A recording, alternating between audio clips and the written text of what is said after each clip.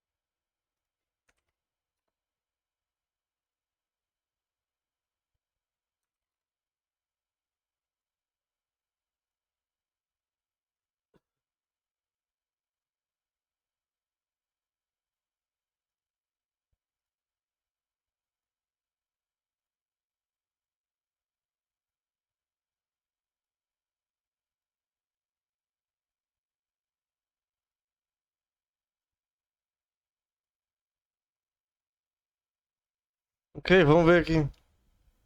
Informações do site oficial do Erdtree.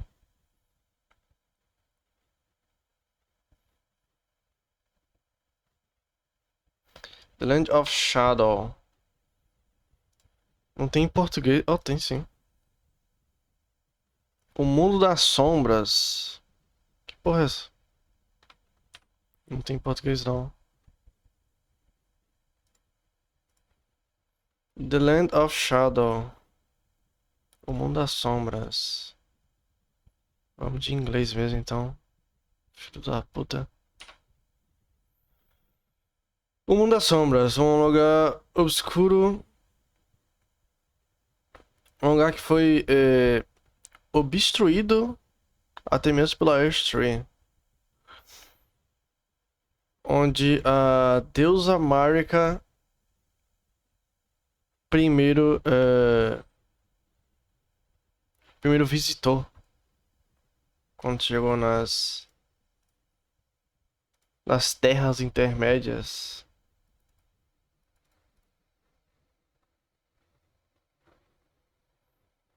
Uma terra purgada por uma batalha não usada. Um 11. Mesmo Flame. Foi nessa terra que Mícola se aventurou, se...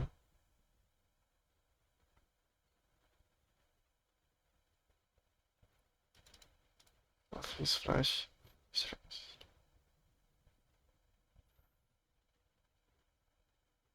Para tudo que é dourado. Mícola está aguardando o retorno do seu Lorde Prometido, que no caso é a gente. Mas ainda assim existe uma promessa do Mika lá, que não ficou claro o que é essa promessa.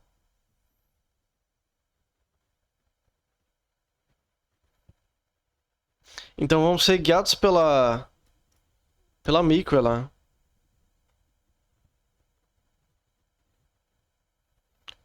O Mundo das Sombras, um lugar obscuro para Erdtree. Ok.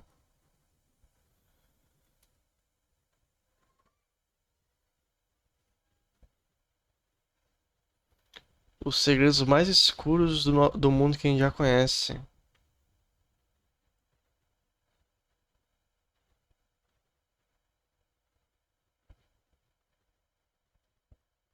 Ulterior Motives. Vamos ver esses motivos. Novos segredos.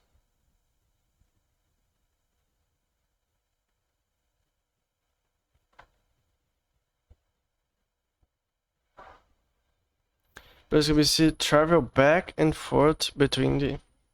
Tá, então... Dá pra viajar... Dá pra ir e voltar livremente, aparentemente. Na DLC. Vai ter várias dungeons, papapá. Variados inimigos. São 10 novos bosses, eu acredito. Adicionam novas armas, equipamentos, weapon arts, magia, que não são encontradas no game base. Novos inimigos, mais bosses. Ok.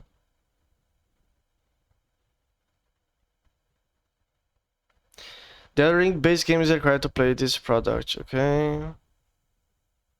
Yeah. Interessante, vai ser pro PlayStation 4 também.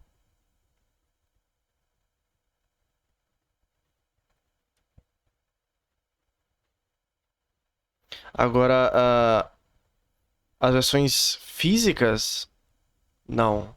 Só PS5, Steam, Xbox X e S.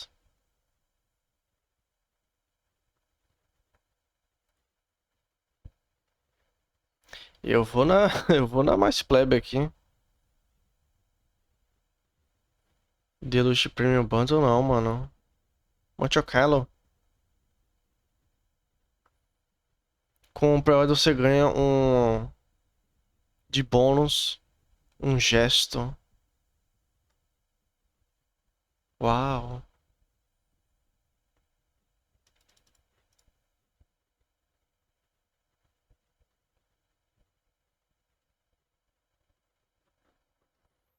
O Deluxe Edition vem com o artbook, soundtrack, não importa. Só quero o jogo mesmo. Um gesto como se fosse algo super, né? Fucking cunts.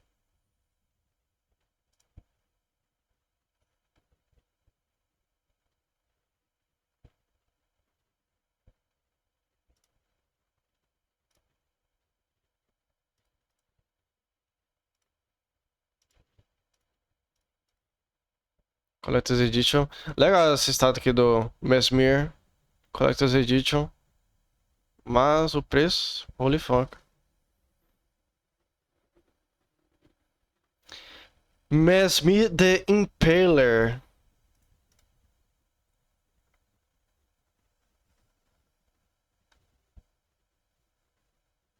Ring of Mikela é o nome do gesto. Que merda, hein? E aí, Henrique, boa noite. Vamos ver aqui. O site que o Henrique me mandou. Tá em white mode, velho. Meus olhos. Fucking hell.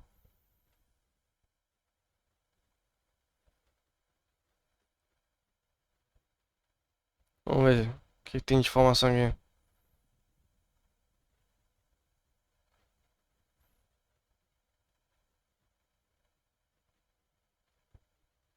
The Kind Mikela. Que tem vídeo, mas o outro eu achei bem mais complexo.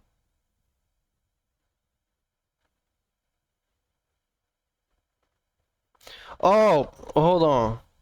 Esse aqui é da Eurogamer. Seria esse vídeo? Da IGN? Eu achei esse vídeo aqui. Mas não sei se vai ter informações relevantes, porque é a IGN, então. Da Eurogame tem vídeo também. Esse aqui é da gameplay. Esse aqui.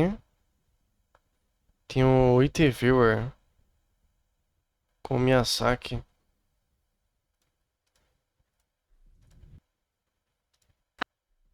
I'm Zoe Del.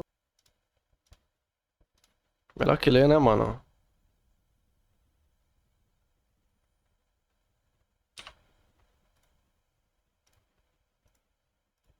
Vamos ver. Hunty Light, and I have a feast, nay, a banquet for you today, as we at Eurogamer got an exclusive interview with Hidetaka Miyazaki of FromSoft. We got the chance to pick his brains about the new Elden Ring DLC, Shadow of the Erdtree, and the Bloodborne remaster we're all craving.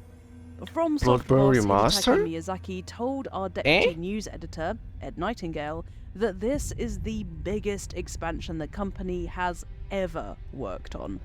Judging from the trailer, as many suspected, Shadow of the Erdtree will follow the story of Mikola, Melania's brother.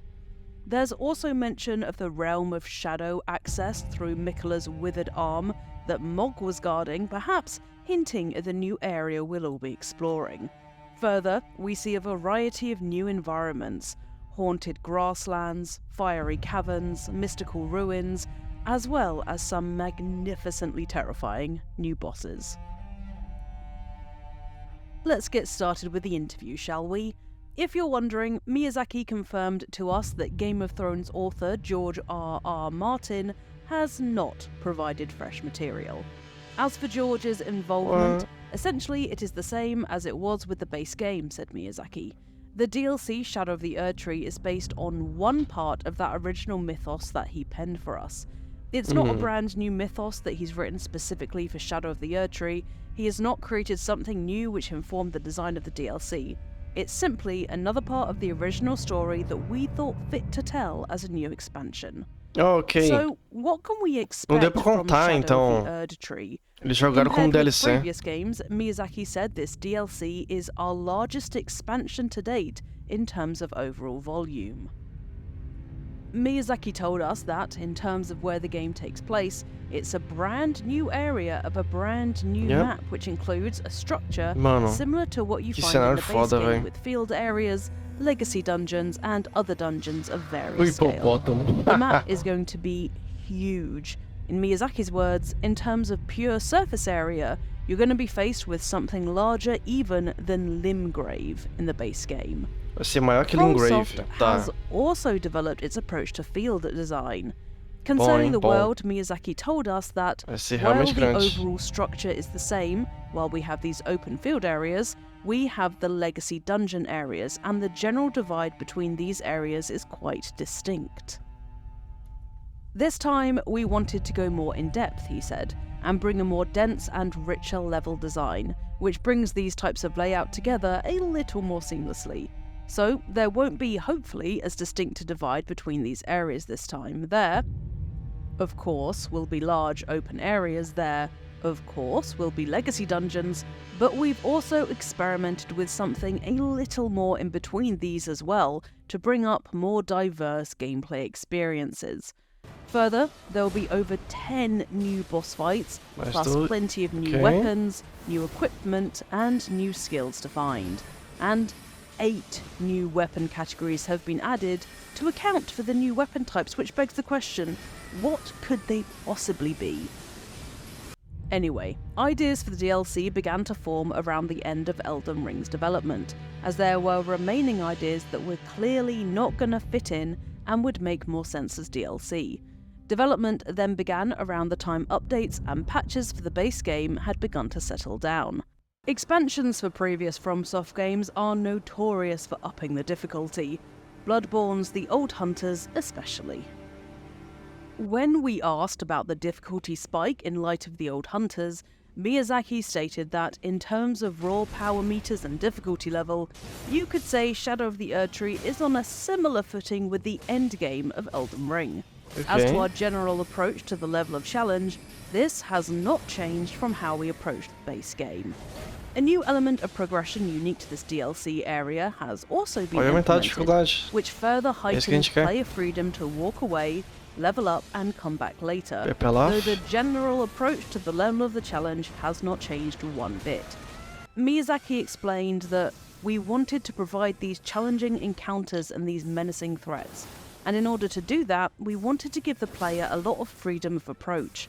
We wanted them to feel free about how they chose and when they chose to approach and tackle these hardships. And I think Melania was one major example in the base game. She is an extremely tough boss battle, but she's also optional.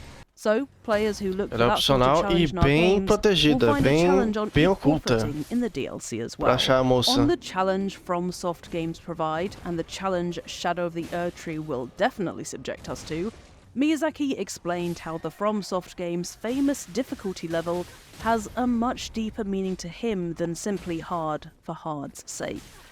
I think as a theme that those elements of hardship and that feeling of accomplishment simply has value as an experience, he said.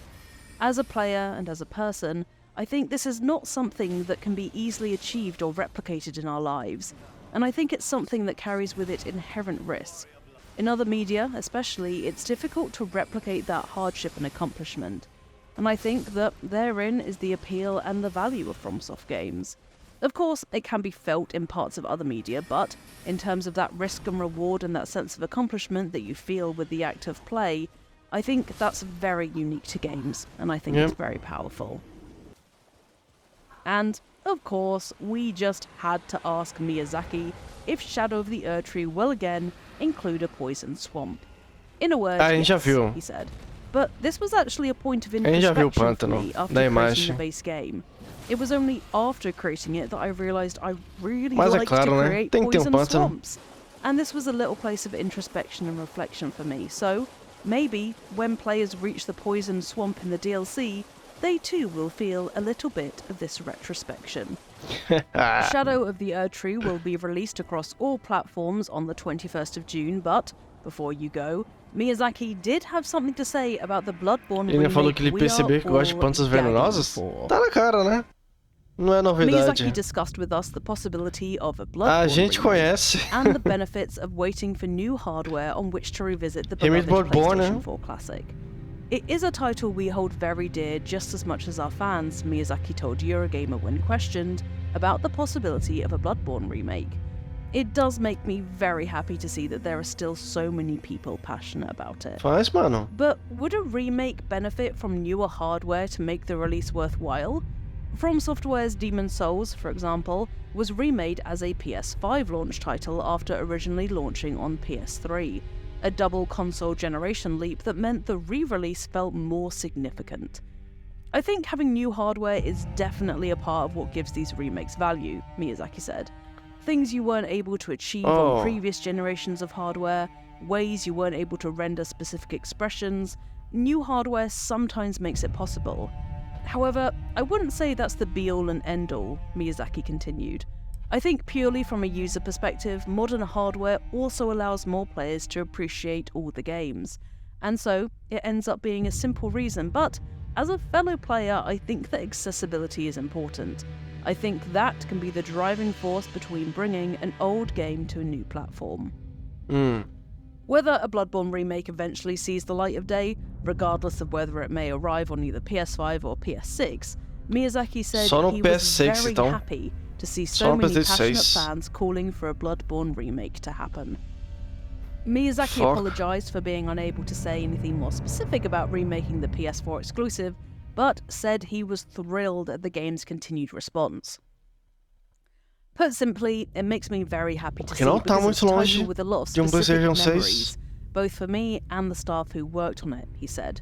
And when we see those passionate voices in the community, of course it makes us feel thrilled. It makes us feel very fortunate to have that and to have those memories.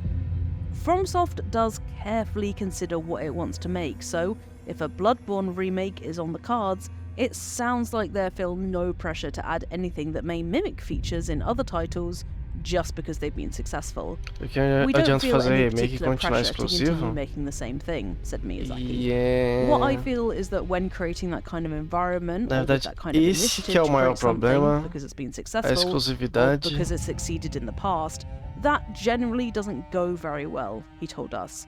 What we have seen is that players seem to enjoy our games, and so they're giving us the chance to continue making what we enjoy and what we like. And it helps us to not have that feeling of being trapped. If players continue to enjoy our games, we will continue to make them in the RPG? way that we like. Tá tomando suco We de will manguinha just aí? have to Eu wait and gosto, see hein? then if a Bloodborne Amo. remake is on the cards. And that's everything we found out from Hidetaki Suquinho de Miyazaki manguinha? from Soft. Yummy, yummy. Ok. Isso foi da Eurogamer.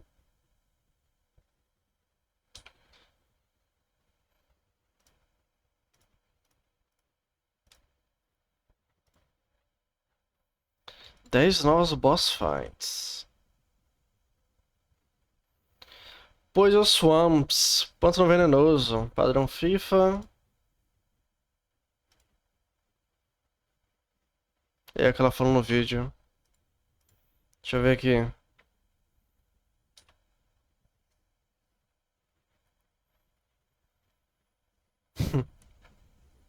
A fotinha dele. A amarra do rapaz.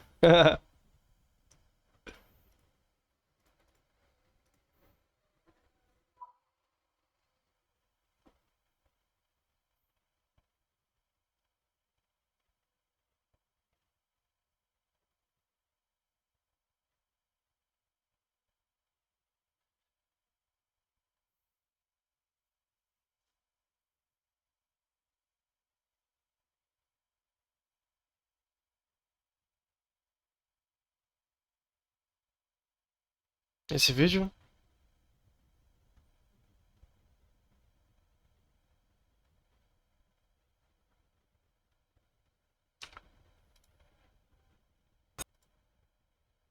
Três minutinhos? Sem legenda? Esse aqui vai estar em japonês? Se tiver em japonês, fudeu.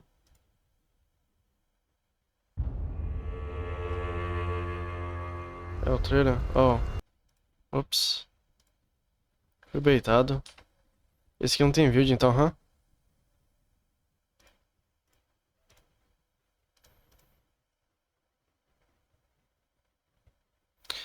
No ano que Erdtree foi lançado em 25 de fevereiro de 2022, ele não apenas se tornou um grande sucesso com vendas acumuladas em todo o mundo de mais de 20 milhões de unidades, mas também ganhou vários prêmios de jogos. Recebeu muita elogia, claro, continuo sua opinião sobre por que ele se tornou tão popular entre os usuários. Desculpe por ser tão simples, mas estou muito feliz. Em primeiro lugar, pretendemos criar jogos que consideramos interessantes e valiosos. Por isso, estamos gratos pelo facto de existirem tantas pessoas no mundo que gostam desses jogos e os consideram valiosos. Senti uma grande alegria e fiquei muito encorajado. Em Erdring, o tema Um Sentimento de Realização na Superação de Dificuldades. Não mudou em relação aos nossos trabalhos anteriores, mas o conceito é tornar esse tema mais acessível a mais pessoas com um alto grau de liberdade. Parte disso foi a adoção de um campo aberto, e acho que isso também funcionou. Tem bastante coisa? Ok. Tá, esse aqui meio que se foda, né? Ah, vendeu muito. Beleza.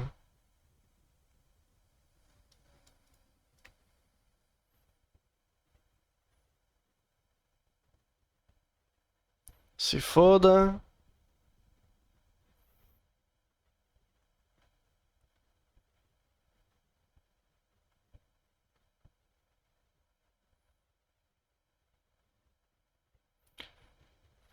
A primeira coisa que gostaria de perguntar é quando você começou a desenvolvê-los?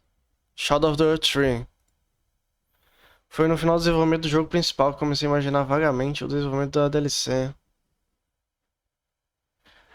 Havia claramente partes que não poderiam ser incluídas na história principal. Olha essa musiquinha. O cara fissurou no trailer mesmo. E estamos tentando pescar, algumas partezinhas do trailer, mano.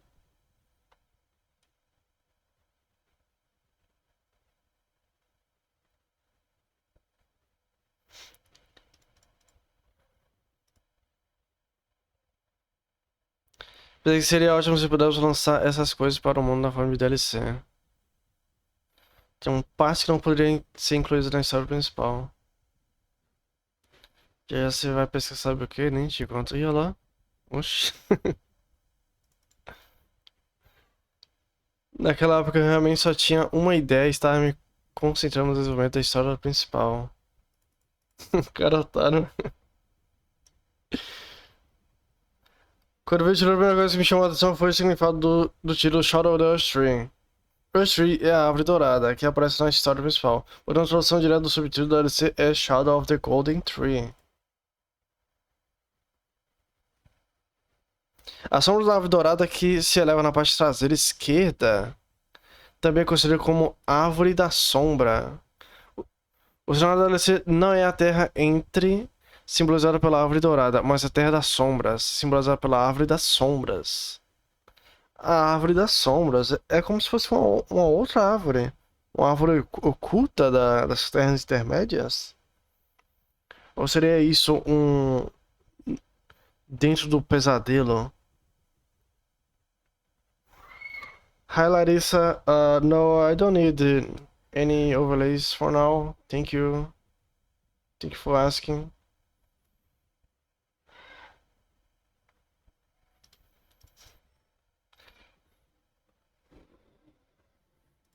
A legenda tem um significado um pouco mais oculto, mas eu gostaria de sobre.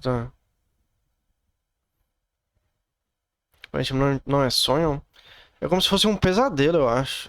Tipo, é meio diferente do que um sonho. Só um lugar que a Mara passou antes de chegar em Lands Between. É mesmo. No site fala isso, né? Foi o primeiro lugar que ela pisou quando chegou nas Terras Intermédias. A pessoa que viaja no Torrent é um dos semideuses cuja existência é mencionada na história. Miquela. Tá, confirmado que é Miquela, já sabíamos. A personagem principal da história retratada nesta DLC é Miquela. Não tenho certeza se as pessoas se lembram disso, mas a história principal trata simplesmente de seguir a orientação das bênçãos. Dessa vez seguiremos os passos de Miquela enquanto ela se dirige para a Terra das Sombras. Além de NPCs que seguem os passos de Miquela também aparecerão. Eles se tornam os contadores de histórias da história da DLC. Interagem com o personagem principal e às vezes tornam-se amigos e inimigos. O jogo principal da história da DLC será o passado da Terra das Sombras e o passado da Rainha Marika. Olha só. E aí, Sif, boa noite. Responde não, deve ser coisa errada. O quê? Responde a moça, eu acabei de responder, pô.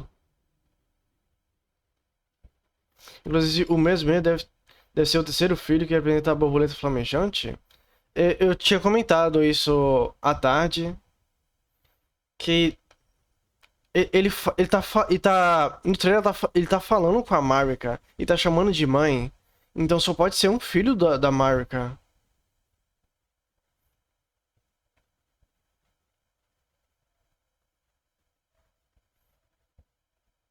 Boa noite, nuvem. Vou meter logo um Ring em todos os itens só pra ficar bochudinho pra DLC. Mano, eu tô vendo muita gente, tipo, criando um novo jogo, se preparando pra DLC, mas. Filho da puta, calma aí, velho. É daqui a 4 meses. Holy shit.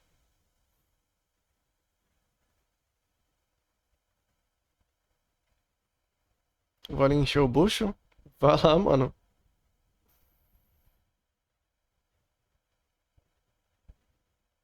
Boa comida.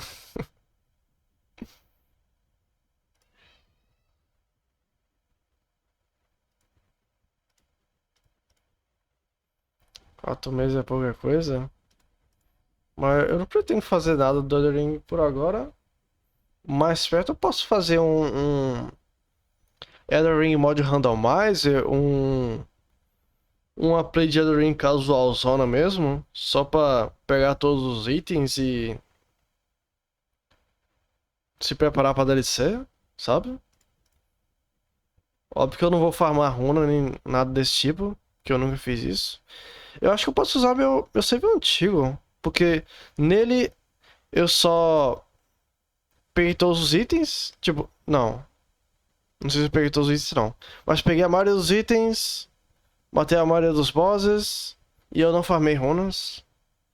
Eu acho que dá pra usar meu save antigo, de boa.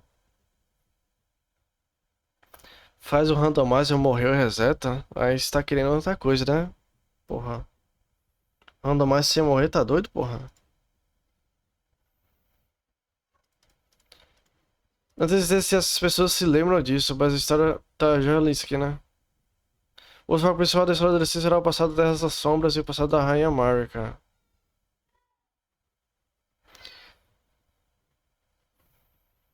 Se diz literalmente que o passado da Rainha Marika será contado, mas a linha do tempo da DLC ficará no passado? Não, a linha do tempo será a mesma da história principal. Não se passa em um passado ou futuro distante.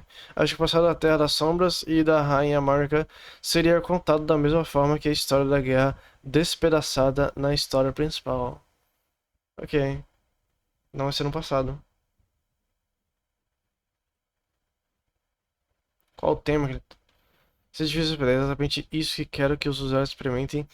E não acho que nada do que eu disser aqui seja falso.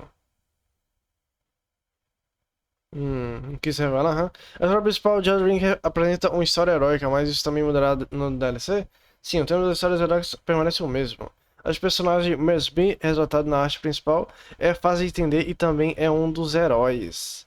A cadeira em que Mesbi está sentada é a mesma que foi usada na história principal durante a batalha com o abominável Rei Morgoth. Yep. Ele também é um C no mesmo nível de God de Mar... Ah, ok, confirmado então. Ele é um filho de Marika. Ele é um Imperium. Ele é um filho de Marika. Maravilha, confirmado. Muito interessante.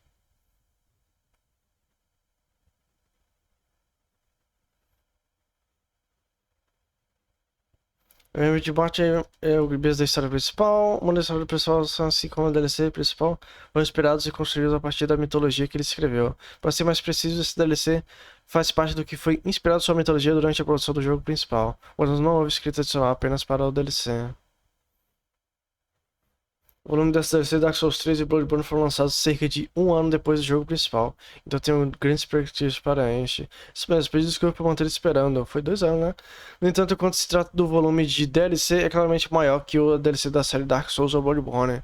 Não tenho dúvidas de que este será o nosso maior DLC até agora. Nosso maior DLC. Por que o volume ficou tão grande? Quando pensamos na DLC de Miyazaki, para fornecer experiência semelhante de Elden Ring, sentimos que o volume natal seria necessário. Embora existam ameaças a superar, existe um sentimento de aventura típico de Elden Ring, com a liberdade de enfrentar esses desafios, a emoção de explorar o desconhecido e as descobertas e encontros no final da exploração. Que tipo de campos aparecerão na DLC? Provamos algo novo que é diferente do campo da história principal de Miyazaki. Inclui não apenas campos abertos, mas também masmorras legadas e masmorras menores. É maior e mais diversificada que a história principal. Ringgrave. Isso é o nome da terra? Não, é Lingrave aqui, né? Ele tá falando que é maior que Lingrave, ok.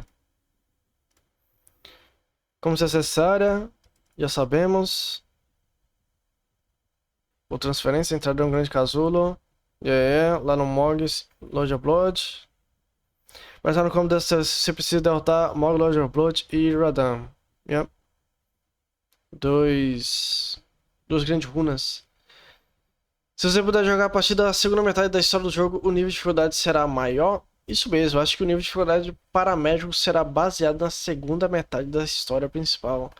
Fundamentalmente, a barra da dificuldade permanece inalterada em relação ao jogo original. Isso é verdade porque você tem a liberdade de enfrentar ameaças e também existem chefes desafiadores que não precisam ser derrotados na história, como a Malenia na história principal.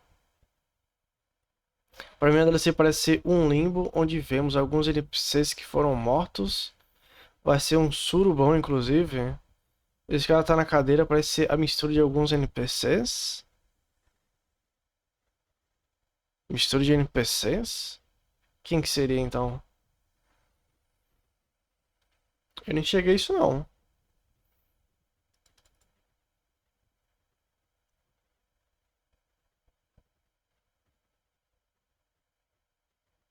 Viagem rápida vai ser igual à história principal. Prévio da DLC afetará o final da história principal? Não, isso não existe. E o prévio dos eventos da história principal não mudará o conteúdo da DLC. É seguro assumir que a história da DLC será concluída dentro da DLC. Tá. Não vai ter outro final. Dá pra ver algumas misturas de armaduras, ao meu ver. E aí, Orca? Boa noite. E aí, Reaper? Boa noite. Existem novos elementos exclusivos da DLC? Foram adicionados elementos de subida de nível limitados?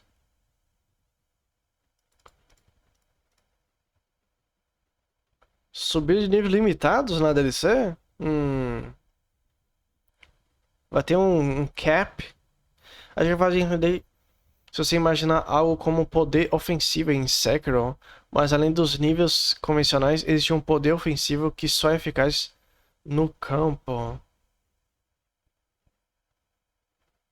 Isso foi preparado para a liberdade para desafiar ameaças que mencionei anteriormente e permite que você diga coisas como: esse chefe é difícil, então vamos explorar outra área e tentar novamente, depois de nos tornarmos mais fortes, mesmo em níveis elevados. Caramba!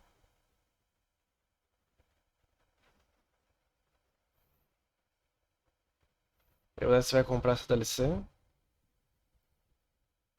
Tu não vai comprar, Orca? Que isso, velho? Faltam 120 dias pra DLC. Já começou a contagem. Daí do normal também tem esse. Quê? É tipo um atributo pra upar na DLC. É. Como se fosse o. Como ele mencionou cegro aqui, você. Você consome a lembrança lá do boss. E com isso você aumenta o poder de. Poder de ataque. A verdade é que o PG vai distribuir a DLC pra quem pedir pra ele. Deixa eu pedir aqui então. Boom.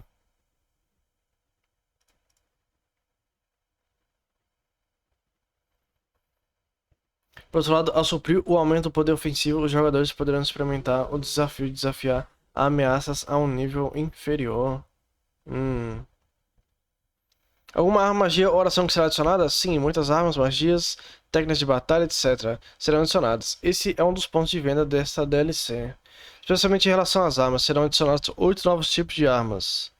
Claro, também há acréscimos aos tipos de armas existentes. 8 novos tipos de arma. Tipo do chute aqui. Em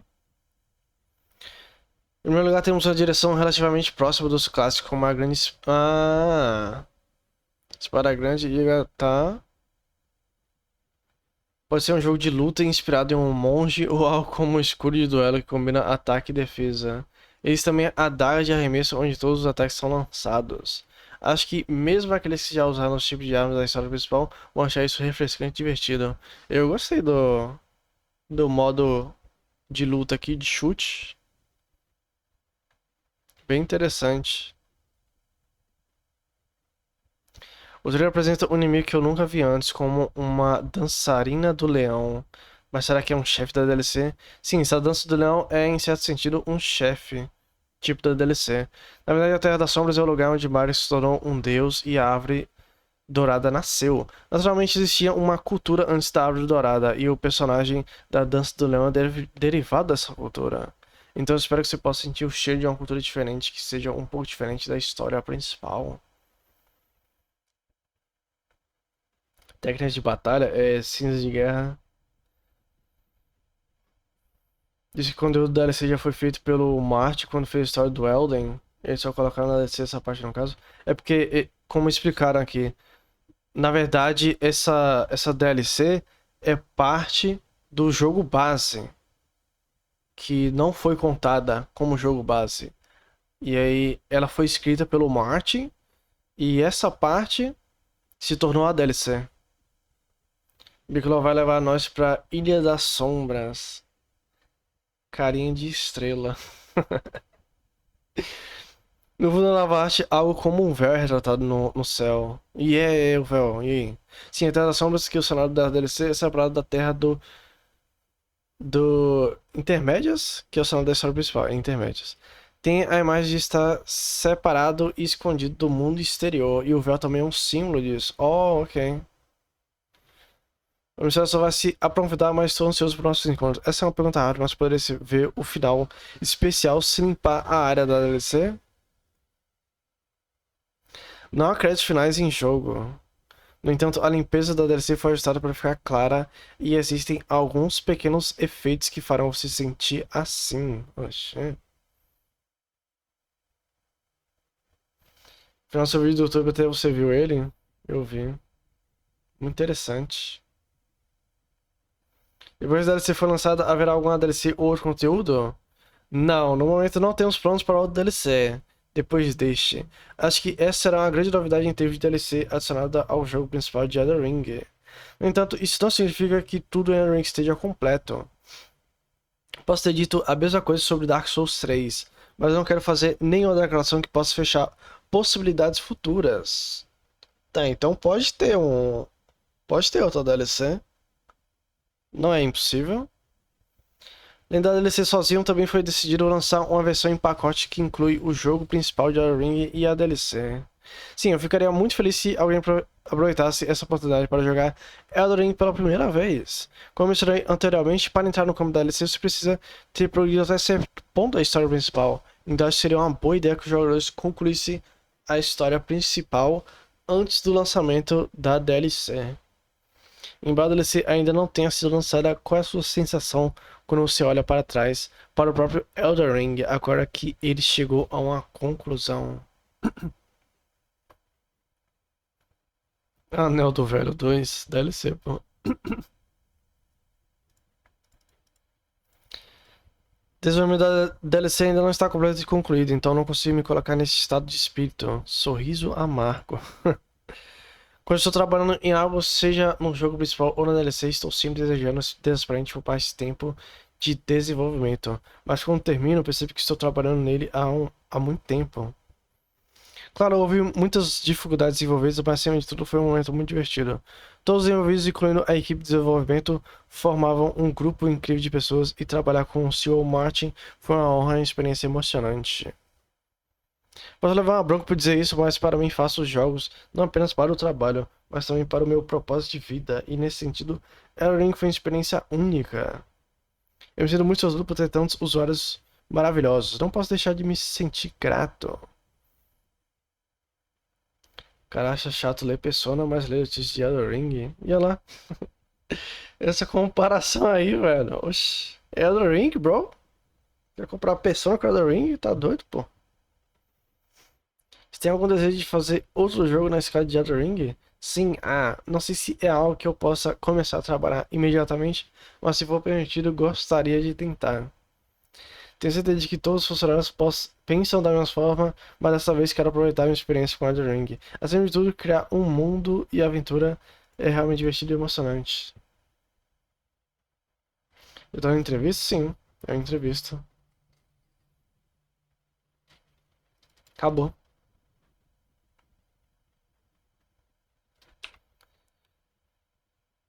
Ok.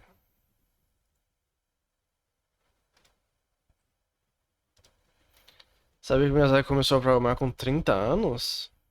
Caramba. Ainda bem que ele foi por esse caminho. 30 anos, velho. Não sei se você curte nós no Elden, mas você viu aquele mod que deixa o jogo 200 vezes mais desgraçado? Não vi não. Que mod que é esse? Vamos ver aqui. 15 detalhes no trailer de Elden Shadow of the Erdtree.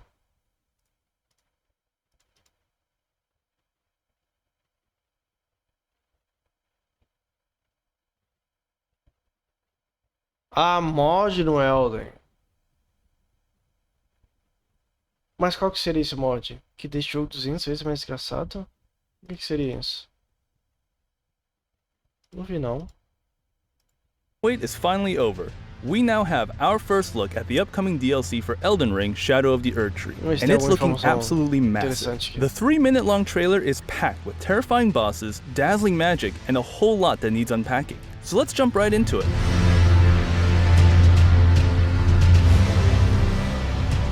I am Melania, Blade of Miquella. The biggest mystery posed by Elden Ring's main campaign was what happened to Miquella, the twin brother of Melania, and a demigod cursed to be a child for eternity. In the main game, Miquella was found in Mohg's palace slumbering in a cocoon that was meant to turn him into an adult. During Mohg's boss fight, it's implied that Miquella is dead. However, cut lore dialogue reveals that Miquella is just still asleep. Along with the first Shadow of the Erdtree key art showing Miquella on a spirit steed, it appears the stage is set to uncover the mystery behind this lost family member. The trailer begins with an image of Miquella's cocoon still placed on the altar of Mohg's palace. The corpse-like arm of Miquella is stretched out of the cocoon, seemingly showing that Miquella still hasn't been revived from his slumber.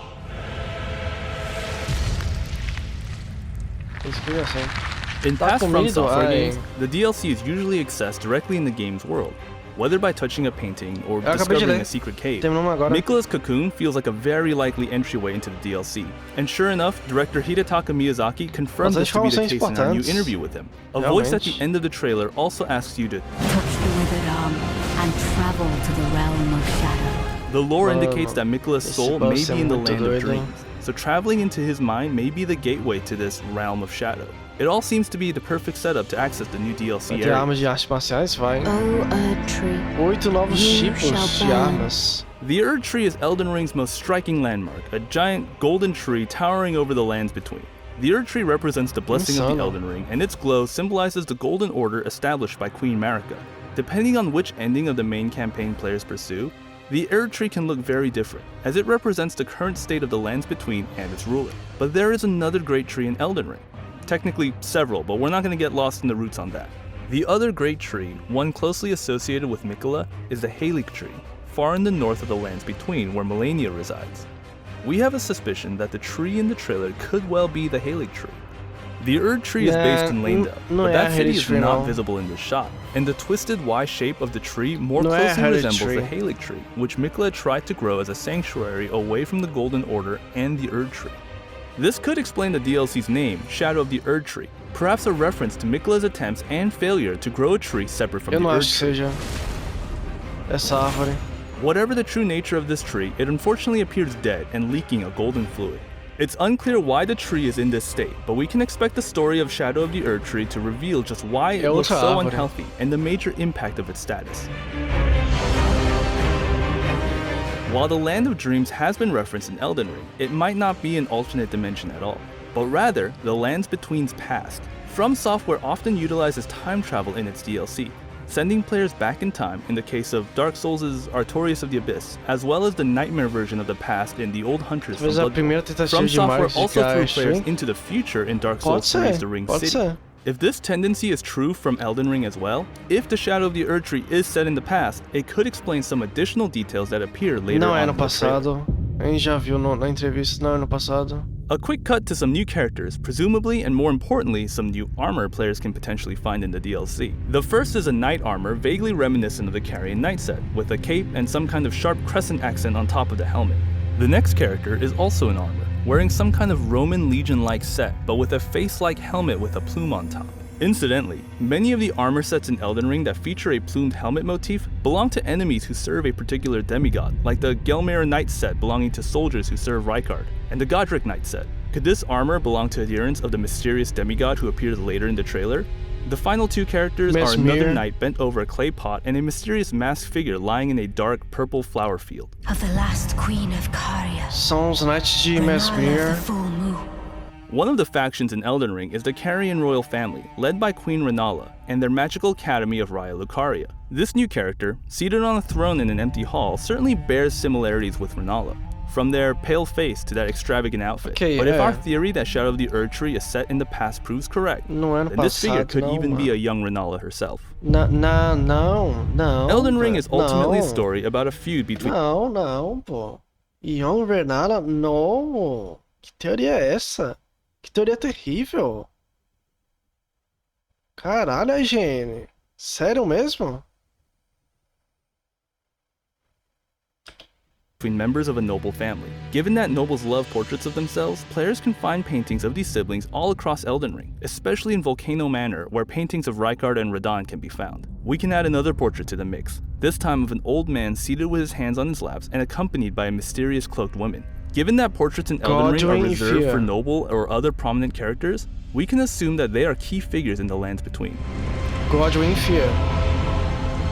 If the DLC is set before the events of the main game, this would mean that several of the crumbling structures players encounter in the present-day timeline of Elden Ring could be assumed to be in better condition than the past. Is this imposing fortress what Farum Azula looks like before it crumbles? There are similar architectural elements, such as its heavy blockwork punctured by archways, as well as a vortex above pulling the castle upwards, which we know is where Farum Azula ultimately ends up.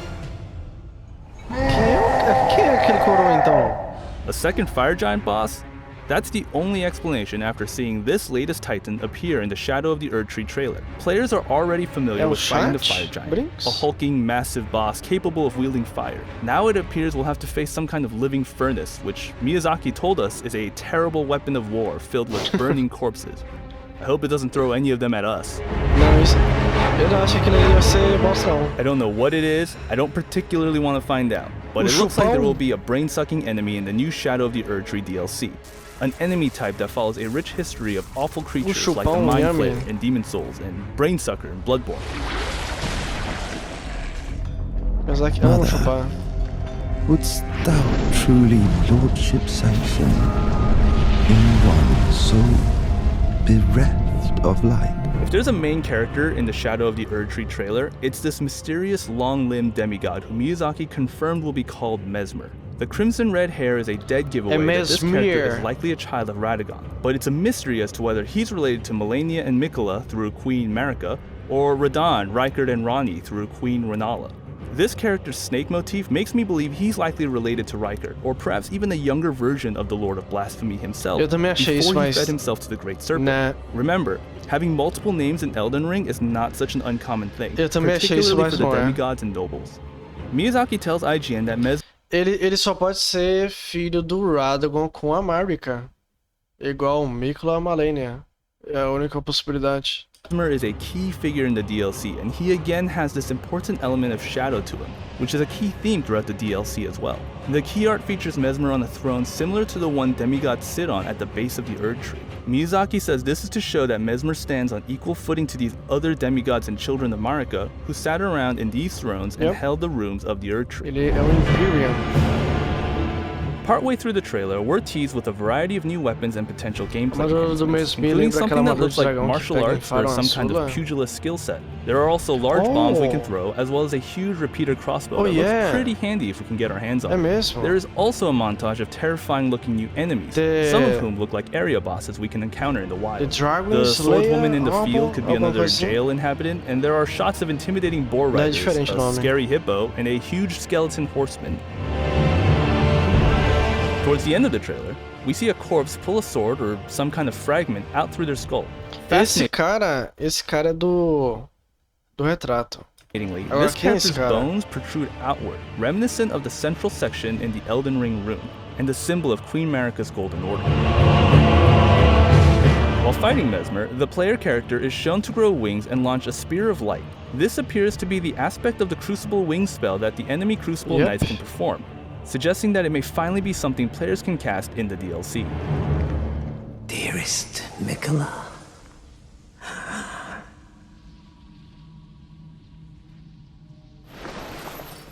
you must abide alone a while. The final shot is surely Miquella himself, considering the character's association with gold hair and pale skin. Whatever it is they're doing, the tree, whether that be the Halig tree, the Erdtree, or some other great tree, seems to be in much better shape than it was at the beginning of the trailer, when it looked quite rotted and sick.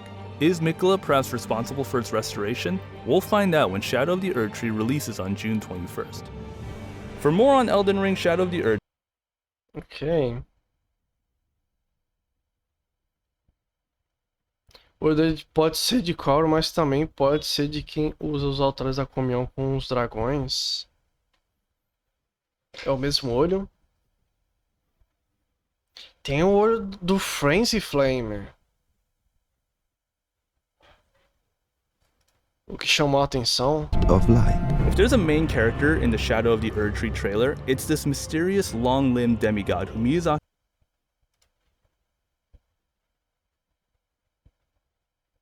Escudo vai contra a vontade dos dragões. The Frenzy Flame. Lordship sanction in one so olha isso. Deixa eu ver. Eu perdi algumas mensagens aqui em cima. Acho que essa árvore é só um broto que caiu ali durante a ruptura e alguém cultivou. Não deve ser só isso. Talvez a primeira tá ali aqui. Agora o Radahn vai ser obrigatório para Aran com DLC. Yep. Tem que matar o Radahn e o Mogwin Lord of Blood. Você porque ele chegou na cidade de o primeiro lugar que ela passou foi na Shadowlands? É, isso foi confirmado.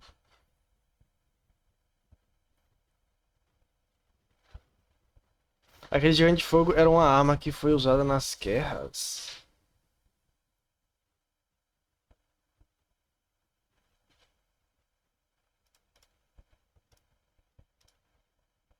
Aquele cu do dragão foi o Godwin que fundou depois da guerra contra os dragões? Isso contra a vontade dos dragões, é tipo um abuso de poder. É diferente do que o Godwin estabeleceu. Até porque você consome o coração deles e o Godwin virou aliado. Caramba, velho. Olha o olho desse cara. Mano, eu tenho certeza que ele é filho do Radagon com a Marika. Porque, tipo, mas Marika sim. Mas quem é a outra pessoa? Só pode ser o Radagon.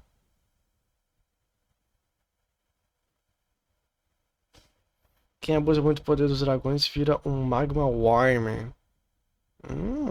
E você tirou isso? Rapaz, o cara tá informado, hã? O cara tá informado, mano. Mesmi the Impaler.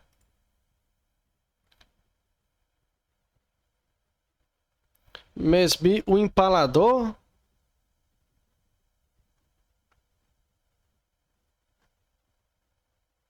O Mamador? Brinks?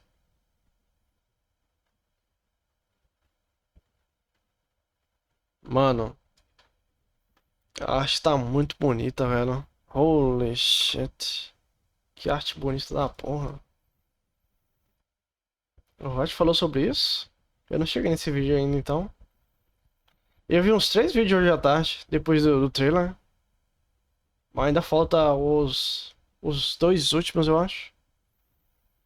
Sabe na hora de Erdtree os gigantes que são lembrados por terem o cabelo vermelho? Tanto que o Radagon não gosta do cabelo dele por lembrar os gigantes. Oh, tem esse detalhe? Eu não lembrava disso. Ele pode ser um gigante?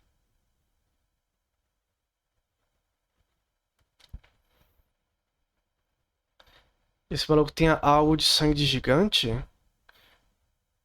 E aí, cowboy? Esse boss aí deve ser o capeta? Provavelmente vai ser o capeta, irmão. Provavelmente. O cara tá na capa da DLC. Ele usa chamas. É, mano, ele é tudo misturado. Tem serpente, ele usa fogo. Tem os cabelos do Radagon. Tem essa armadura que parece de um Dragon Slayer. Ele usa uma lança. Tem os olhos, que é um mistério. É Frenzy Flame, é olhos de cobra. What the fuck is that? Tá na capa da gaita. Pyromancer, cobra, olho amarelo, Demigod.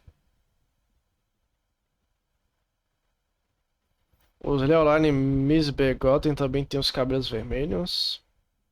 Putz. Uma coisa certa, ele gosta de vermelho. O braço dele parece com o do Mikla, que tá no caso do Mog. Braços longos e secos. Filha do Dragon com a deusa dos olhos da noite, esse cara aí.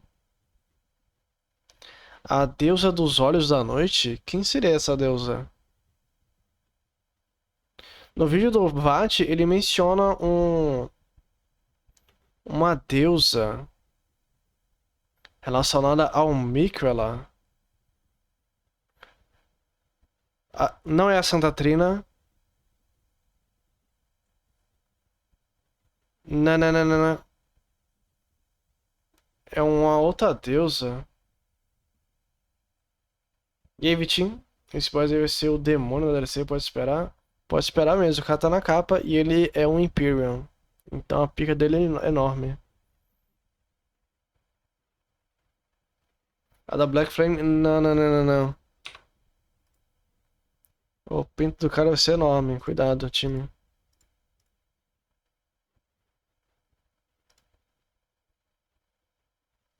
Yeah, man. Big dick. Big cock. Our story doesn't.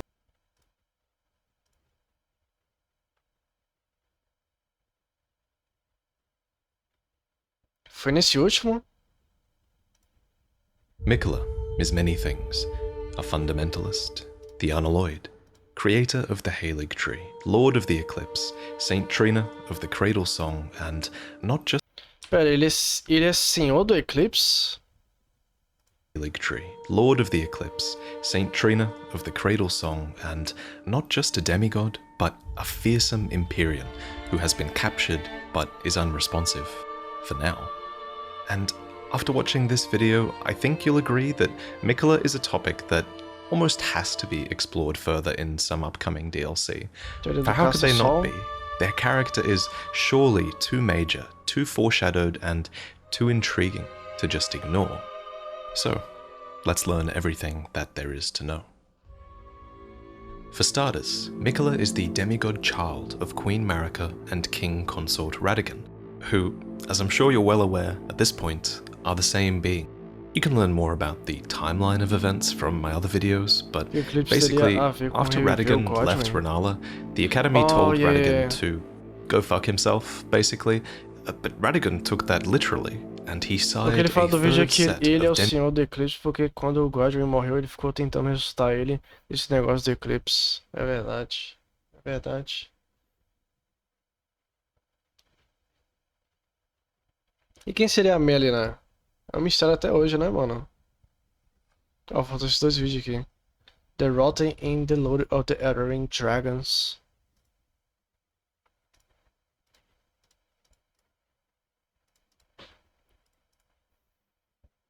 Tá, então esse cara é filho da Marika com algum deus aí, mano. Talvez algum deus que a gente não conheça ainda.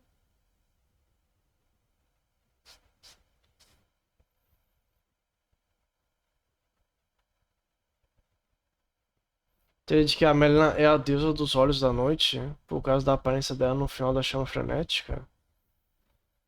Tem um cara BR que falou sobre essa deusa dos olhos da noite, se me lembro bem, era a deusa que os Goskin cultivavam. Marika pulou a cerca com... não sei. A Melina é literalmente um personagem que não tem ideia de que seja o pai, hein? Tenho quase certeza de que a Melina é filha da Marika. Não sei, mano. Não sei. Way to dank.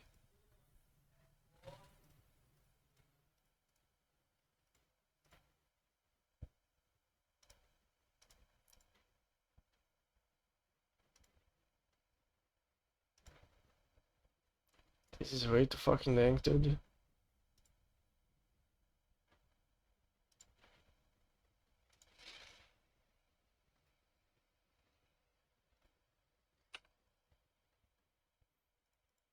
Ok, guys.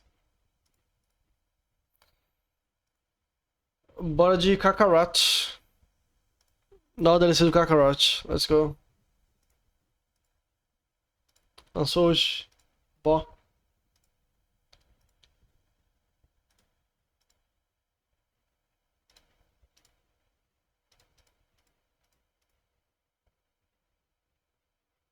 Se seguir a lógica, ela é como...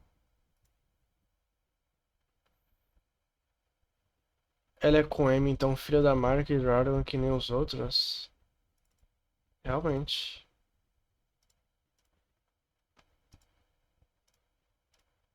Realmente. Onde é que coloca a câmera aqui, mano? Quem lembra?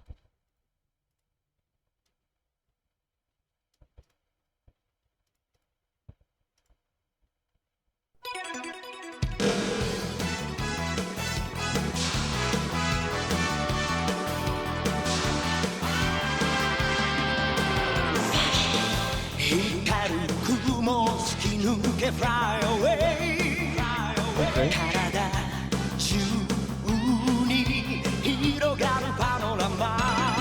Não, é só DLC. Esse jogo eu já joguei. Eu joguei várias DLC desse jogo. Só que lançou mais um hoje. É porque você compra um pacote, aí nesse pacote vem 3 DLC.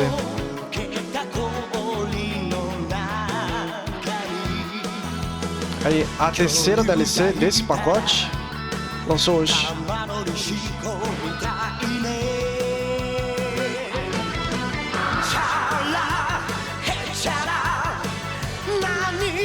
Tenho quase certeza que a Marion... O nome dele significa bagunça. Mesmir.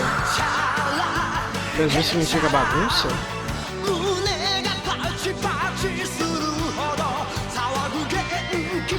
Esse jogo base? Olha a categoria, vamos mudar.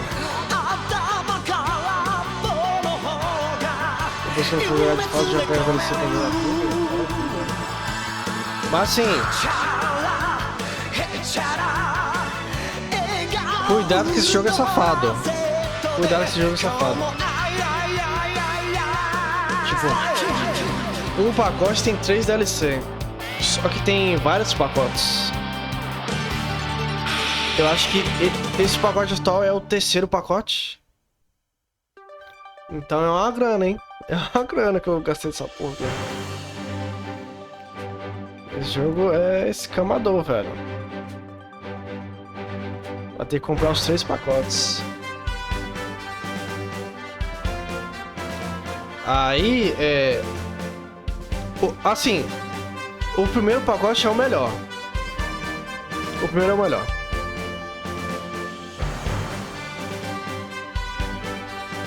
Se for comprar um, compra o primeiro. The New Power Awakens Part 1. Aí tem o New Power Awakens Part 2. O que é muito bom. Eu acho que esse pacote, o DLC 3, é o mais fraco de todos. Dentre os 3. Kakarote.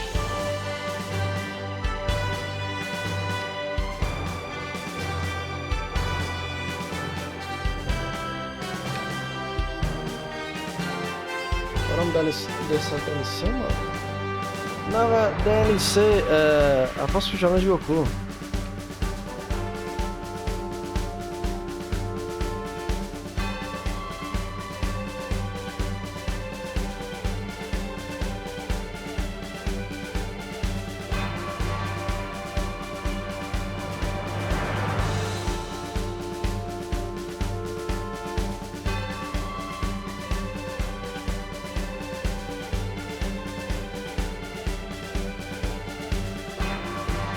Responder a categoria dali.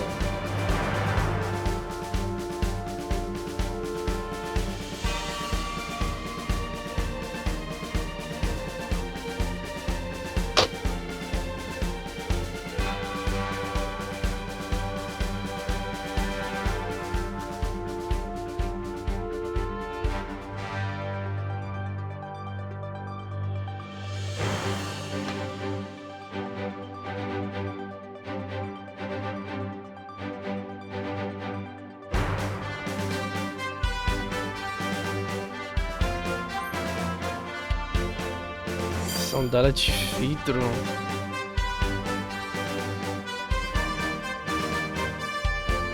Dragon Card Warriors? KKK? Eu já ia jogar isso aí. Deixa eu ter certeza que tá em japonês. Não dá pra tancar se não tiver em japonês. Deixa eu ver essa pica. Não vejo, tá em japonês, tá vendo ali. Bora. Como é que eu acesso o bagulho?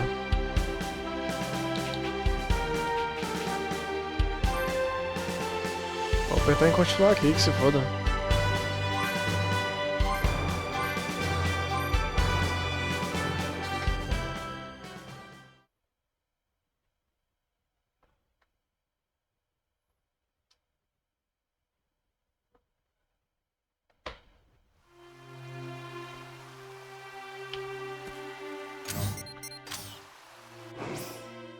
Com tudo para baixar. Aqui, ó. Próxima jornada de Goku.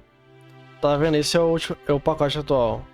Teve o Bardock Alone Against the Fate, o 23º torneio mundial e agora veio a próxima jornada de Goku.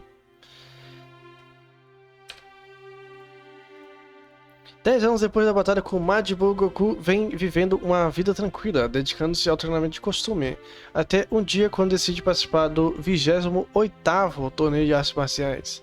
Ele se inscreve para enfrentar um jovem misterioso que irradia um incrível poder oculto. Que de batalha aguarda Goku na arena? Os seus amigos reunidos para assistir. Bora. Goku-san.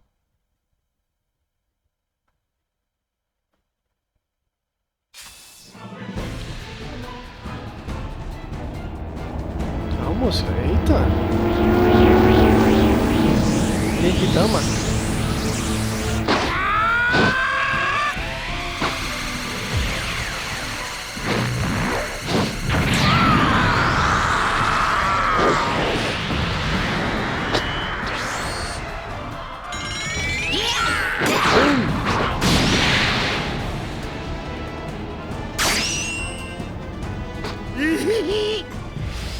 Cadê o Salvador? O foco já começou.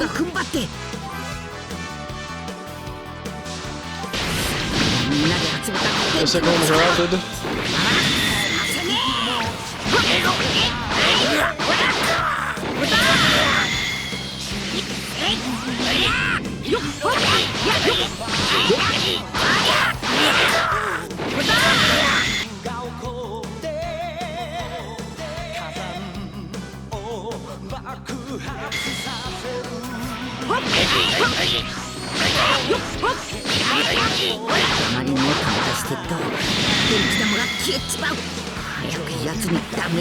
Full power! Get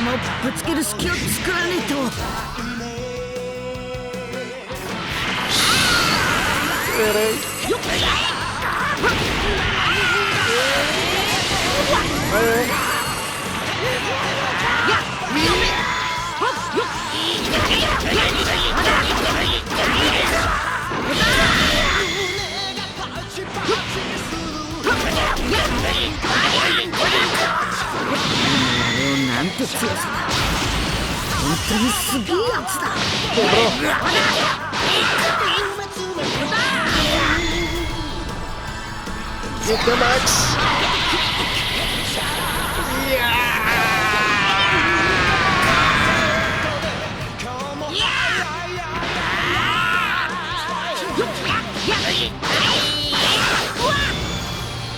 Full power dele agora.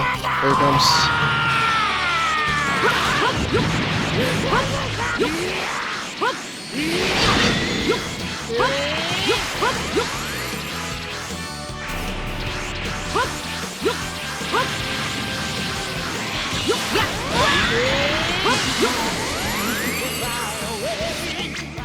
Oh boy. Here comes. Corre! Pegou. Eu saí da área? Errou. Pegou. Mais chance não.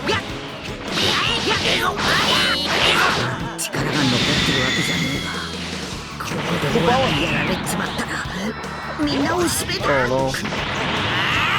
Eu vou gastar full power agora.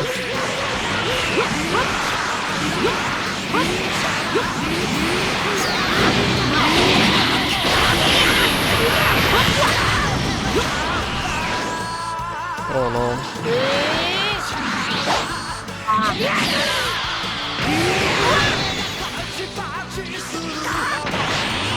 Não sabe o que eu vou DLC? Acabou. Tá bom.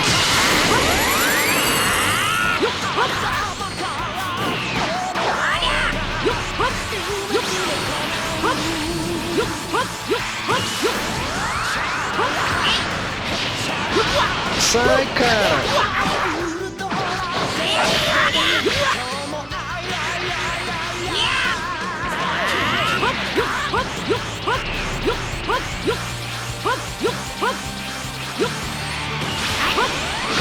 Você.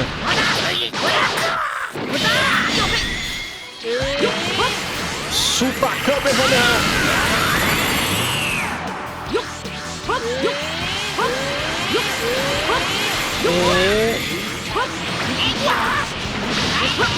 Bateu. Oh fuck. Vou deixar ele.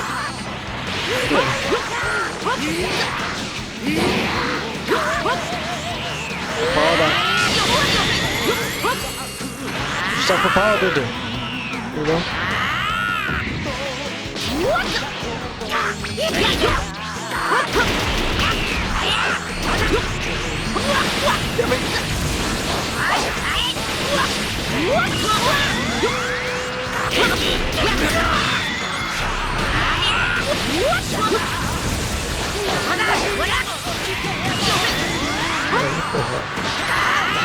Deixa eu pegar outro.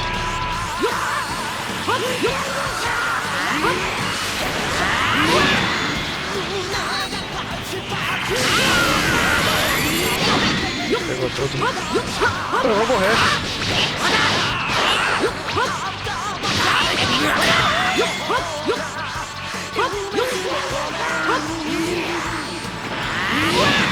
Oh, tem outro ataque. Porra. Defendi.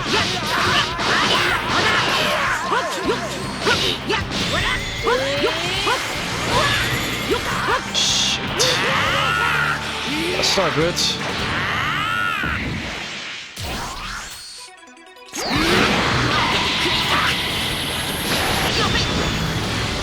Eu conheço. Oh, fuck.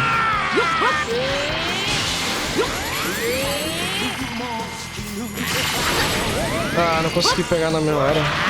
Esse tá legal. Para! Eu tô só mais chocolate.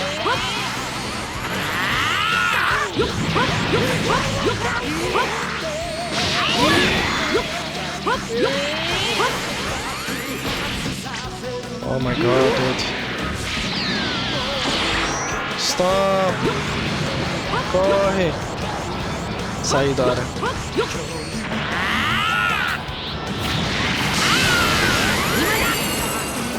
E maná! Ó, vai!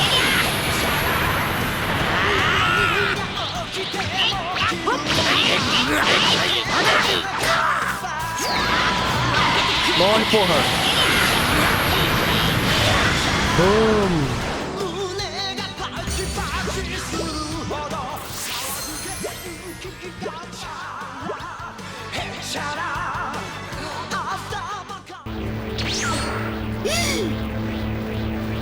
Satan Sam.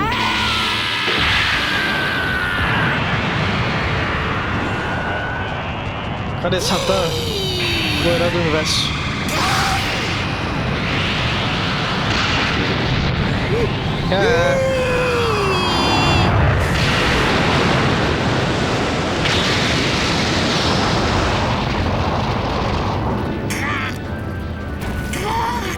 Filho da puta, conseguiu segurar ainda.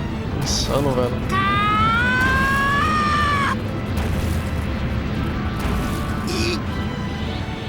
Super Saiyajin. よく頑張った。たった一人で。今度はいいやつに生まれ変われよ。1対1で勝負して。待ってかんな。ほらもっともっと腕上げて。またな。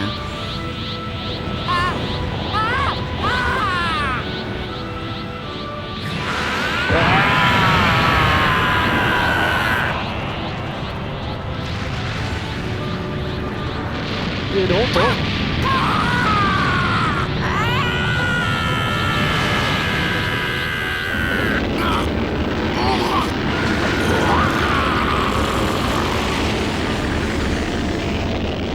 Boom.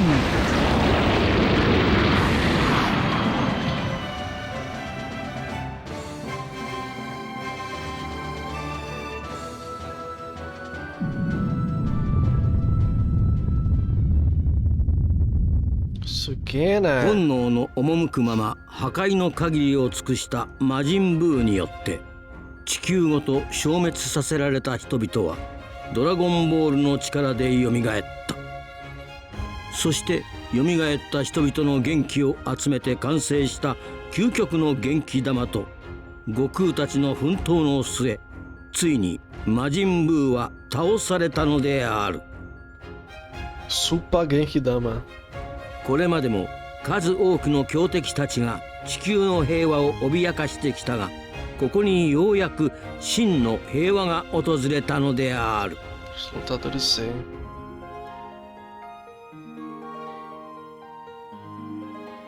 それから10年の歳月が流れた。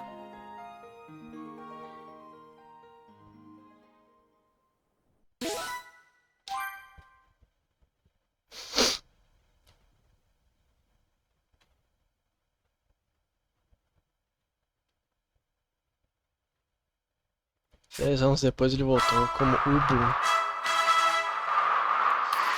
O Ubi.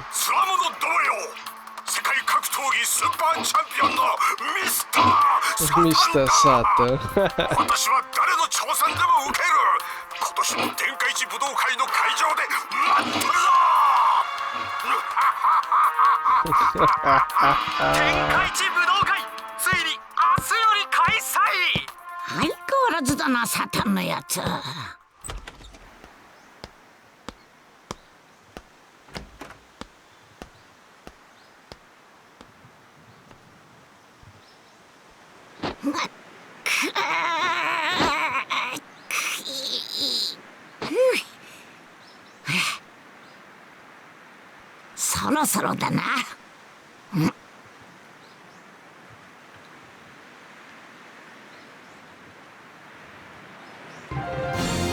Yay!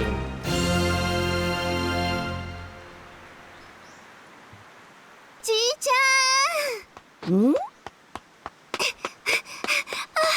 はよう。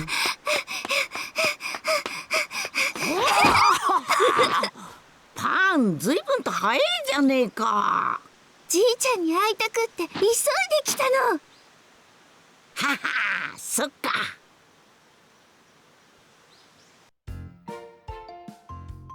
あんで、二人とも朝から仲良しだな。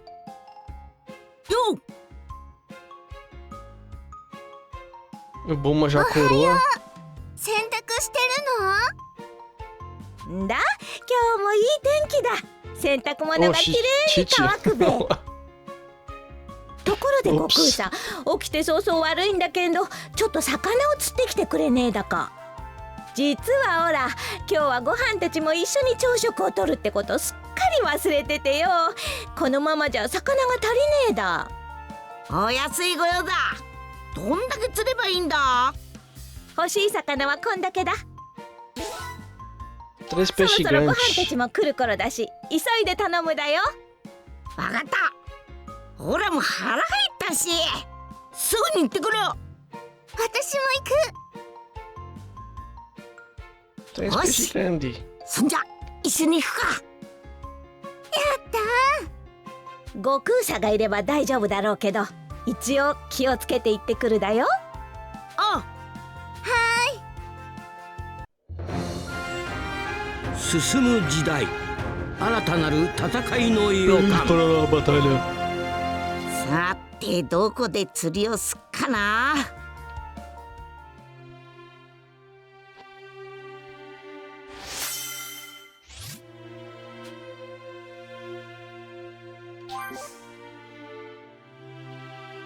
Yep.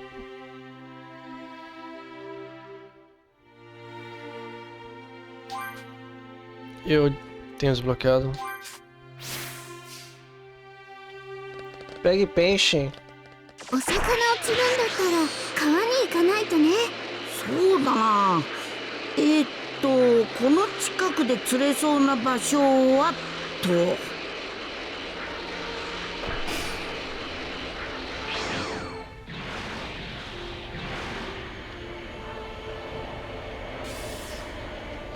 パンは離れてろ。はー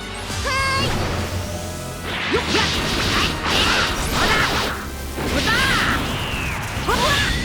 どうしちまったんだ。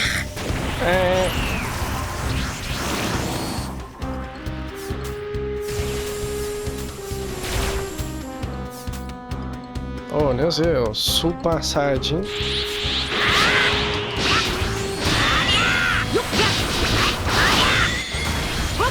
Volta a luta, esqueci.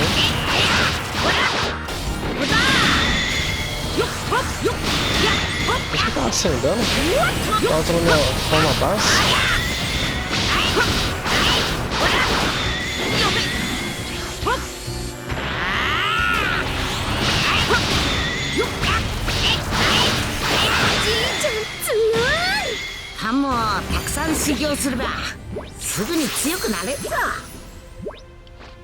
Ô, Ji-chan.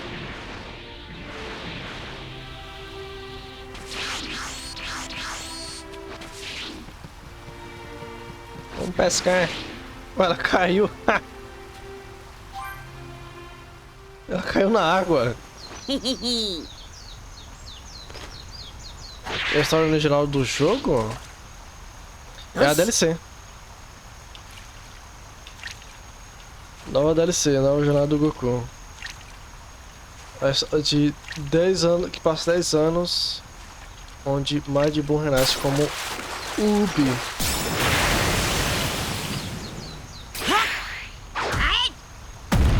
É, pô. Aqui a pescaria é assim. Cara, enfia o rabo na própria bunda e pesca peixe. Olha lá. E essa posição gauge aí, né?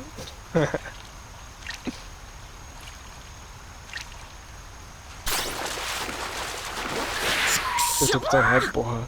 Era X agora, fui beitado.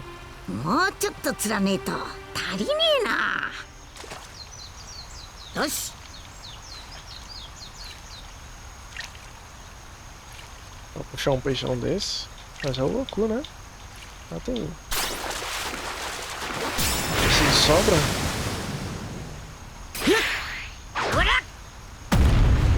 Peixe grande.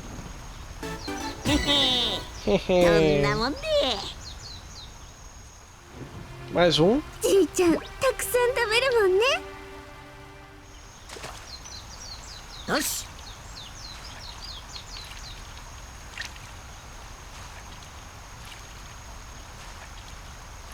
Come on.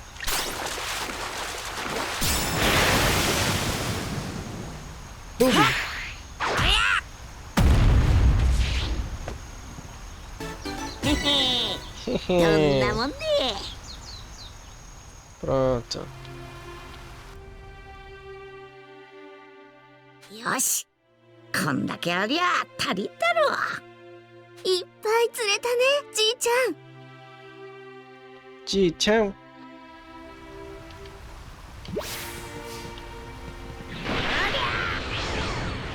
早く蹴らねえとな。もう腹がペコペコだぞ。うん、きっとパパもママも待ってるよ。ん？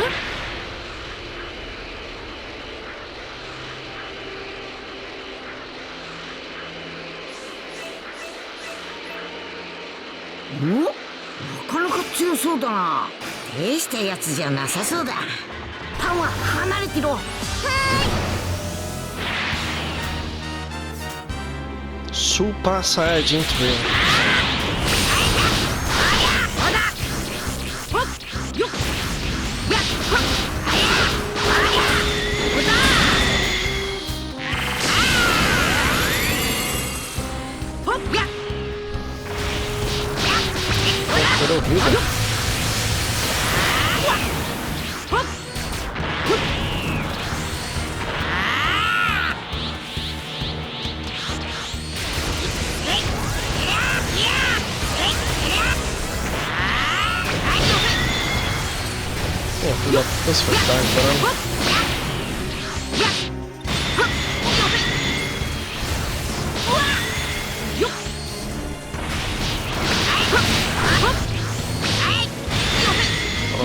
Ele vai recuperar sua vida mais. Tem mais um, na verdade. Legal. Esse.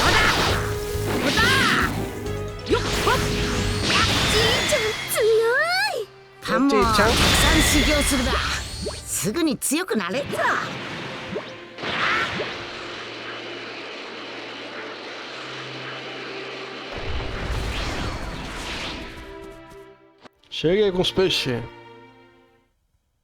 さて、朝飯朝飯。ど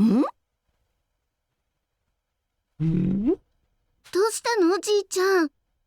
ずっと遠くを見て何かあるの？こいつははは間違いねえ。何年も待ってたんだこいつを。いいぞ、ちゃんと武道会場に向かってやがる。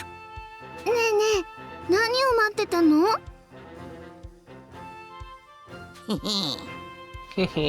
話は後だ。朝飯朝飯。何何？あ、お父さん、おかえりなさい。お邪魔してます、お父さん。パパ、ママ、ばあちゃん、じいちゃんといっぱい魚釣ってきたよ。あんでまあ、ほんとだな。すぐに料理すから待っててけれ。明日の天下一武道会に悟空さが出るだか。お、さっき決めたんだ。どうしただ、急にそったらこと言って。悟空さとまともに戦えるもんなんて。あ、わかっただ。優勝賞金目当てだべ。仕事して金稼ぐのが嫌だからってそんな。Mano, a história de arrumar そ emprego, うじゃ né? なくてさ、ど Eu うも nem すん inteiro ごく isso. 強いやつが出てきそうなんだ。ほら、そいつと戦いて。お父さんが戦いたくなるほど強いんですか？そんなに強いやつなんて本当にいるだか。ああ、ほらまだそいつと会ったことはねえが、なんとなくわかんだ。強い人たちと試合するの？いいな。私も出たい。パン、試合は遊びじゃないのよ。そうだよ。パンにはまだ早いんじゃないかな。そんなことないもん。なに、パンなら大丈夫さ。いつもオラと一緒に修行してっかんな。そうね。お父さんがそういうのなら。Confiar no Goku, pô. それじゃあ出場してもいいけど、危なくなったらすぐにやめるんだよ。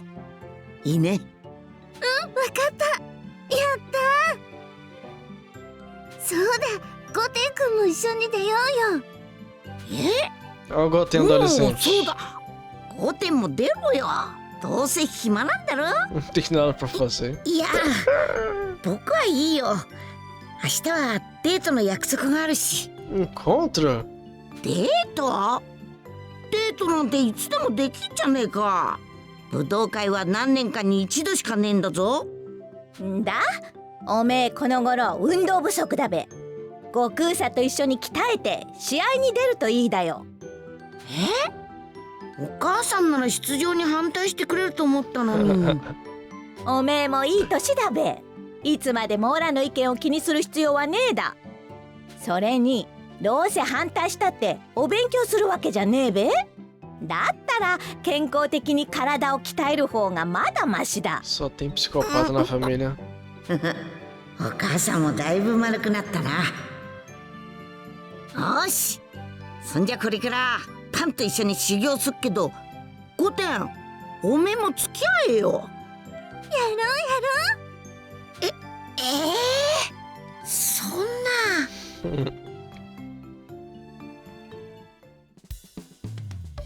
な。よし、そんじゃあ裏山で修行すっか。ゴテン君、行こう。しまった。僕忘れ物しちゃったよ。後から行くから二人は先に行っててよ。Bait. そうなの？じゃあ私たち先に行ってるね。行こう、じいちゃん。おう、すぐに来いよ、ゴテン。オッケーオッケー。Bait.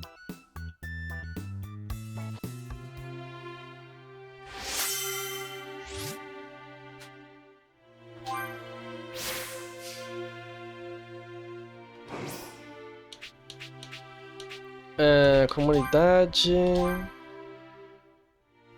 Ah, o meu tá cheio, pô.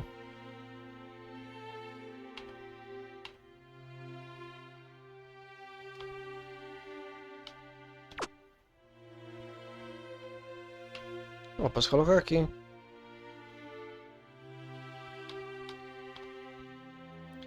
Satanqua. Já tem uma segunda vida, ó.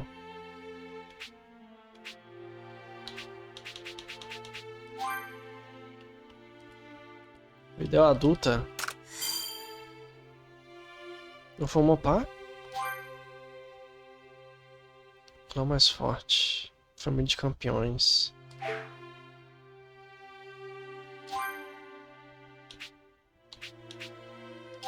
Titi. Vou botar ela aqui no meio.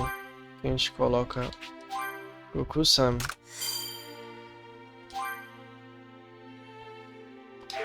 É a Videl mais não sei quantos mil pessoas.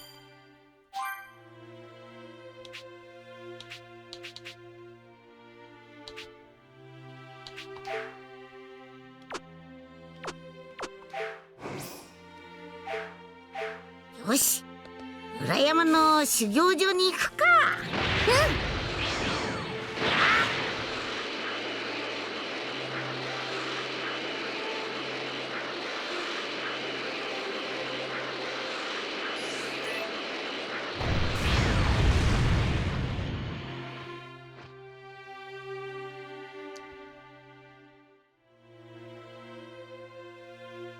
Pô, tem fugiu.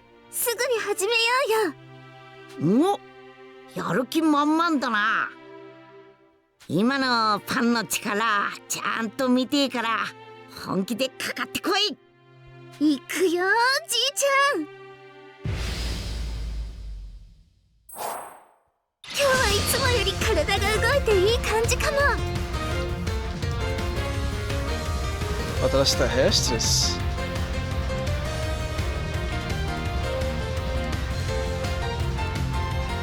Ah, pode defender um ataque com consumir aqui. そいつは楽しみだ。ちゃんと見ててねじいちゃん。ほっ。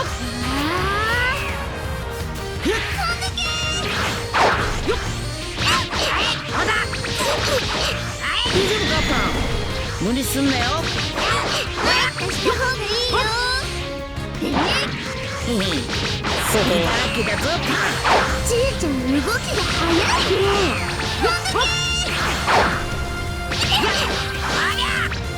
俺の全力見してやる。集中しねえと今みてに吹っ飛ばされるぞ。もっとガンガンかかってきていいぞ。よし、もっと頑張るからね。俺の全力見してやる。Tá dando a surra na criança, né? 無理すんなよ。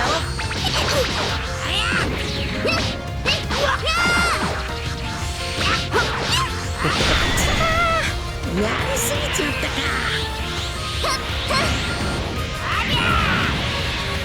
ちょっと Mas Punch, eu não vou me segurar. 絶対負けない。 Nem ela, hã? お前の本気見すぎろ。 Kame Ken. 私の番だよ。私の番だよ。 Quebrou. Punch.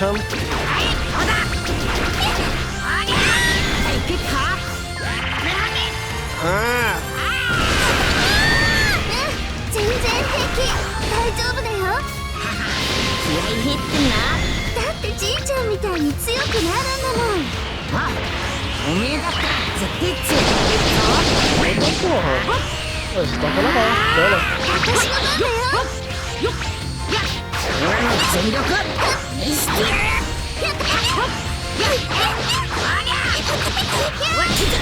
油断しちまった。うまく隙についたら見してやる。よし、コンクリにしておくか。 Pode fazer melhor que isso? Come on.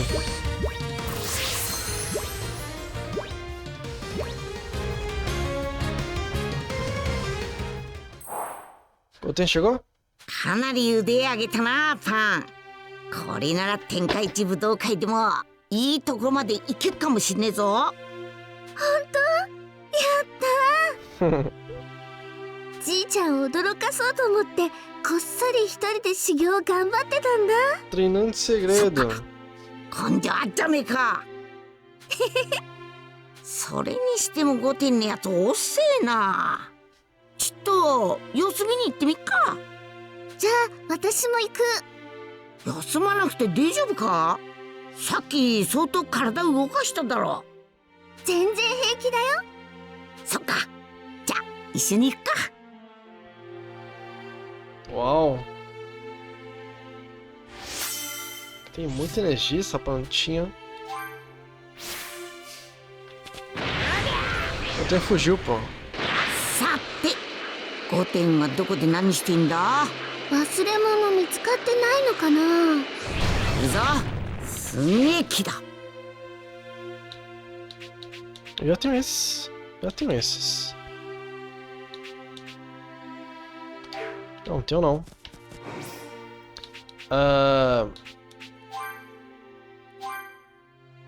Ele tá tudo bloqueado aqui, né?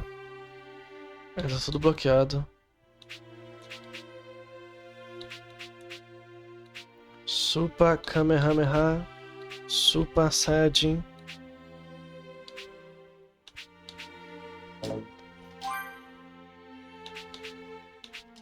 O que não foi? Qual é o pré-requisito? Ela tem que passar pelo tio.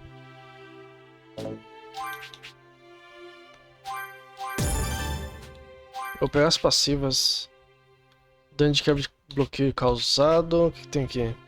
Pode a passar com de... A gente precisa dar o dano causado quando seu que está em 100%. Mais 10% do dano causado ao inimigo com nível menor que o seu. Mais 5% ao dano causado ao inimigo com nível maior que o seu. Provavelmente isso vai acontecer bastante. Mais 5% do dano causado ao inimigo atordoado. Dano de atordoamento, isso é nice. Eu tenho quantos slots? Nossa senhora. Ok. Tenho todos os slots possíveis. Super Saiyajin 2. Pode pegar tudo aí, mano.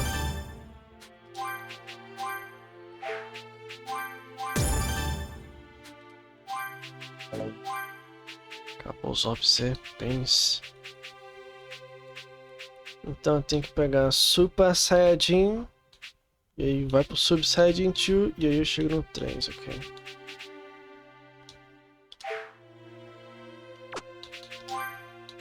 Coloca aqui. Sem piedade. Vamos. O que a Panchão tem? Não apareceu aqui no grupo.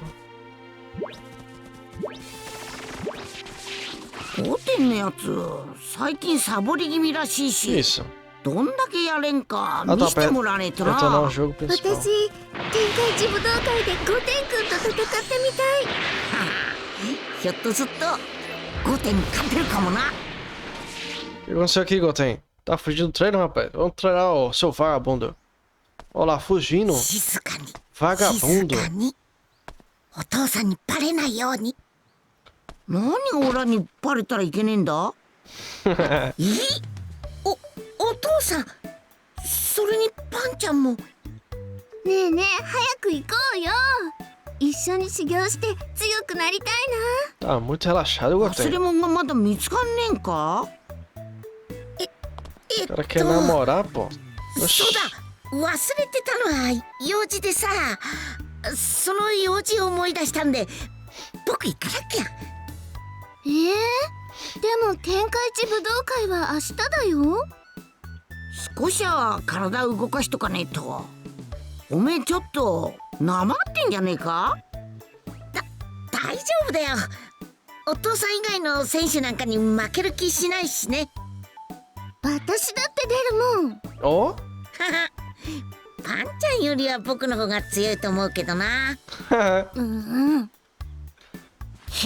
え、だったらどんだけ強いんかオラに見せてくるよ。Prova então. いや、それほどでも。それにさっきも言ったけど僕用事が。用事なんてまた今度でいいじゃねえか。私もお手伝いしてあげるから。いや、そういう問題じゃなくてさ。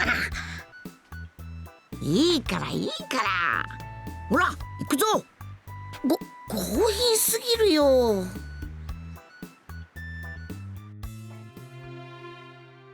E ele foi. さてと、早速御殿と手合わせすっかな。ま、やってりゃそのうち体も温まってくっだろ。あ、は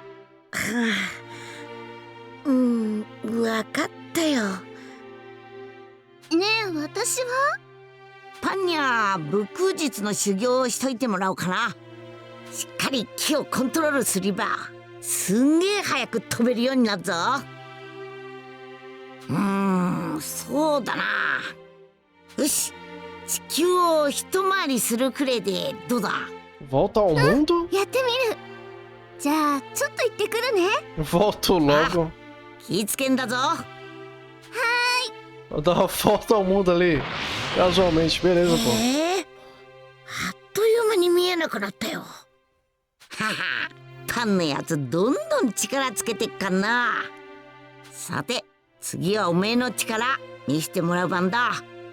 気合い入れねえと怪我すっぞ。お手柔らかにね。Pegar leve? 本気のおめえがどれほどの腕なんかオラに見せてくれ。 Pegar leve é caralho, irmão. やるしかねえ É claro que o Pito vai entrar. おいおい、どうしたボテ？隙だらけじゃねえか。くそやっぱちょっと体甘ってな。少しは手加減してよ。まだ声が冷えてねえじゃねえか。そんなことじゃ組手とはいえ大怪我するぞ。いや困るよ、デートできなくなっちゃうし。だったらもうちょっと気合い入れてこい、5点。よし、5点。おめえの本気見してみろ。よし、行くよお父さん。いいぞ5点。その調子だ。やったー、お父さんを吹っ飛ばしたぞ。おっと。いいぞ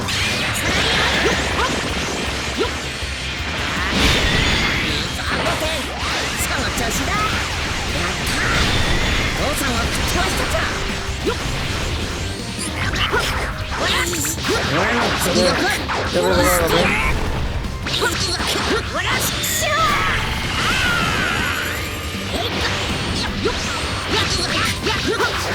全力。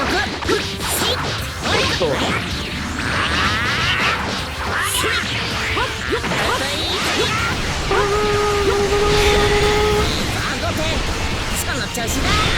やったー、お父さんを吹っ飛ばしたぞ。いや、うりゃ、俺の全力見せて。どうしたボテ？もう降参すっか？まだね。決めないよ。気合い入れねえと大怪我すっぞボテ。勘弁してよ。まだちゃんと体が動いてねえみてえかな。おいおいおい。覚悟してよ父さん。そっか、ほらもうそろそろ体が温まってきたとこだ。まだ本気じゃなかったの？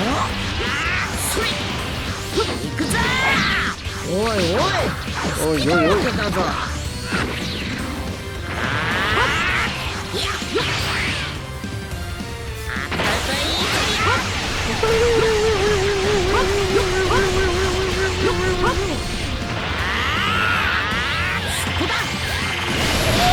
Ah, quero pegar na mesma hora.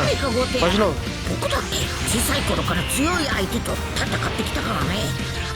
お父さんにだって負けないさ。だったらオラももっと気合い入れていいよさそうだな。もちろんさ。いいぞ5点。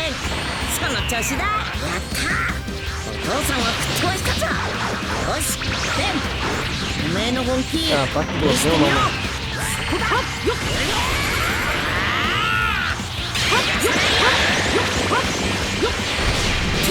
おっと。おいおいおい。お父さんに鍛えられたおかげだよ。Cuidado com você, Boten.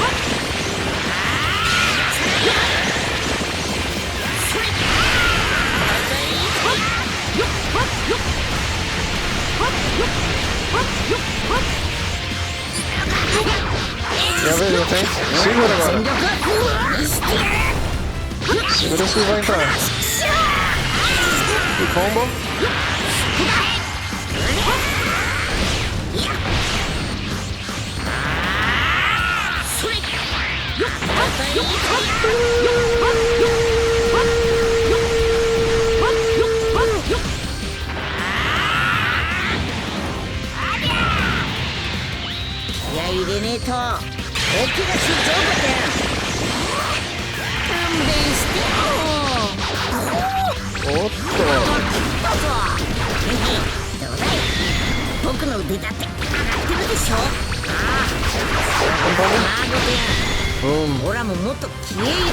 Já tem competição de poder? Como assim? Vai ter o torneio amanhã.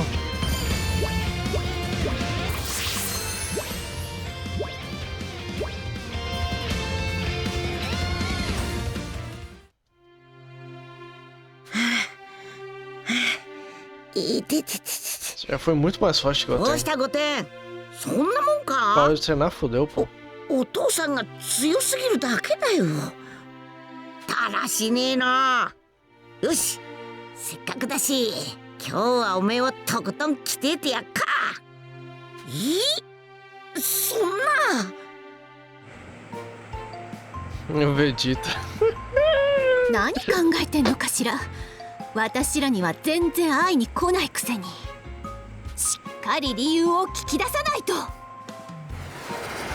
Lá vem o Vegeta. たく、容赦ないんだからお父さんったら。Ah, tem. Só que eu não consegui fazer ali. No trailer isso aparece. Mas tem sim. よう、久しぶりだな。ブルマ、ベジータ。Tem que pegar o tempo correto. 久しぶりなんてもんじゃないわよ。本当にもう。あんたほっとくと永久に会いに来ないんじゃないの？昔からそういうやつよ、あんたは。そんなことはねえよ。5年くらい前に会ったばっかじゃねえか。5年よ、5年。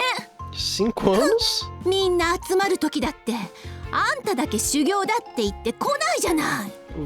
いや、そりゃそうだけどさ。5 anos？ 何よ。おめえもすっかりおばさんだな。Mais velho。おだまり。こう見えても奥様お若いですねってよく言われるんだから。全然変わらないあんたたちサイヤ人はね、化け物よ。我々サイヤ人は戦闘民族だ。だから戦うために若い時代が長いんだ。私も今度シェンロンに頼んで若くしてもらおうかしら。ところでカカロット、お前明日の天下一武道会に出場するって本当か？おお、出る。今日決めたんだ。ベジータ、おめえも出ろよ。なぜだ？なぜ今回に限って突然出る気になった？すごそうなやつがでっからさ。ずーっと気になってたんだけどそいつが今朝武道会場にやってきたんだ。なんだと？それほど強い気は感じないぞ。そりゃ今は全然気を抑えてるさ。でもなんとなくわかんだ。こいつは絶対強えってさ。冗談だろ。そんなやつがいるはずがない。宇宙人なのか？いや、地球人さ。地球人？まさか人造人間とでも言うんじゃなかろうな。ただの人間だよ。なんですって？そんなことありえないわよ。あんたたちとまともにやり合える人間がいるなんて。O que é a reencarnação? Do Bull-sama? ん？ Trunks! Yo! トランクス君。あら、あんたも来たの？うん。Black de boy? なんだよ、ゴテン。修行してるらしいな。お前も出場するつもりなのか？武道会。お父さんが出ろって言うんだよ。嫌だっていうのに強引なんだもん。明日はさ、デートの約束してたのに。まあ、そう文句ばっか言うな。デートなんていつだってできんじゃねえか。お互い我が子の軟弱ぶりには苦労するな。本当だ。まあそれだけ平和だっちゅうことなんだけどな。Isso é verdade. Isso é bem perigoso. Pô, já voltou da volta ao mundo? 戻ってきたんか。A porta tá no gás todo. あら、パンちゃん。こんにちは。じいちゃん、地球を一回りしてきたよ。Cansei de voar pelo mundo. よし、いいぞ。なかなか早かったな。これで明日はバッチリだね。明日ってもしかしてパンちゃんも武道会に出るつもりなのか？うん、そうだよ。確か今の武道会って子供部門はなくなっちゃったんでしょ？大人に混じって試合する気？ Mas é claro. 優勝はできねえだろうけんど、絶対いいとこまで行くはずさ。今うちで一番根性があるんはこのパンだな。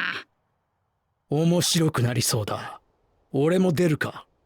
おいトランクス、お前も出ろ。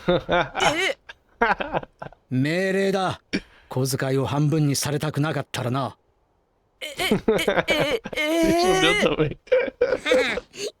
ぞいいぞ。じゃあ今日の修行はこんくらいにして帰っかな。僕ヘトヘトだしね。私はもっとやれるけどな。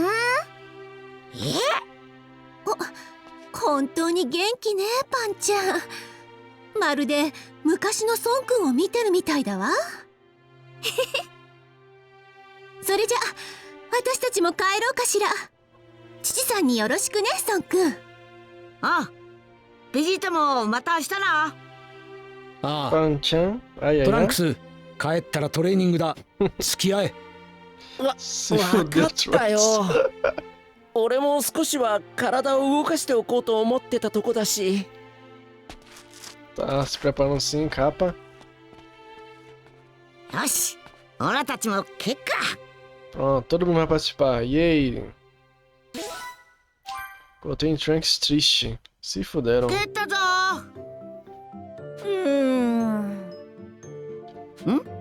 どうしたんだ、父？あ、悟空さん、お帰りだべ。いや、どうせならみんなで応援しようと思って天下一武道会のことを無天老師様に連絡したんだけんども、どういうわけか全然電話がつながらなくてよ。どうしちまったんだかなって思ってただ。どっか行ってんじゃねえんか。それか電話がぶっ壊れちまってっとか。だな。まあ無天老師様のことだし心配することはねえと思うけんど。だったらオラが明日のことを教えに行ってくるわ。そんでついでに様子見てくっさ。そうだべな。そうしてくれるとありがたいだ。私も行きたいな。はあ、おめえはもう休んだ方がいいぞ。明日目いっぺい力出してだろ。わかった。いってらっしゃい、じいちゃん。ああ、ちゃっくら行ってくるわ。Bonitinha a Pan, mano.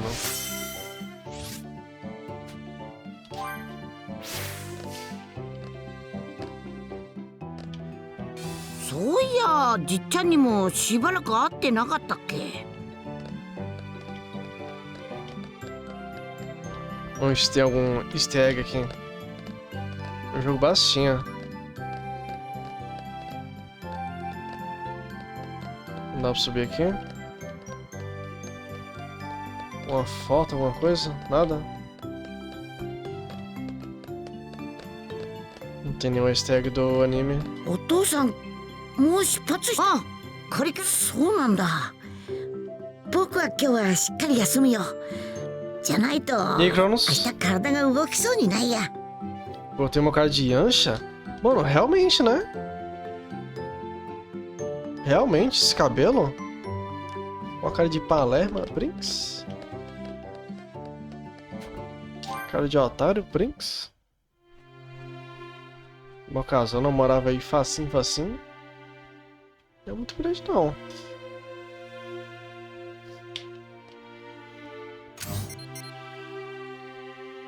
Mapa do mundo. Kame House.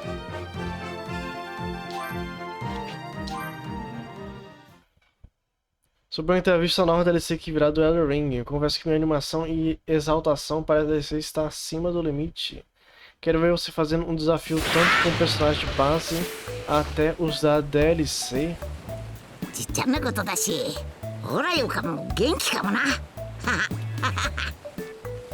Bom, desde ontem eu tô falando sobre isso. Então, não, ainda não sei se eu vou fazer desafios, ok?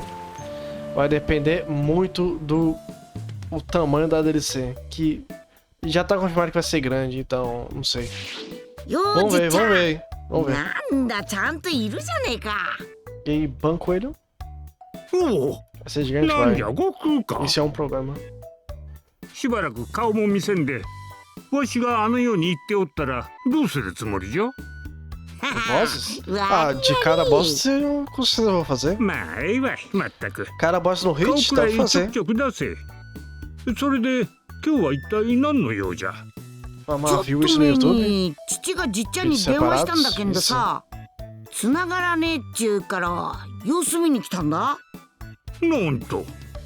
そういえば最近電話が鳴らんと思っとったが、故障しとるのかもしれんの。なんだ、やっぱそんなことか。まあ、そいつは後で様子を見ておくわい。それで父は何の話をわしにするつもりだったんじゃ? Senhor Miyazaki vai ter boss nível Malenia, além de ser a maior DLC que eles já fizeram de todos os jogos, sim, eu fiquei sabendo também disso. それをじっちゃんに言いに来たんだ。お、天下一武道会じゃと？最近はお主らも出んし、とんと見なくなったの。天下一武道会か。最初にお主らが初めて出場した時のことを思い出すわい。あ、クリリンと一緒に修行してな。じっちゃんになんかいろいろとやらされたっけ。すべて強くなるために必要なことじゃったろ。まあ、お主らはあっさりとやり遂げてしまったがの。ああ、オラもクリリンもいつの間にかすんげえ力出せるようになってたしな。Então, eu fiquei o dia inteiro aí falando sobre a DLC do Erdtree. Assisti vídeos de lore, assisti vídeos de suposição. Peguei informações no site e tudo. Eu tô sabendo bastante já da DLC. Fizemos uma investigação hoje. Com o trailer e tudo mais. なんとなくそんな気がしただけじゃ。危ない危ない。Eu só espero que na DLC não tenha um ataque tão estúpido quanto é o Waterfall Dance da Malenia. Senão vai ser triste. ワクワクはしてっけどな。そんじゃあ、いがったら見に来てくれよ。ベジータとゴテ、トランクス、それにパンもでっからさ。おお、パンもか。それは楽しみじゃわい。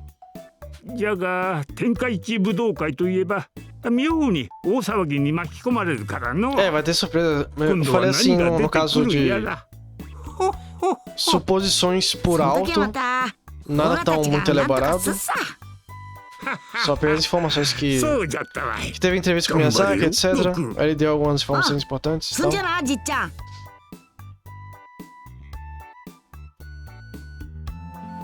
Não vi ter ataque nesse nível, já que o Miyazaki falou que tem barra no nível dela. É, então. Pois é, né, velho? Eu também não duvido.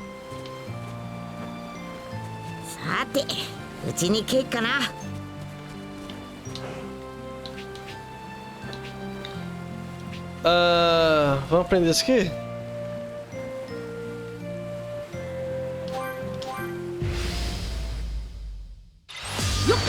Passar na prova que quero passar. Vou ver o curso.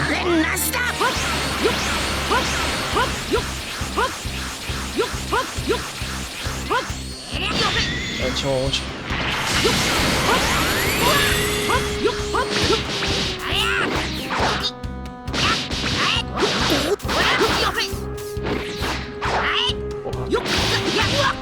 Posso transformar aqui?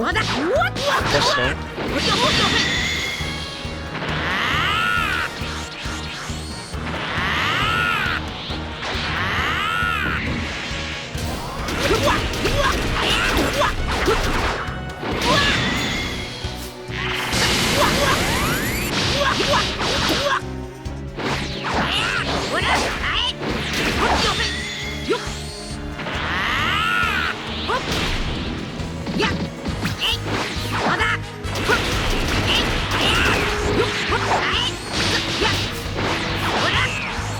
Deu pra sobreviver, não?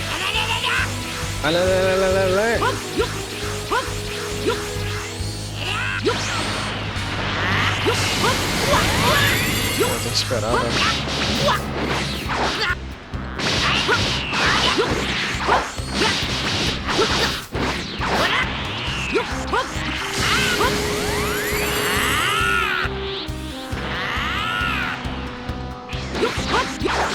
Vai, acertou.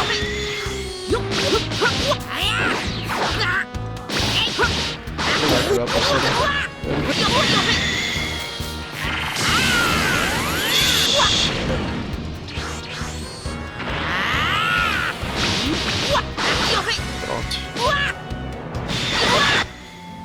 E o Jump, tu conseguiu achar de novo? Não, não consegui trampo nenhum ainda. Eu... vou fazer os concursos aí também. Ó, tem uma solução assim. Adiantei um trem errado.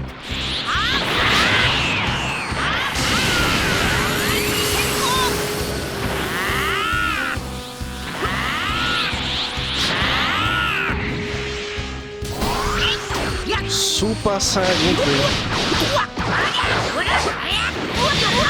Porra.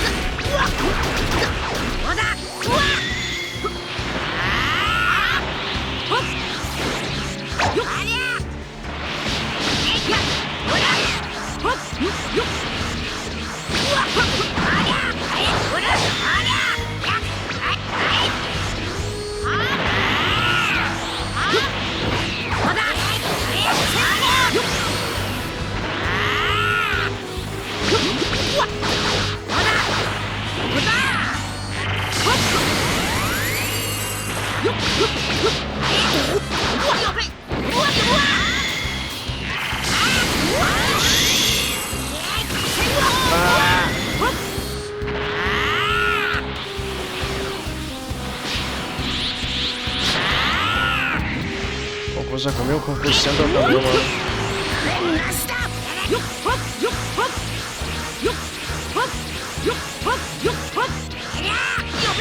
Acertou ainda.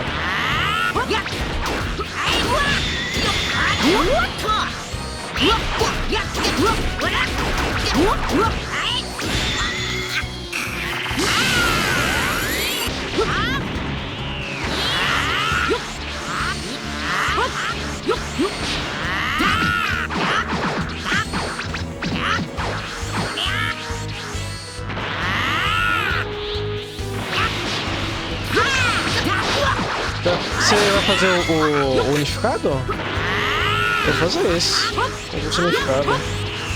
E vai ter do Campo do Nordeste também.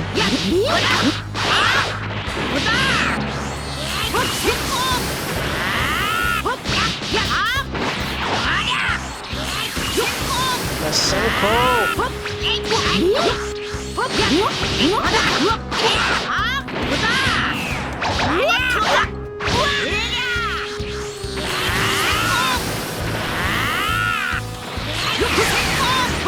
Se for uma dor na Senko, vai de novo, vai.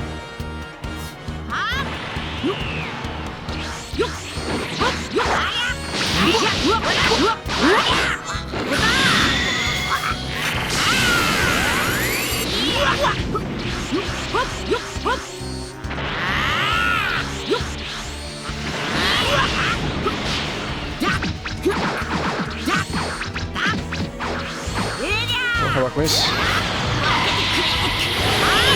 Pronto.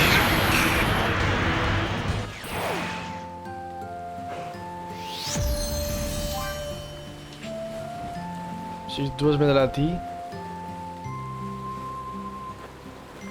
É pro nível médio, sim. Porque os outros você precisa de diploma. Eu não tenho diploma ainda, tô cursando metade do curso ainda. Vai ser pro médio. Nível médio. O unificado eu decidi passar desse, eu vou fazer de algum banco. O unificado aparelho deu problema aqui, fiquei sem dinheiro pra taxa de inscrição. Por isso não vou fazer isso. Nossa, que merda, hein, mano. É triste. Pois é, eu vou fazer o unificado. Tenho do Banco do Nordeste agora. E vai abrir mais um aí. Acho que é do Banco do Brasil. Vou participar de todos. Vai aqui. Sei lá, velho. Vai que vai. Cara, vou fazer quest secundária não. Quest secundária desse jogo é, infelizmente, bem merda.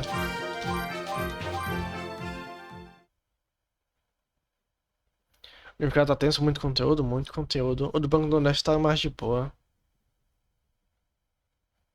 Vai participar também, Henrique? Já manda o link aí. Rapaz. Deixa eu ver se consigo achar aqui, eu não faço pra você. O jogo tá bugando o Chrome. Aí.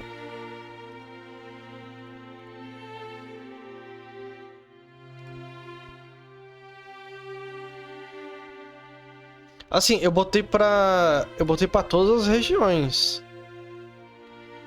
Sul, Sudeste, Nordeste, Norte. Botei pra todas as regiões, que se foda.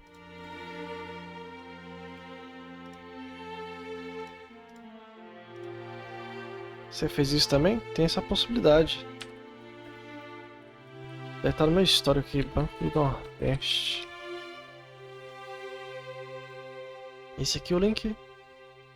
Esse aqui é o link. Inclusive eu não me inscrevi nisso aqui ainda. Me inscrevi? Porque a data... Ah, por isso que eu não me inscrevi. A data é até dia 11 de março. Pode se inscrever, então tem tempo. Aí, ó.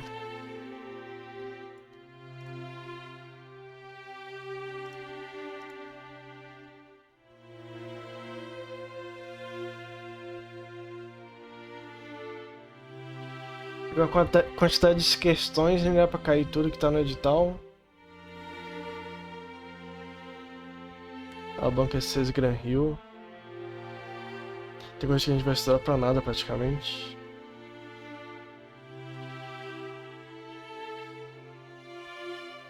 As inscrições é até dia 11 de março. Pelo que eu vi ali no edital. Pegando questões pela banca. Esse vai ser meu primeiro concurso. Então não sei muito. Tem que começar a estudar, né? Comecei ainda.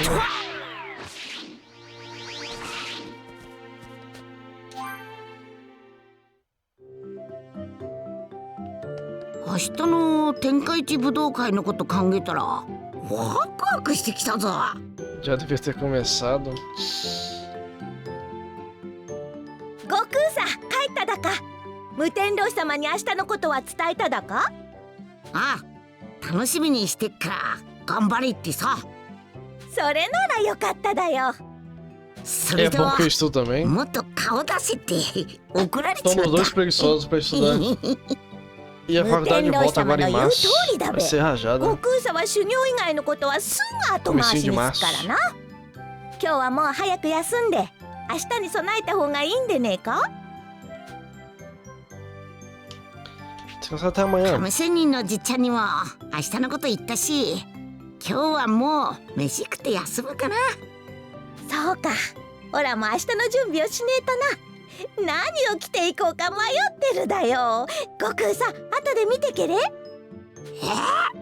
試泳するわけじゃねえし、なんだっていいじゃねえか。何か言っただか。いや、なんでもねえ。さて準備するべ。A taxa de inscrição? Acho que é 60. Porque eu lembro que é o mesmo do unificado médio. Eu acho, não tenho certeza.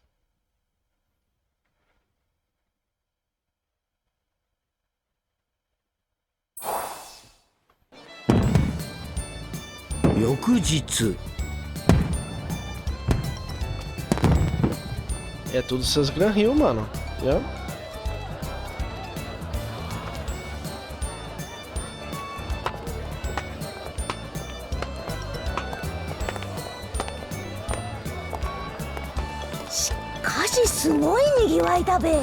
Budokai というよりはほとんどお祭りね。Não, pô.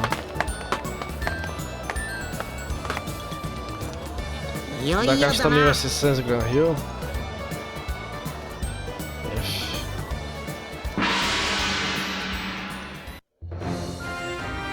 天下一武道会開幕。孫悟空は止まらない。Ninguém para Goku.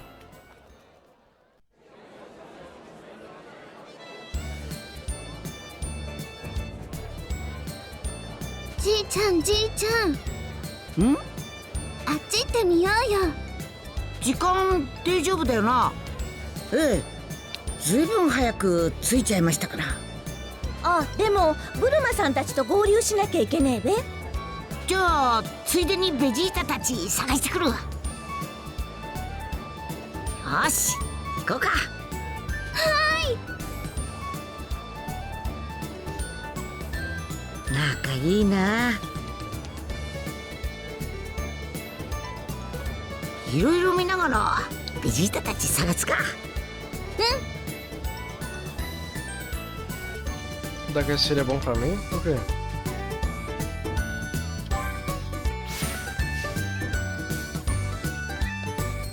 Com Vegeta. こんなとこからうまそうな匂いしてくんな。みんな楽しそうだな。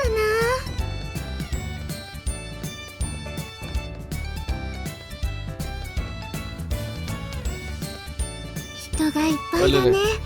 みんな武道会に参加するのかな。Yo. ベジータおっちゃん見つけた。É menos pior. お前たちもう到着していたのか。ねえねえ、ウラちゃんは？その辺をうろついてる。もうじき戻ってくるだろう。ところでカカロット、例のやつは来ているのか？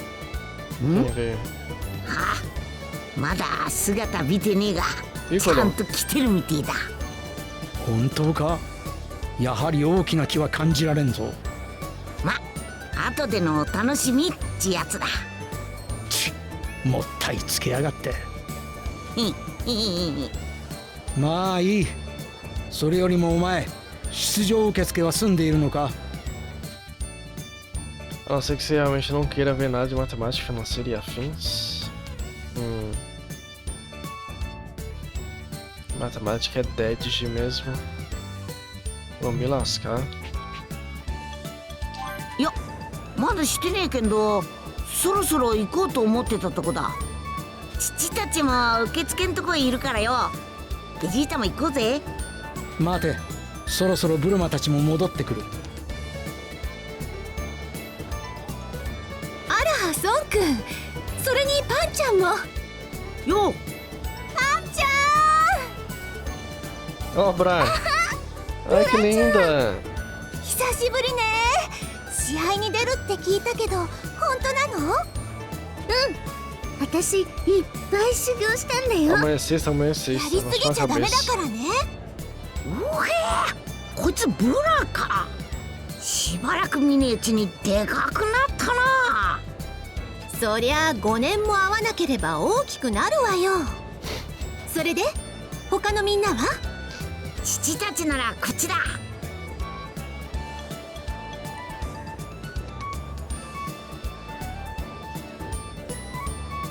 Brian é mais alto um pouco que a Pan.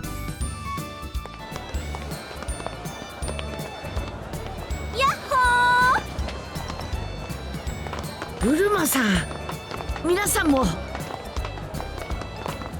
やく会えただな。結構な人数だね。これで全員？い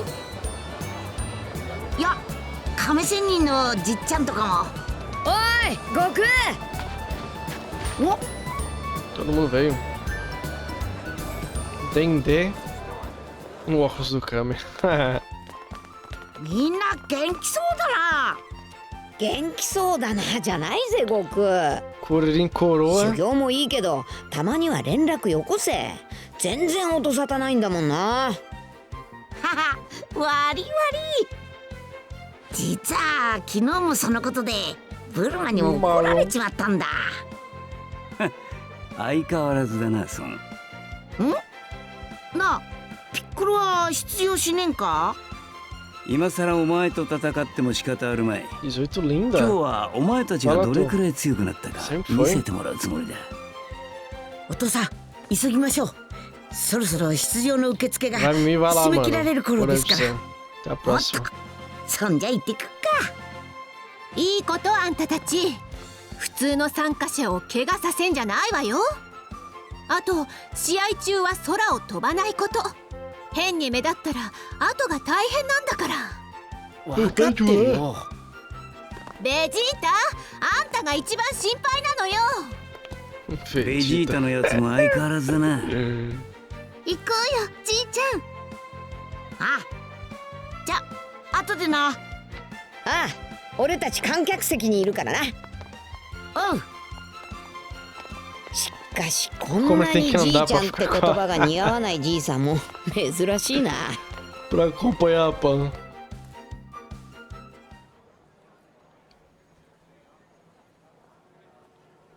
今回もいつもと同じ作戦でいきましょう。ブーさんが挑戦者のチャンピオンになってスーパーチャンピオンの私に負けてしまうということで。Satã vagabundo. やれやれ、また私のファンか。誰も通すなと言っておいたはずなのに。よおお、これは悟空さん。こんにちは、じいちゃん。おお、私の可愛いパンちゃんまで元気にしてたかい？おひげが痛いよ。おじいちゃんの応援にわざわざ来てくれたのかい？ううん、私も試合に出るんだよ。悟空じいちゃんもゴテンくんもトランクスくんもベジータおじちゃんもだよ。Se fodeu. 当たり前だけんだ。みんな予選通った。お久しぶりです。なんと心配すんなって。オラたちの誰かが勝ち残ったらあんたに優勝させてやっから。本当だね。でもオラたちやブー以外の誰かが勝っちゃうかもしんねえな。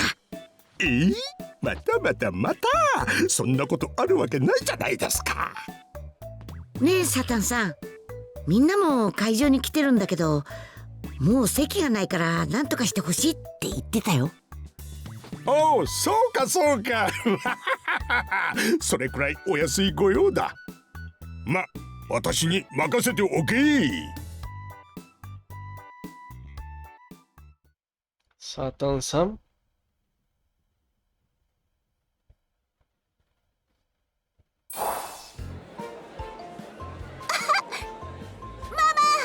いい眺めだよ。ほんとね。ほう、孫のやつがそんなことを。はい、本当にそんなに強い人がいると思いますか？あいつは嘘を言うような男ではない。何か不思議なものを感じ取っているんだろう。ピッコロさんは何か感じないんですか？さてな、何にしても孫の性格的に目的の相手とはすぐに戦いたいはずだ。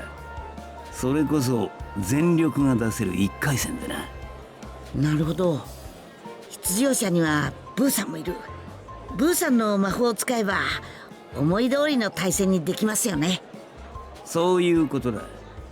つまりお父さんと1回戦で当たる相手がなんだそれは。あ、さっきスタッフの人がくれたんです。予選通過者がまとめられてるんですよ。お父さんたち以外の通過者は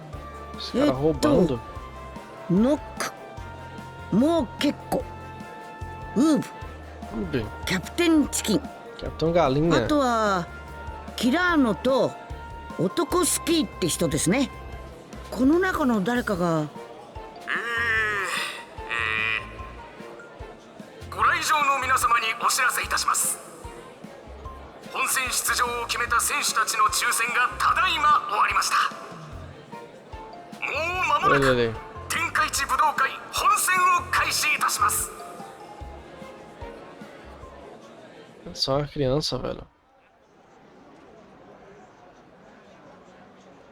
パンちゃんは第一試合か。うん、頑張るぞ。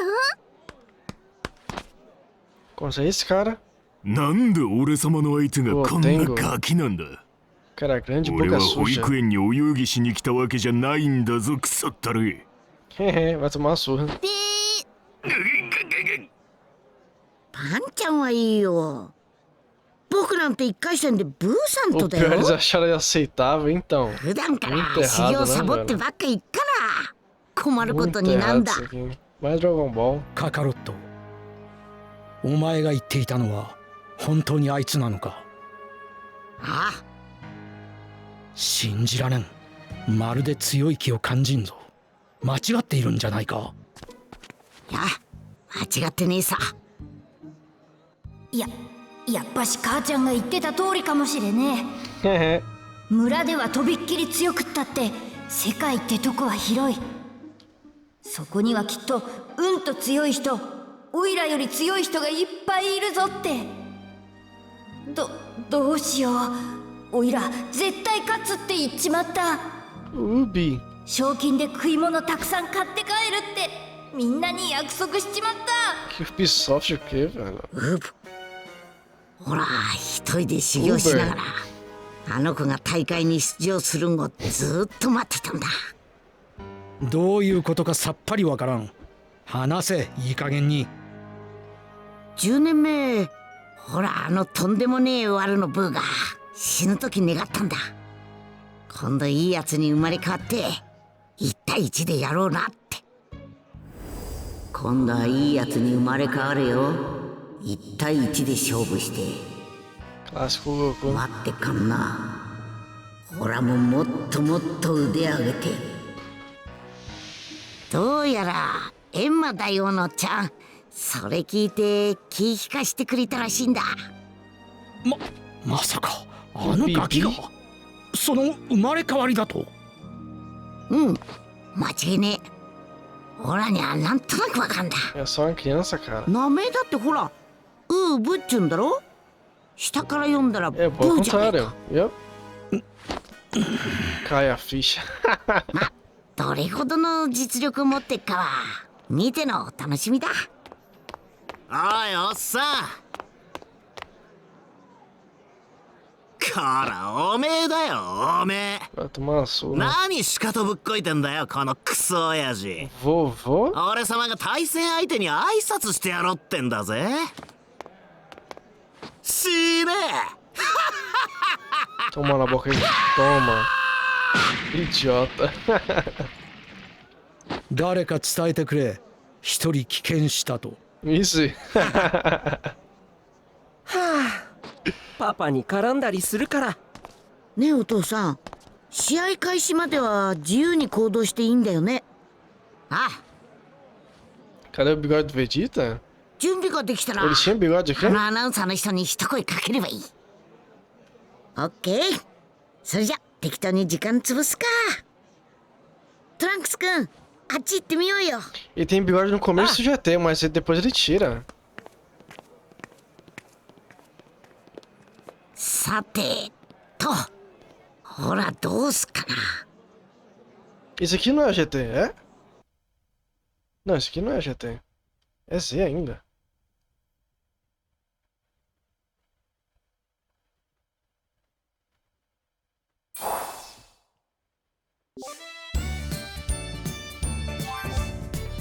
Vamos comer? Você pode obter bilhete de refeição perdido na história secundária ou conversando com pessoas na cidade.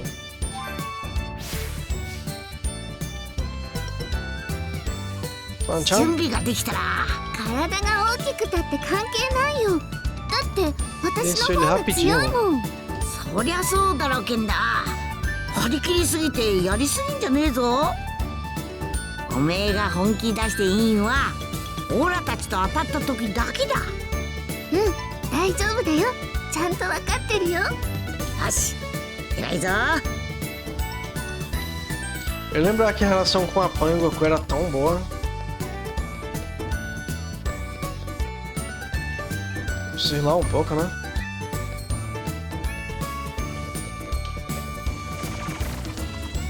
早く部と叩けてな。ワクワクが止まんねえぞ。A carinha dele.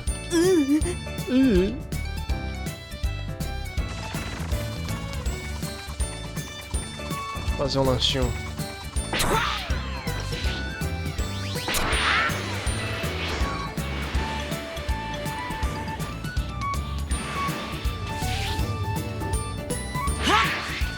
それにしてもブーがいてくれて助かった。魔法がなかったら完全に運任せになるとこだったぞ。魔法で対戦相手を決められるんは便利だよな。いらっしゃいませ。Quem aí? Oh, tem bilhete, porra.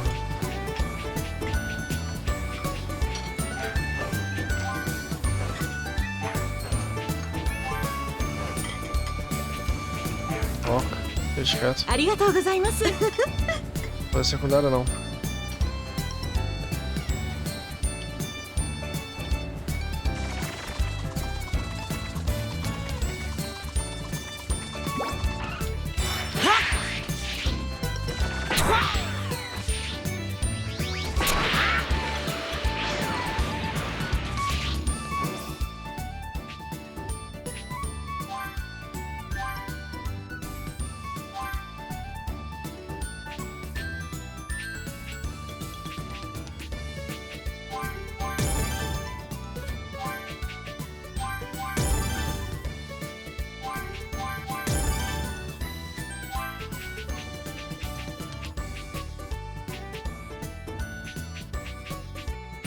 Pam, pam, pam, pam, pam, pam.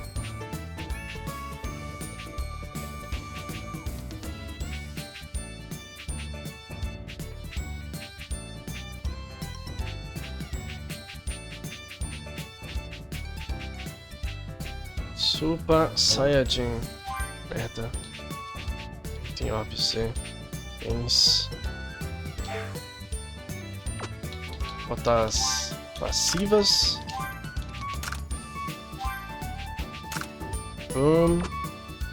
Super Saiyajin.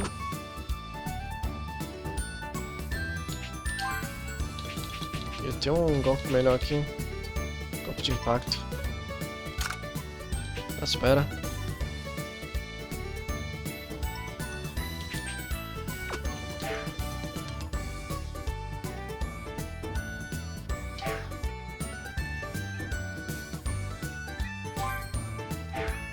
Usar.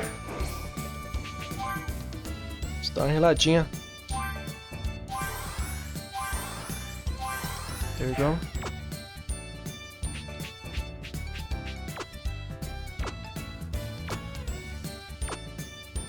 Ó. Se abrir a enciclopédia vai dar. Pode ser? Melhor ideia.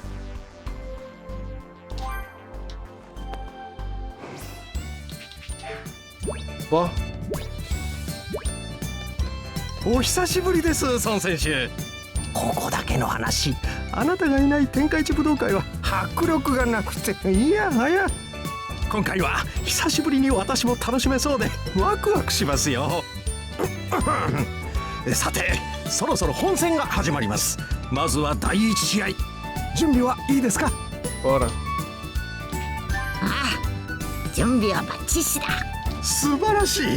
では天下一武道会を始めましょう。まずはパンの試合か。頑張れよ。Bora, Pan. Arregaça o cara. Gasto Ganda 1。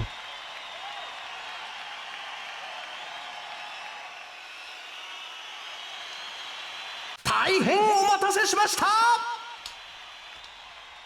いよいよ天下一武道会本戦の始まりです。今大会の参加者は実に114名。その中から選ばれた精鋭12名が賞金とチャンピオンへの挑戦権をかけて戦います。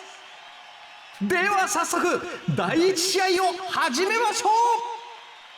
第1試合はパン選手対もう結構選手です。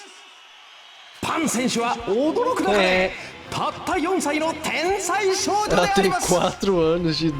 しかしそれも納得。なんとミスターサタンのお孫さんなのです。対するモー選手は前大会の準決勝で惜しくもミスターブー選手に敗れてしまった実力者であります。頑張れよパンちゃん。4 anos de idade。ほどほどにしとけよ。いじめるなよもう。こいつサタンの孫だったのかよ。でもみっともねえことに変わりはねえぜ。仕方ねえ。つまみですか。それでは第1試合始めてください。E morreu. 恨むなよチビ。Fora do ringue, eu vi após que nenhum item perdido. Permitido.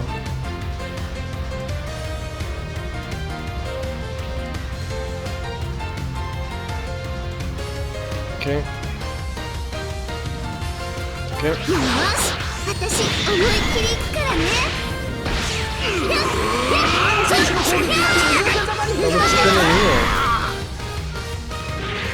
Bomba de choque especial? Ah, porra!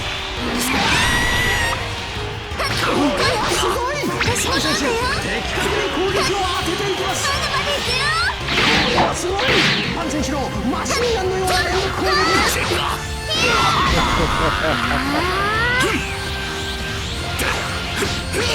パン選手ゴールしました。パン選手はどう動くつもりでしょうか。驚きです。驚きの展開です。小さなパン選手が大男のモー選手を圧倒しています。さすがミスターサタンのお孫さん。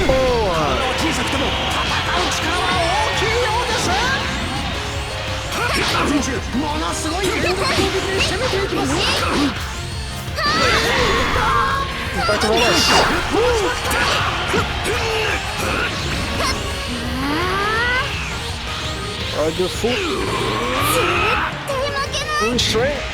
パン選手すさまじい実力。ここからどんな技を見せてくれるのか。パン選手ものすごい連続攻撃で攻めていきます。なんだこのチビの強さは。ちっちゃないマン。やばい別に嫌な予感がするぞ。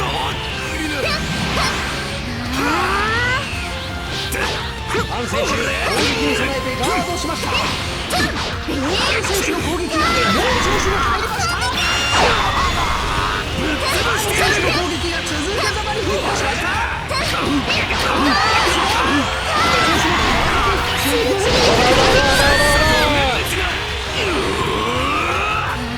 まみ出してやる。モー選手を一気に解放しています。パン選手とっとと家に帰りな。覚悟しやがれ。モー選手荒々しく攻めたてパン選手を翻弄します。モー選手の攻撃がパン選手の防御をぶっ飛ばした。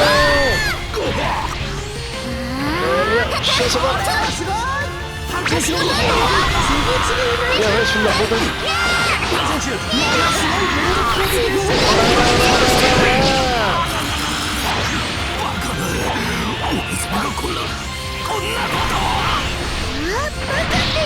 こんなことそうじゃない。そういう意味じゃない。待て勘違いしないでくれ。パン選手またモー選手の背後を取りました。パン選手の攻撃がモー選手に入りました。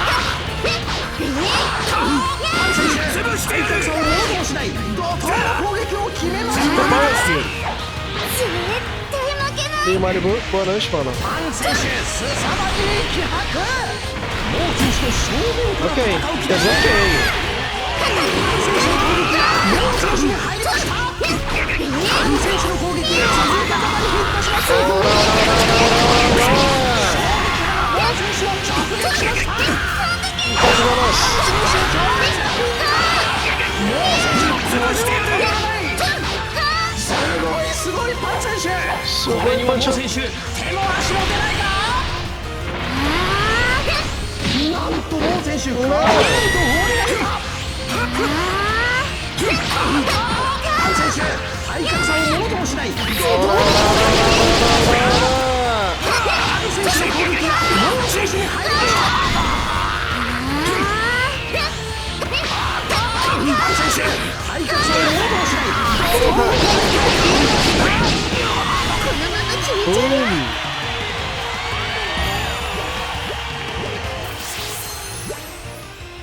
E aí, Urubu?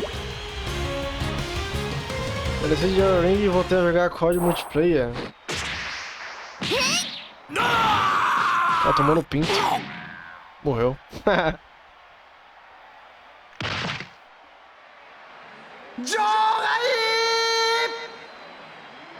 Namorado do ano. Easy. Nem se machucou. Nenhum arranhãozinho. 大丈夫かいパンちゃん。あ、よくやったなパン。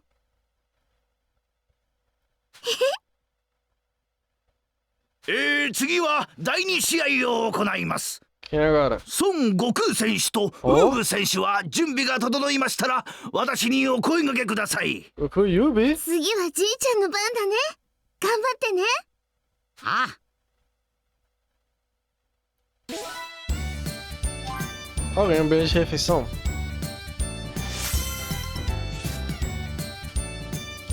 O Gotengo vai entrar no trem aqui.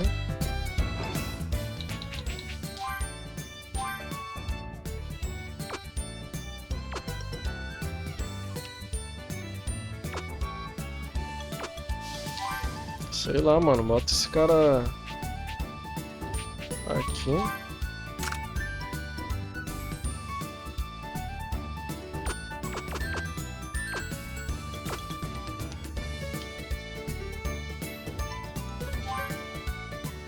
Comunidade adulta.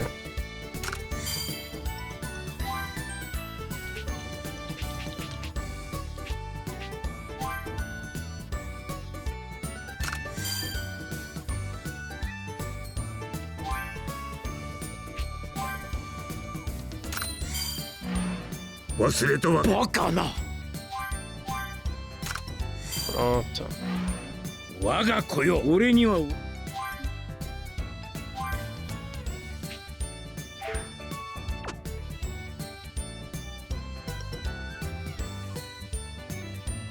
Oh, Pancham. Só aqui, Pancham.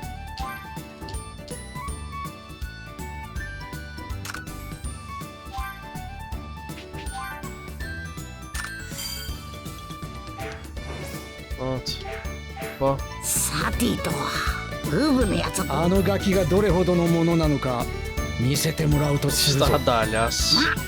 おめえががっかりするようなことはねえと思うぞ。だといいがな。そろそろ第2試合が始まります。よし、やっぞ。わかりました。頑張ってください。Vamos ver o Ubu-san. 次はオラたちだな。はい。頑張ろうぜ。はい。よろしくお願いします。それでは第2試合を始めます。第2試合の対戦は孫悟空選手対ウーブ選手です。孫悟空選手は過去数回この天下一武道会に出場し、なんと優勝経験までもある超実力派の武道家であります。私の個人的な予想では今大会出場選手の中での実力はトップクラス。ミスターサタンの一番弟子ミスターブーとの白熱した試合が期待されます。対しますウーブ選手は南の島からはるばるやってきた10歳の少年です。5人兄弟の長男で幼い弟や妹の面倒をよく見る頑張り屋さん。今回はどうしても賞金が欲しくて思い切って出場したそうです。あら、かわいそうにね。せっかく遠くから来たのに、よりによって相手が孫くんだなんて。今回一番注目の戦いだな。さあ、準備はよろしいですね。それでは第2試合始めてください。そう緊張すんな。実力が出せねえぞ。はい。どうすっかな。しばらく戦ってれば緊張もほぐれっかもしんねえ。とりあえずやってみっか。さ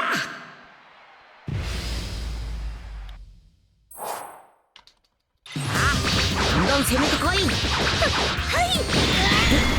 大丈夫か。ダメだな。おっと、これはどうやらウーブ選手ガチガチに緊張しているようです。仕方ありません。これだけの大人数を前に戦うことはこれまで経験がないでしょう。どうにか本気出させることできねえかな。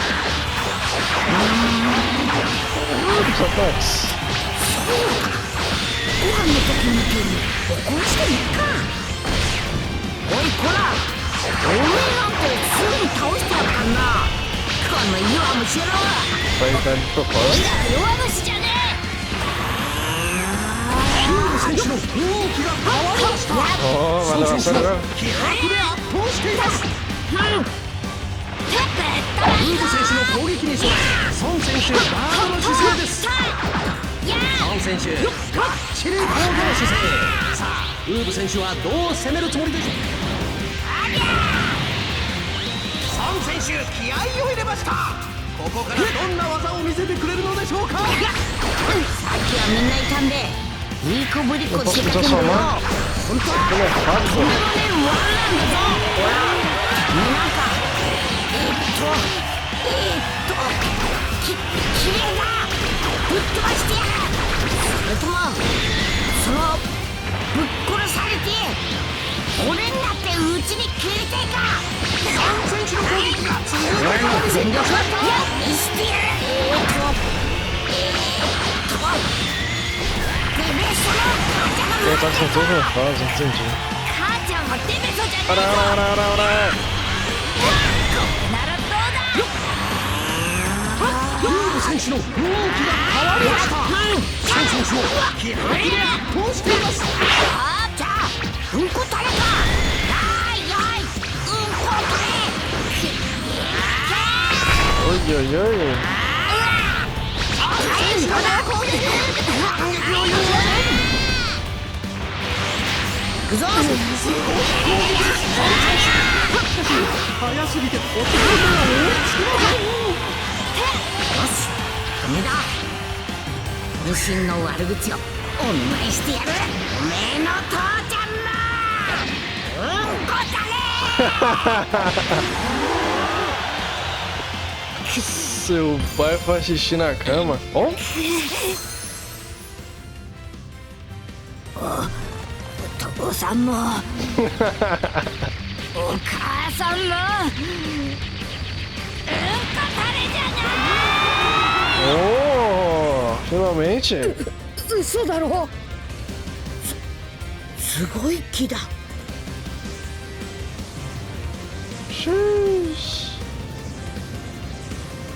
し。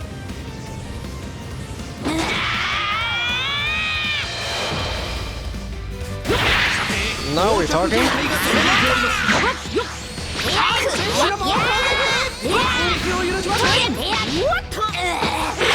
よくもオイラの家族をバカにしたな。絶対に許さないぞ。いい客だ。ようやく潰け気になったな。絶対逃がさない。絶対逃がさない。絶対逃がさない。絶対。ウーブ選手の反撃を許しません。サン選手、どんな技が出てくるのでしょうか。どうした？そんなもんじゃねえかよ。もっとビシバシかかってこい。絶対に倒してやる。いいぞ、その息だ。おめえとは思いっきし力をぶつけ合いてんだ。力を見せておいらが勝つんだ。おお。ウーブ選手が本気になった。サン選手リーチ。おっと。ウーブ選手の攻撃がサン選手の防御を崩しました。Come down, brother. サン選手、がっちり防御の姿勢。ウーブ選手はどう攻めるつもりでしょうか。ウーブ選手の凄まじい気迫、強烈な衝撃波が飛びました。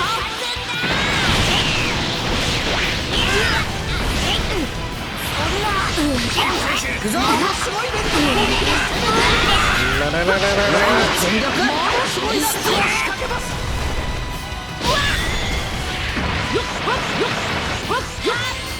サン選手の攻撃が続いています。このまま攻めきれるか。とりゃ。槍を入れました。十分です。サン選手の大攻撃。ウーブ選手の反撃を許しません。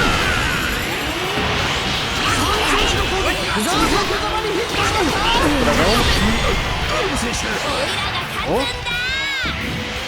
このままソン選手が勝負を決めてしまうのか。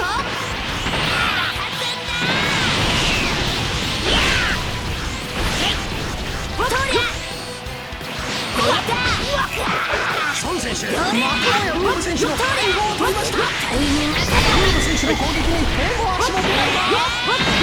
ウーブ選手の攻撃に備え、ソン選手ガードの姿勢です。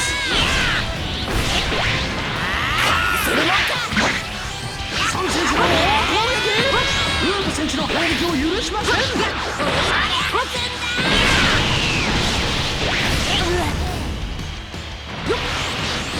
選手の猛攻撃。反撃を許しません。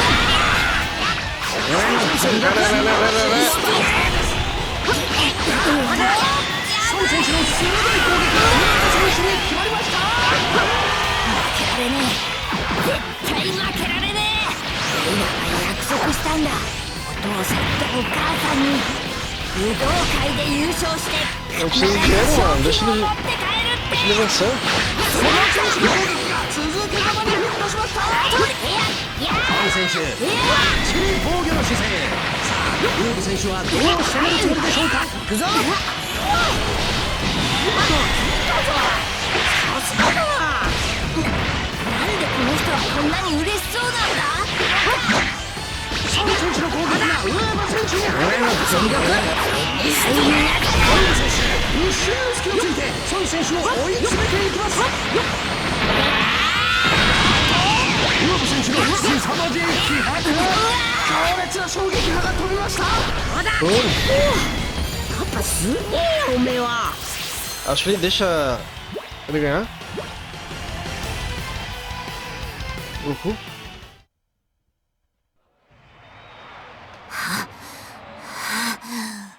負けるもんか。約束したんだ。負けるもんか。負けるもんか。負けるもんか。負けるもんか。負けるもんか。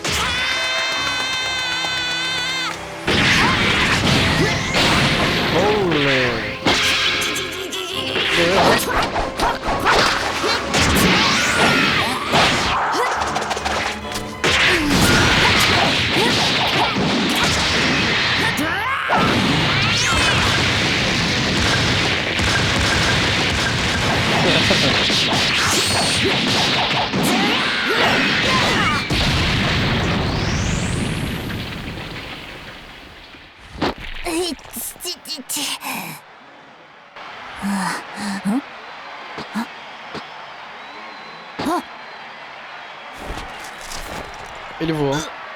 浮いてる。 Tá desclassificado, ele voou.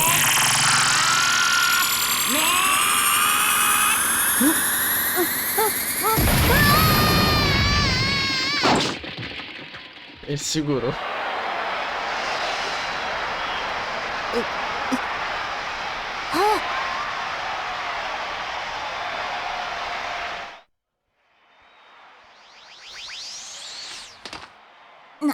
なんだこの人。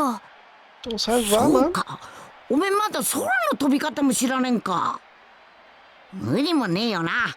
師匠なんていねえし、そんなことを考えたこともなかったろ。さっきは悪口言って悪かったな。許してくれ。おめえの実力が知りたかったんだ。ああでもしねえと本気出してくれそうになかったかな。やっぱおめえはオラの思った通りのやつだった。さすがだ、すんげえよ。だけど力の使い方がなっちゃいねえ。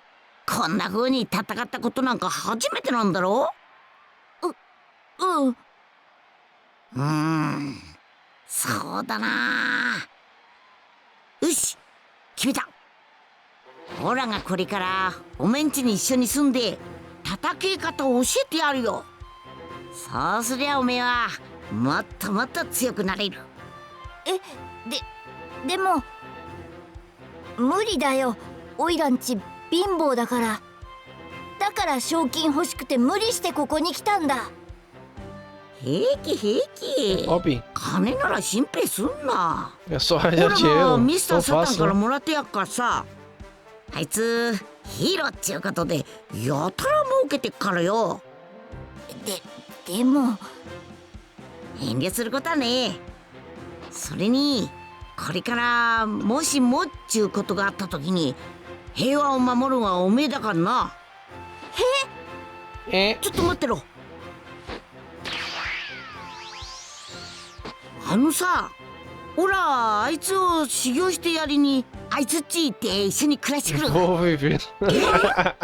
何年かかるかわかんねえがたまには帰ってくるからさ。よろしく頼むな。お父さん一体どうして。じゃあ cara vai abandonar a família, é isso?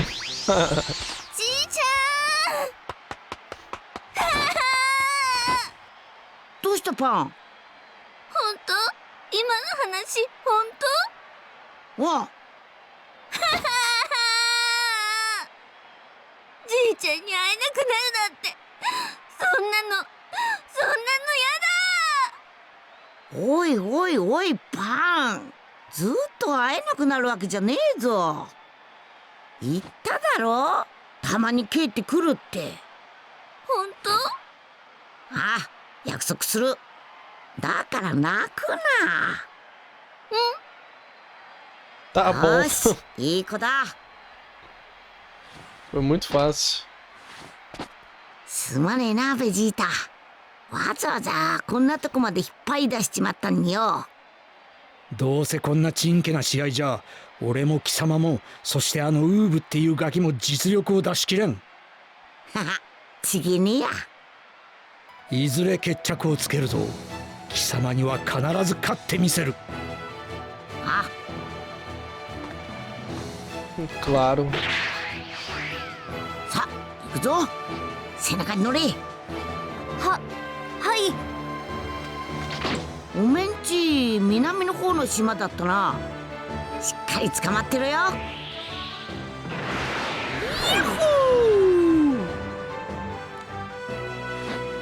ー行っちまった。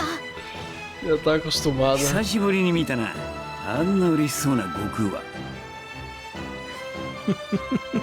カカロット、貴様の魂胆は分かっているぞ。あのブーの生まれ変わりのガキを修行してやるのはただ平和を守るためだけじゃない。Yep. Exatamente.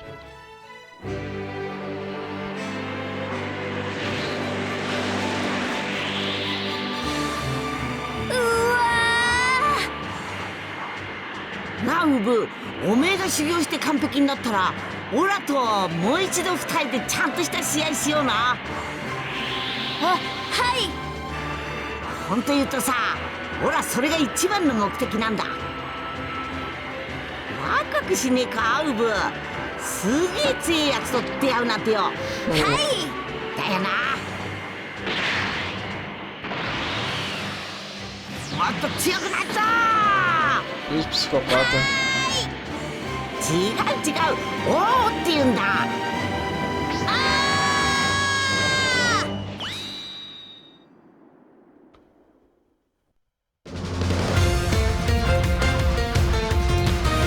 Dois psicopatas da luta.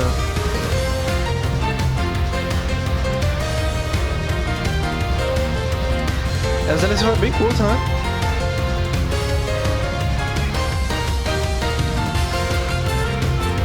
Tá bom, foi isso. Foi isso. A DLC do Gagocha normalmente é assim. É bem curta.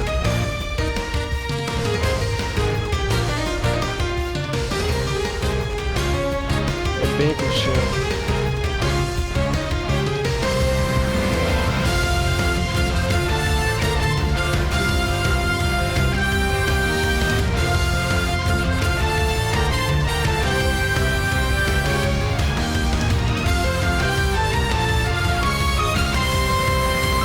A pergunta é, e agora?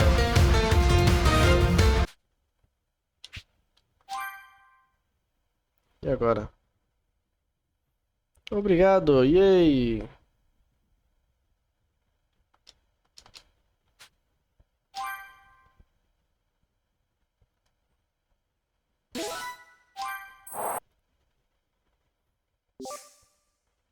Modo extra. Continuar a aventura do Goku. Os seguintes novos recursos estão disponíveis no modo extra. Saga dos dois Saiyajins. Campo extremamente difícil. Memórias. Novas histórias secundárias. Saga dos dois Saiyajins?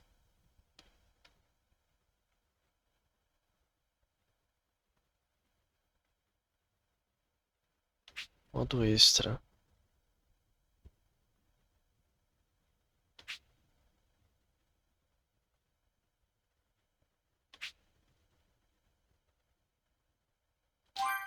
Ok.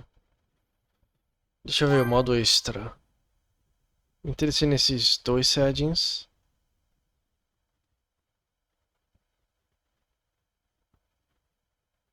Combatentes inéditos?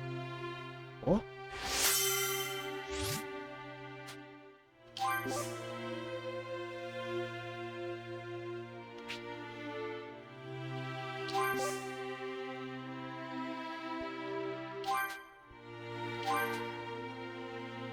A saga de dois Saiyajins. Agora é possível iniciar a saga de dois Saiyajins ao falar com a Pan na frente da casa do Goku. Provavelmente essa edição especial de batalhas desesperadas com aniversários poderosos que tem conexões especiais com o Goku.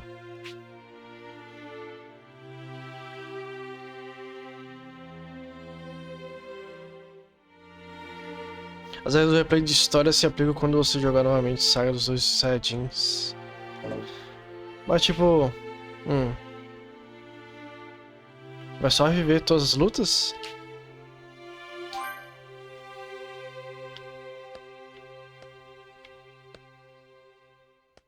Deixa eu ver. Falar com a Pan. Ah, Ji-chan! Yo! 今日も元気そうだな。ね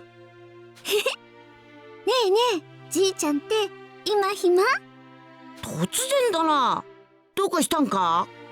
私ね、修行したいの。だからじいちゃん付き合って。はあ、根性あんな。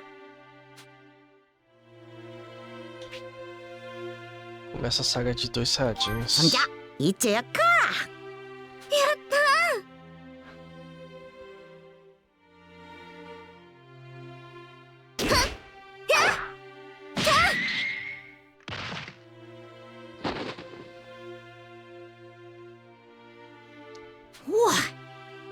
よし、手合わせはこれくらいにしとくか。まだできるよ。おめえはまだ小せえかんな。休憩も立派な修行だ。そうむくれんな。オラも小せえ頃ちゃんと休憩しながら強くなってったんだぞ。じいちゃんが？ああ、亀仙人のじいちゃんが教えてくれたことだ。よく動き、よく休みってな。そうだったのか。じゃあ私も休憩する。でもただ休んでるだけじゃ面白くないから、じいちゃんの話聞かせて。オラの？Ah, é assim que vai funcionar? じいちゃんの修行のことや、どんなことして強くなったのか教えてほしいな。そうだな。Vai ser full recap? オラがここまで強くなれたのは修行したってこともあるけんど、いろんなやつと出会ったり強いやつと戦ったりしたことが大きかった。もちろんじいちゃんはその強いやつみんなに勝ってきたんだよね。そんなことねえぞ。オラだってやられたことあるさ。じいちゃんが？けんどそんな経験があっからもっと強くなるぞって頑張ってこれたんだ。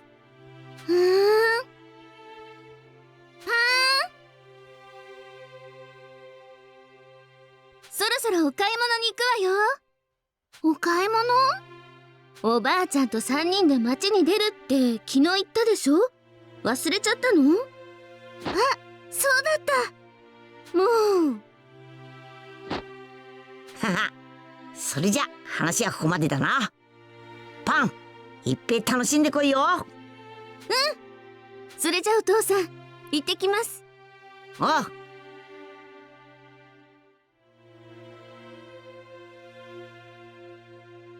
強えやつのことを考えてたら久々にあいつとやりたくなっちまったな。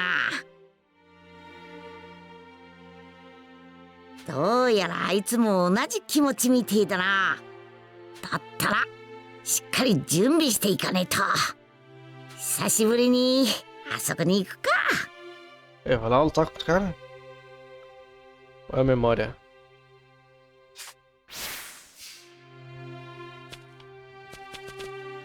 こっちも準備をしっかりしとかねえとな。Acredita?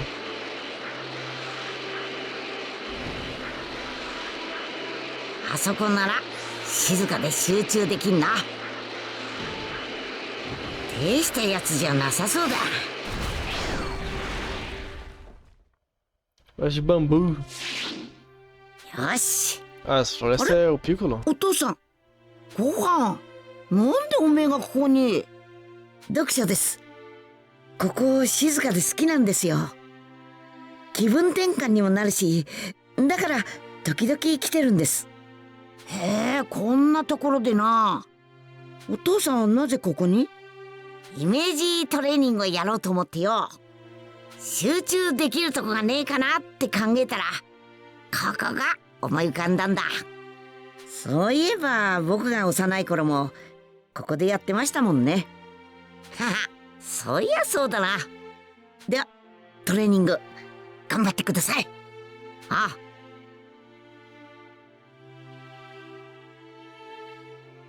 イメージトレーニングやるって言ってましたね。そろそろ始めるんですか？ Uma série de lutas. よし、そんじゃ始めっかな。Boss Rush.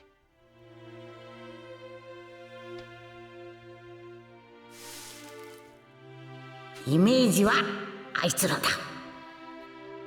戦ったあの時を思い出せ。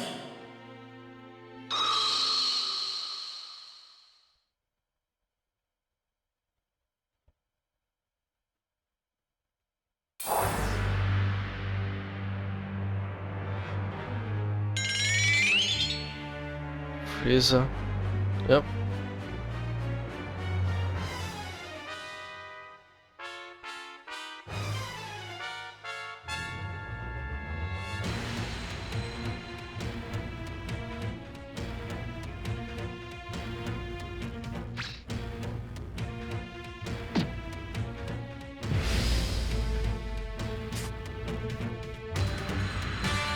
フリーザ、初めて戦った時はオラが思っていたより数段上に行ってたが、奴の繰り出す技の一つ一つがヤバかった。はっきり言って負けると思っちまったくらいだ。フリーザ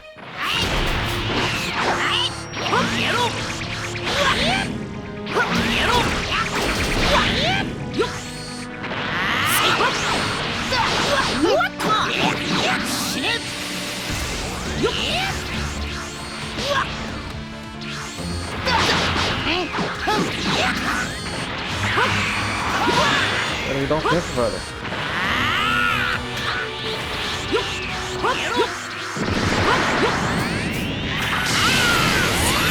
フリーザだ。攻撃の規模がすげえ。うめえことあいつの隙を狙わねえと。ベ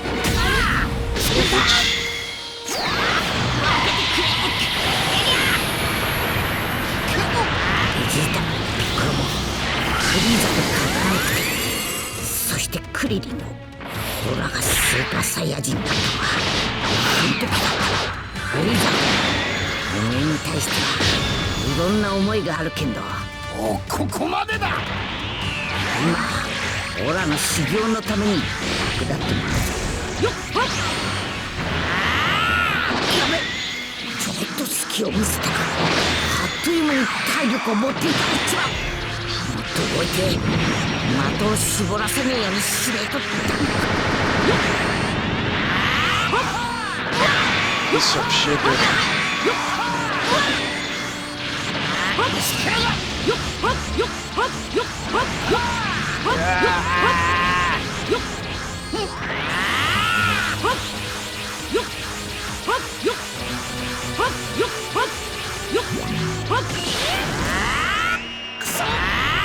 Tem minha vez.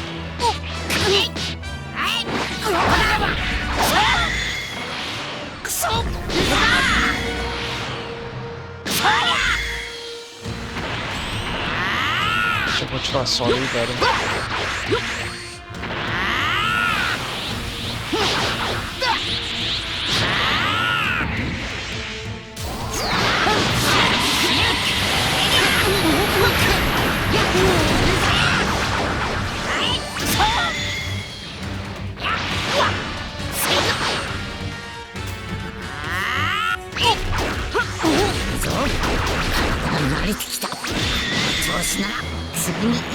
O pau dele.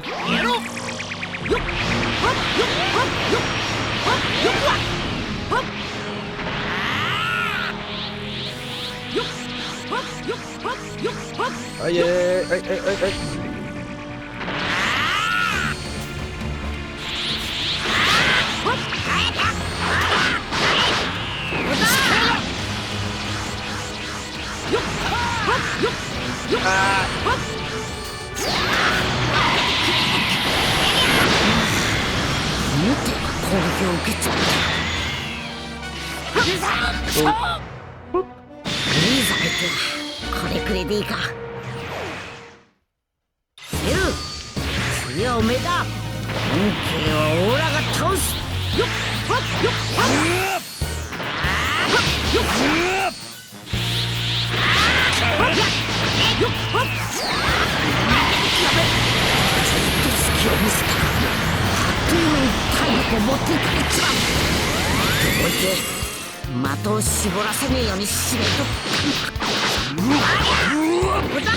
Sério?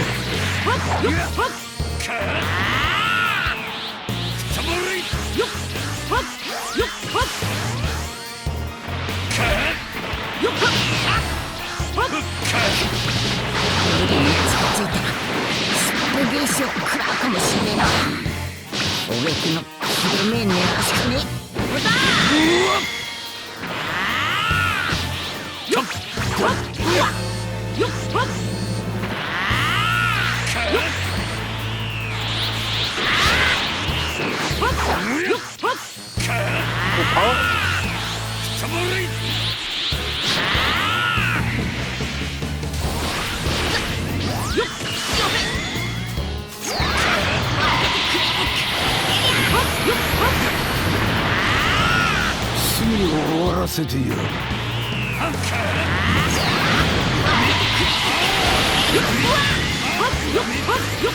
ルを倒したのはご飯だった。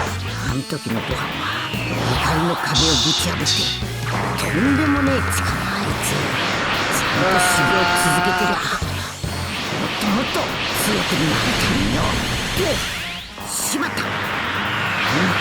戦いに集中しねえと。よっはっよっはっよっはっよっはっよっはっ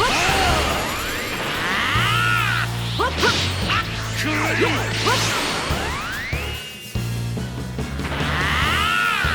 よっはっよっはっよっはっよっはっよっ。He's coming at her. Oh no, what's a tempestade?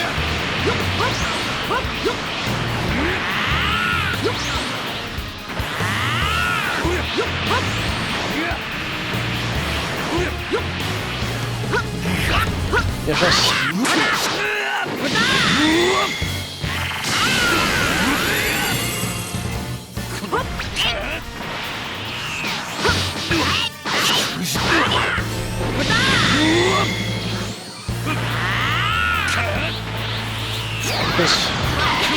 Adeus.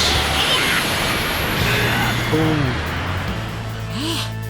もう一戦くれいけんな。よし。だったら最後は。ブー。おめえが最後の相手だ。おめえには散々振り回されたかんな。本当に俺らの治療に役立ってもらうぞ。Ela tá sua mano, velho. なんつう攻撃だ。あいつずっとフルパワーで攻めてきやがる。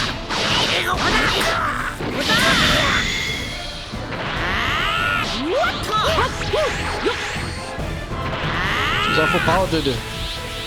Power.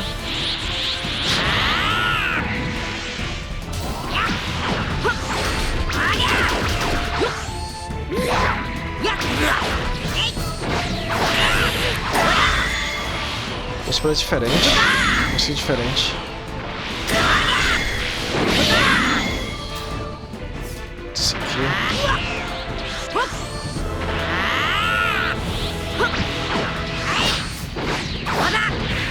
Ai, 変わらず予測しにくい動きしてたな。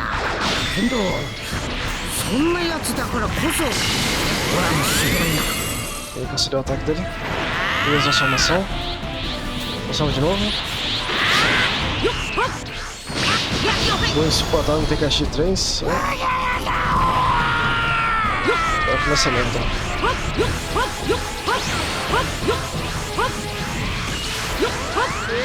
começar mesmo.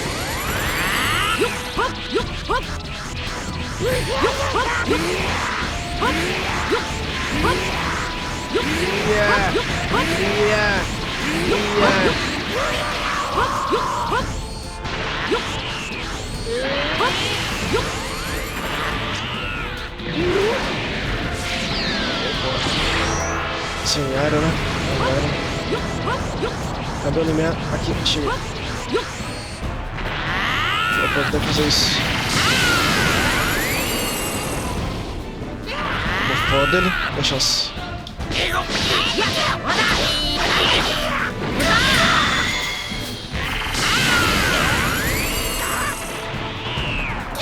Droga, separado. Oh, foda.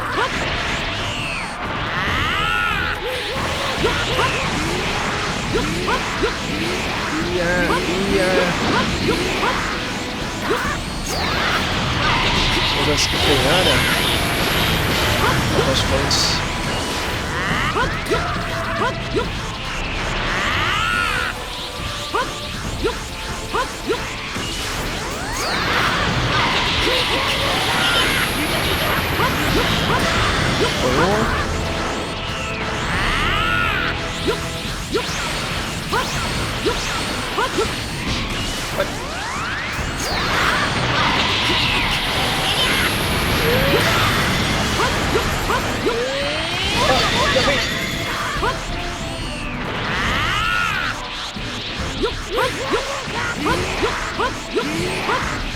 Uma falta.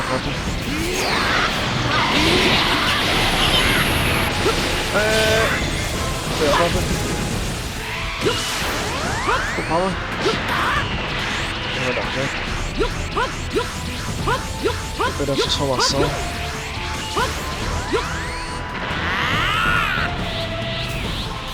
Transforma. Ai, ai, ai. Caramba. Pera aí. Não! Eu tenho um item. Deixa eu usar full power, dude. Full power. Agora sim.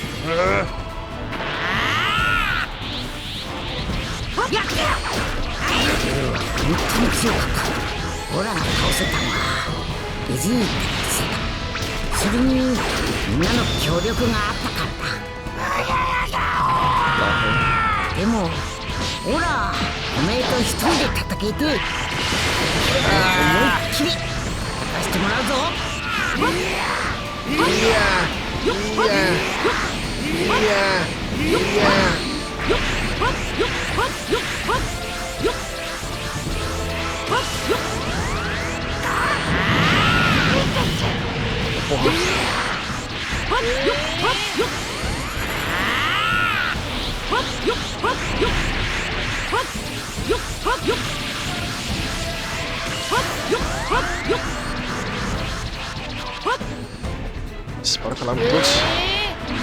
Eu ia ganhar essa merda.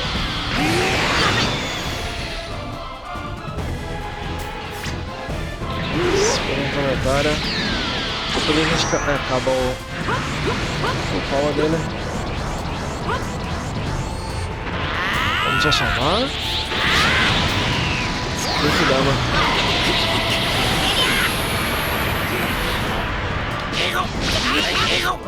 Nossa, porra.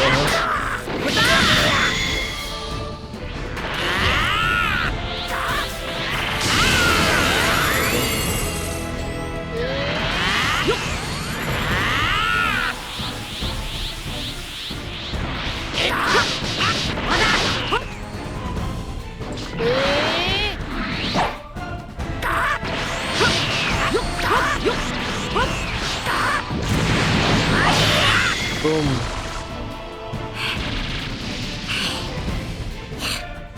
Yes. イメージトレーニングはこれくらいでいいかな。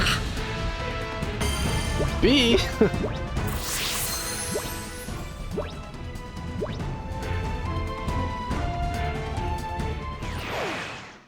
Se usar o item de cura.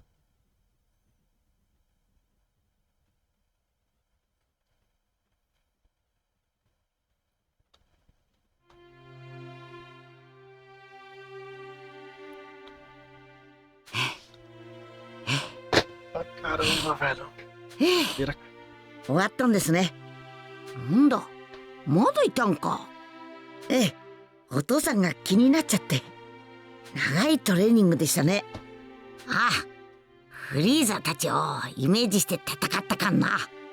フリーザたちを？ Freeza, Cell e なぜそこまで？ Criança. そりゃあいつと戦うってんならそれくらいやっとかねえとな。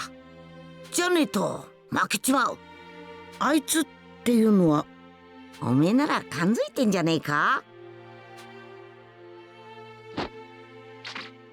よし、準備万端だ。行くか。 Você sabe quem é Vegeta?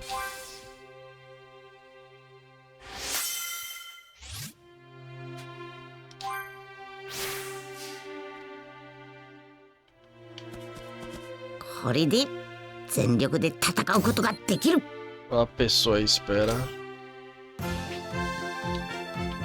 O desenho da moela. Padrão FIFA, né, mano? Tem que ser.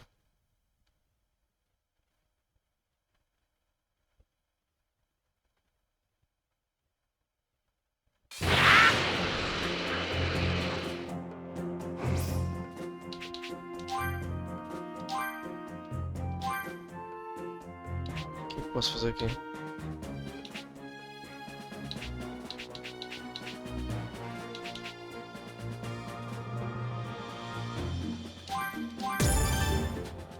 Cara, fazer isso aqui tudo?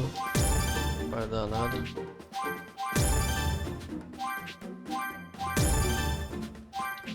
Deu. Super Side em 3, mais 150% de dano.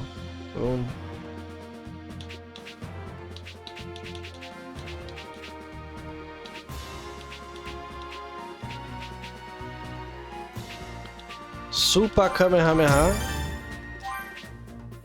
Foi.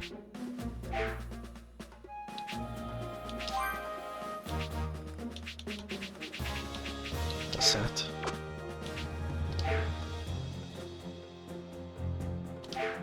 Tá cheio?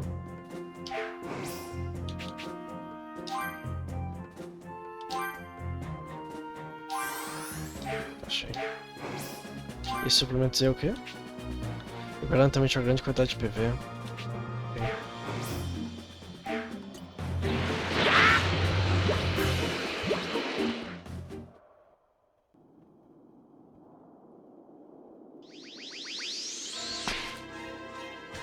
Okay. 遅いぞカカロット。あれ準備運動やっていたんだ。おめえと思いっきしやるためによ。俺は貴様を超えてみせる。だったらほらもっと先に行ってやる。ほざけ。始めるぞ徹底的にな。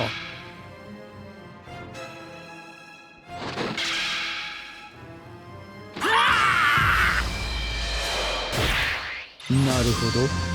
準備運動をしてきたというのはあながち嘘ではない。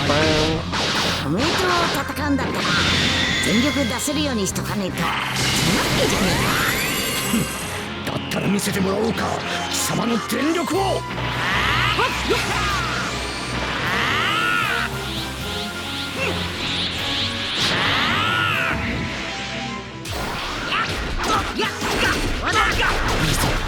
これほどの実力を持っているからこそ貴様を倒す価値がある。ふぬけた攻撃をしてきたら一瞬で消してやろうと思ったがその必要はなさそうだ。俺にその心配は不要だ。特におめえとやるときにはよ。ふざけやがって。よっよっよっよっ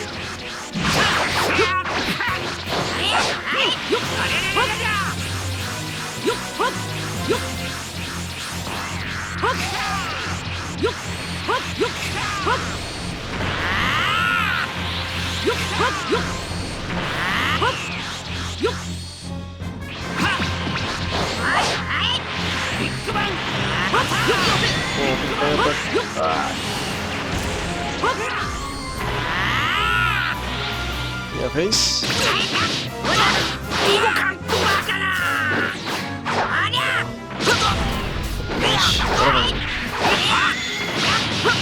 Nossa,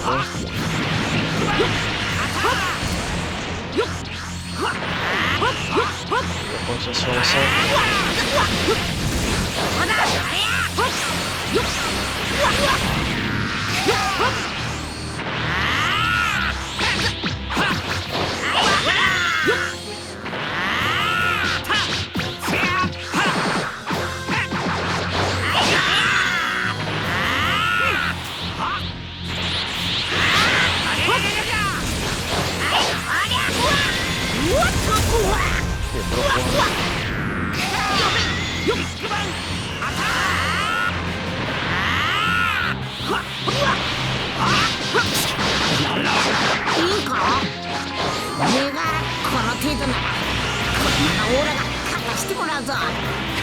安い気がしやがって。だが俺に舐めた口を聞いたこと後悔することになるぞ。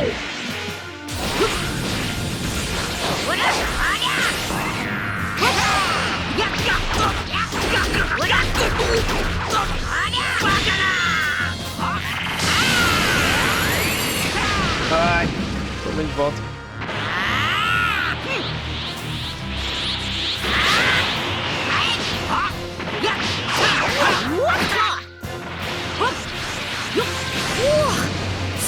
がベジータマン。油断したら一気にやられちまう。こんなものかカカロット。よっはっよっ。Meu tempo.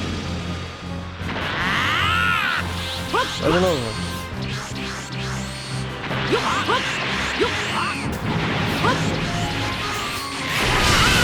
Agora foi. Boom.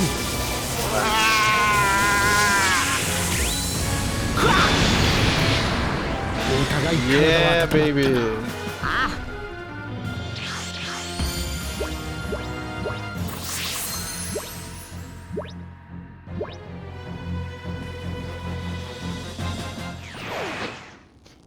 ここからが本番だ。あ、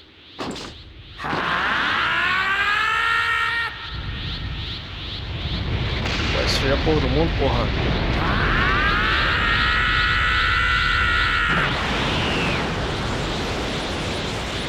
Se eu passar Erdtree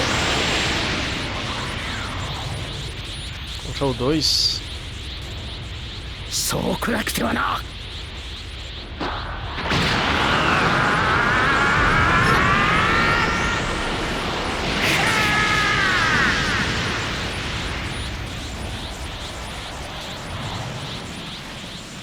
へへ。こいつはやべえな。行くぞカカロット。貴様と初めて戦ったのもここだったな。俺のプライドをズタズタにした。あの時の敗北は忘れてはおらんぞ。Até deixar ela só no curso.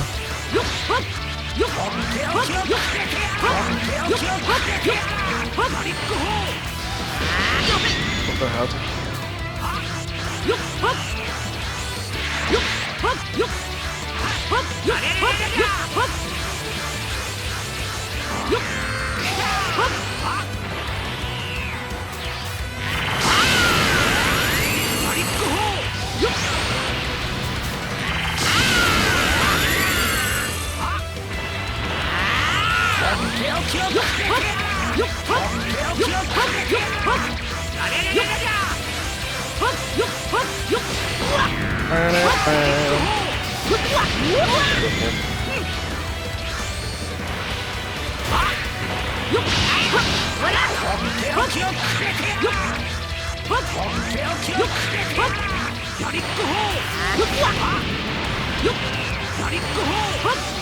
Oh,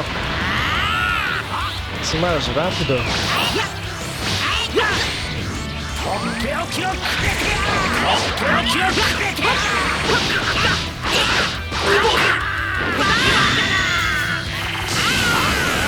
Errou como, velho? O power?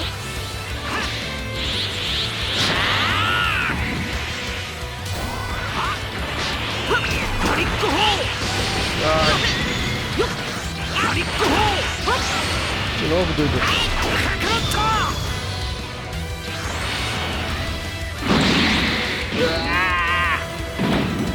As lembranças. どうしたカカロット。そんな程度じゃないだろう。おのれカカロット。あの時のお前はやばいくらいに強かったけど、俺はなんでかワクワクが止まらなかった。あの時から気に食わなかった。瞬く間に強くなっていく貴様が、そして自分自身の不甲斐なさがな。まだ強くなれんのか。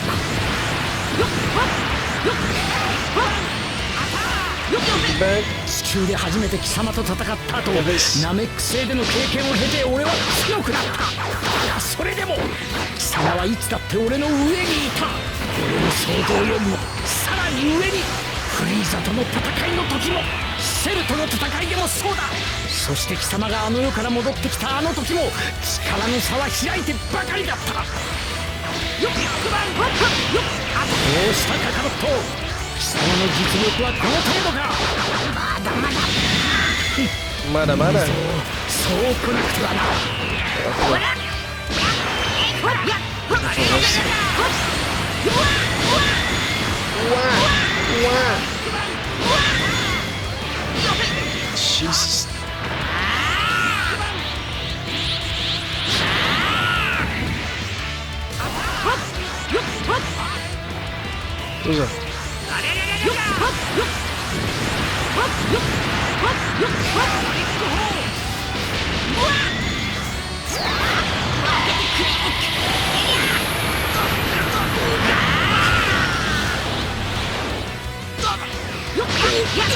だから俺はプライドを捨てバビリーの策に乗った。バビチマジでジータベイビー。わおのれカカロット。それでも貴様は俺より上にいた。さすがに認めざるを得なかった。この俺よりも強いサイヤ人がいることを。だがたとえ一時的に貴様に上に行かれようと俺は諦めん。貴様を倒しサイヤ人でいや全宇宙でナンバーワンになるのはナンバーワン。すげえけどなんてやつだ。これよりも強くなるまでずっとすげえだからお前との戦いをむしろ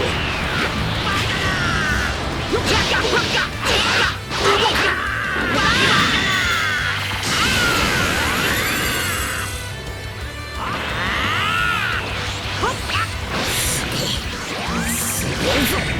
めちゃくちゃ強い。まだ上でジータ。できたけど俺だって負けねえぞ。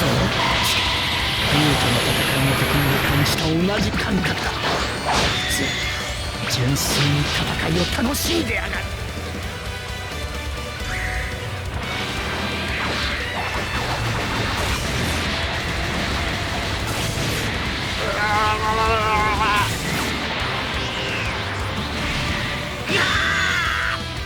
おのれカカロット。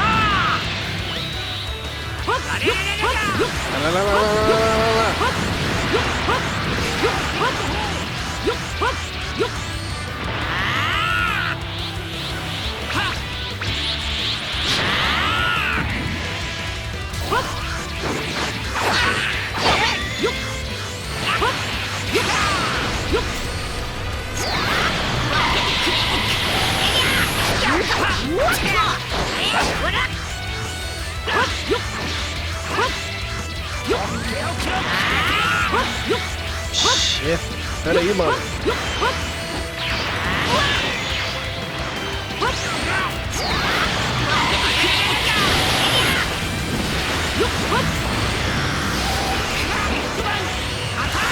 Ah. 行くぞ。さすがの貴様も耐えられんだろう。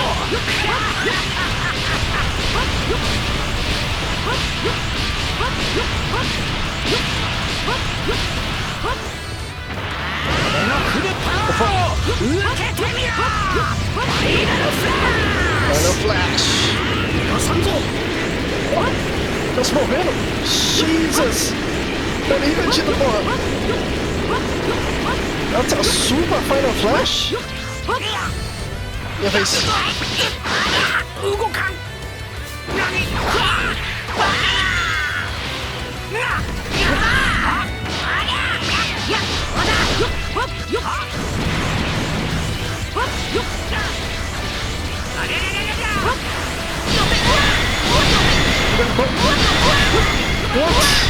Morri, porra. Buguei. Meu Deus, não tem cura. Morri. 11 vida.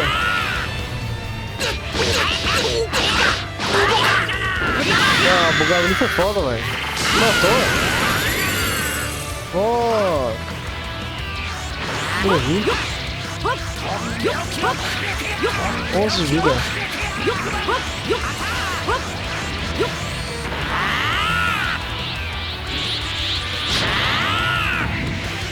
Morri.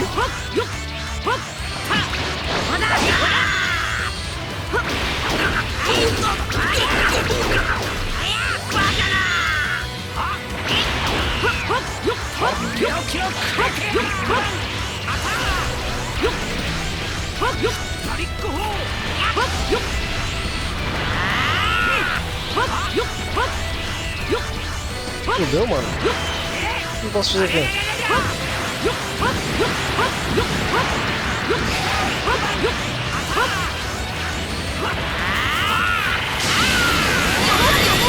Putz! Ah, morri. Eu bati puro!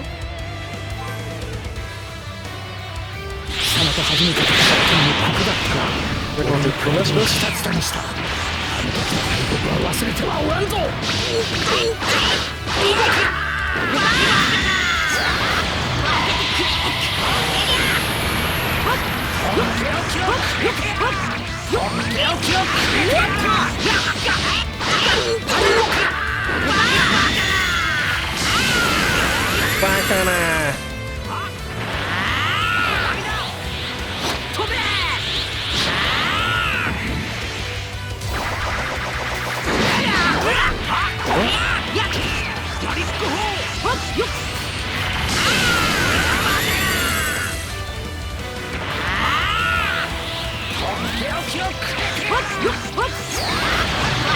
Boa, Schwartz. Vai pegar, tá no trash.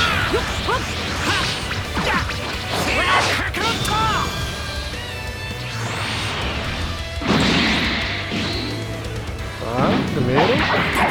Ora. どうしたカカロット、そんな程度じゃないだろう。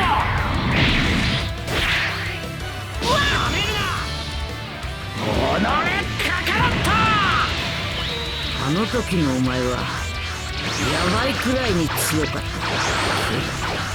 俺は何だかワクワクが止まらなかった。俺はあの時から気に食わなかった。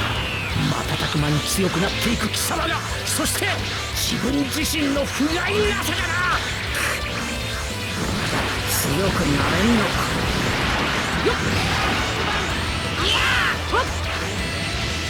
地球で初めて貴様と戦った後、ナメック星での経験を経て俺は強くなった。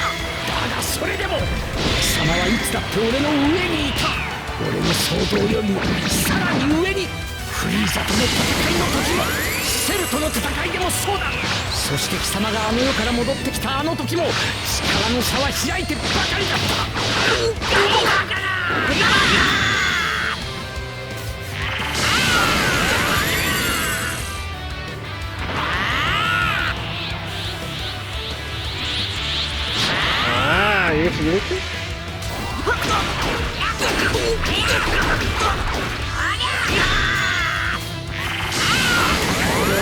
プライドを捨てバビリーの策に乗った。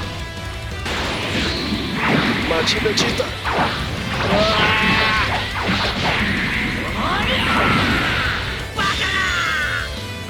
のねカカロット、それでも貴様は俺より上にいた。さすがに認めざるを得なかった。この俺よりも強いサイヤ人がいることを。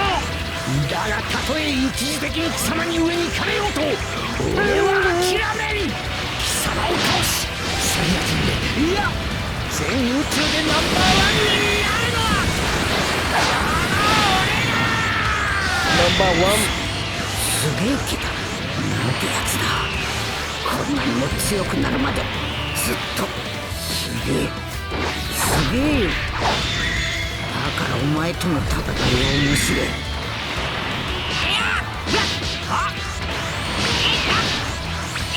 どうしたカカロット、貴様の実力はこの程度か。まだいいぞ、そうこなくてはな。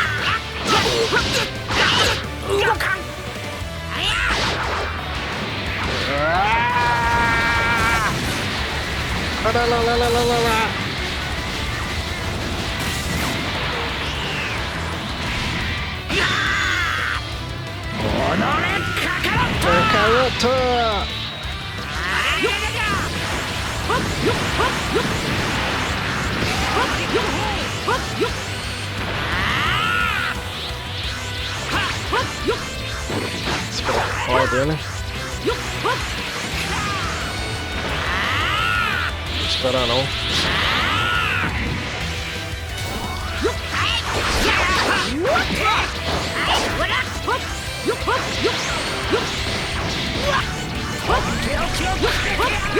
Esperar.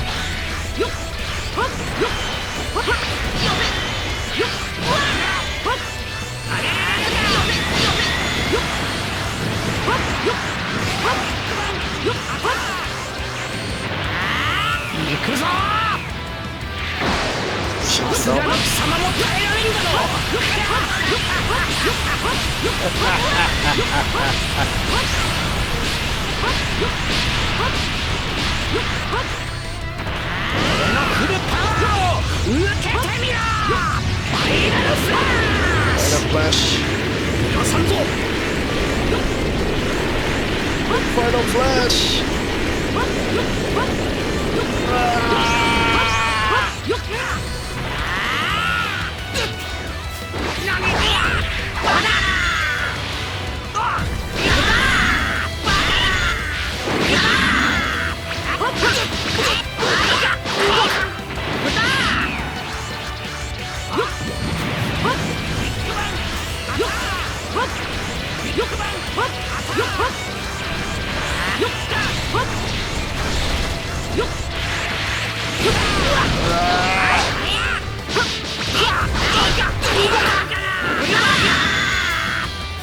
Isso aqui.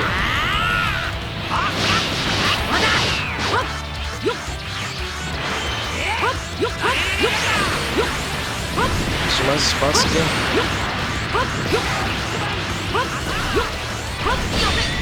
What? Pegou como? Seu cu. Oh, come on. A pedra, velho.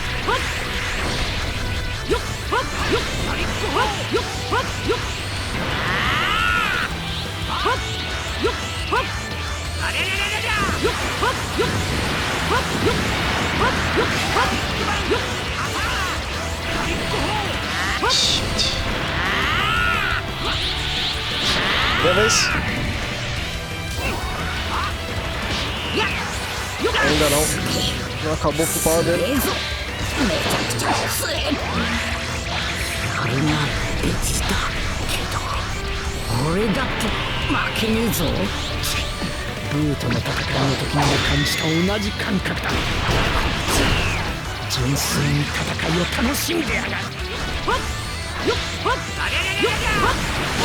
A pedra!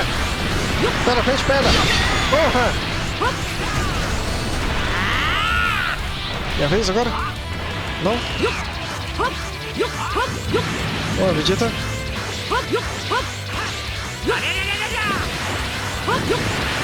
Tem X6 de barra ainda, eu tô morrendo já. Tá bom.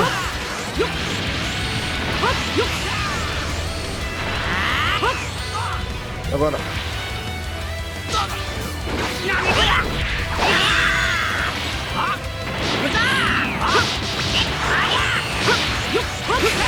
Sério? Vai dar um Final Flash desse distância?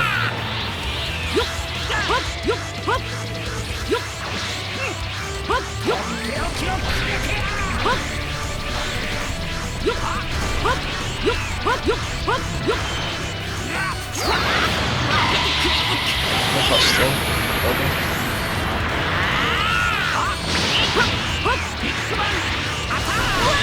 What the fuck, dude? Vegeta!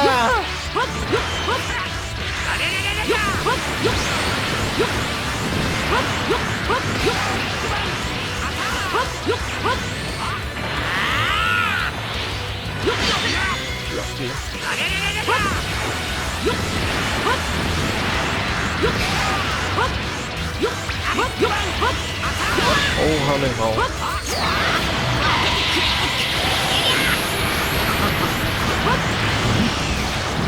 どうしてお前と戦うのめちゃくちゃ楽しいわ。拳合わせたらよ、どんどん力が溢れてくる。もっともっと戦いたいって思えてくる。Nossa, para de vida ainda, socorro! に飛ばしていくぞ。ついてこいよ。ついてこいだと。そのセリフそっくりそのまま返してくれる。Tive a oportunidade.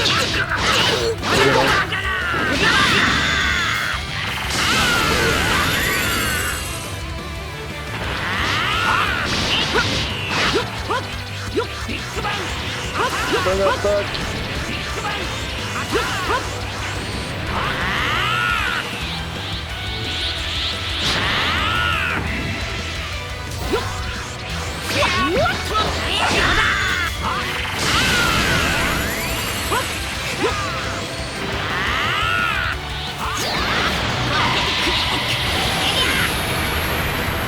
Nossa, tá. Agora que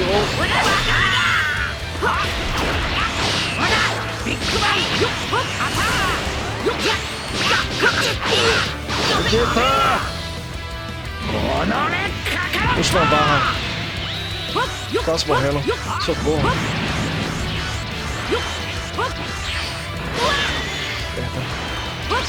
Made a mistake.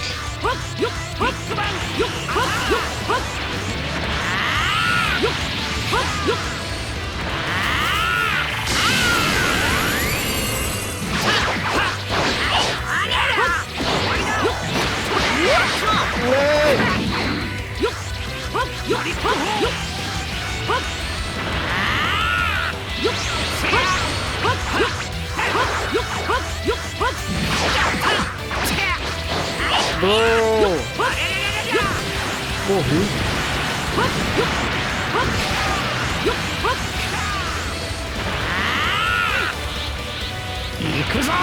Oh god. Oh god.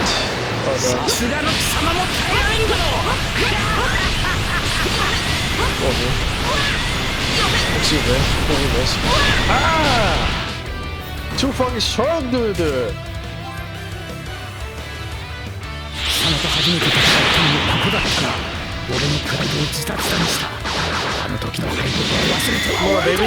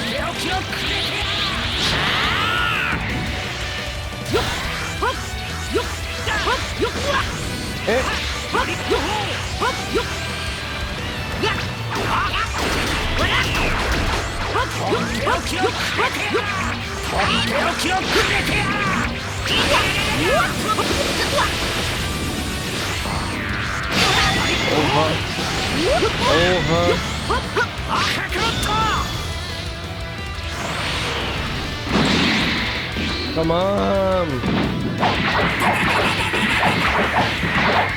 どうしたカカロット、そんな程度じゃないだろう。よっ、このねカカロット。あの時のお前はヤバいくらいに強かった。俺はなんでかワクワクが止まらなかった。Oh my god。瞬く間に強くなっていく貴様が、そして自分自身の不甲斐なさがな。強くなれんのか。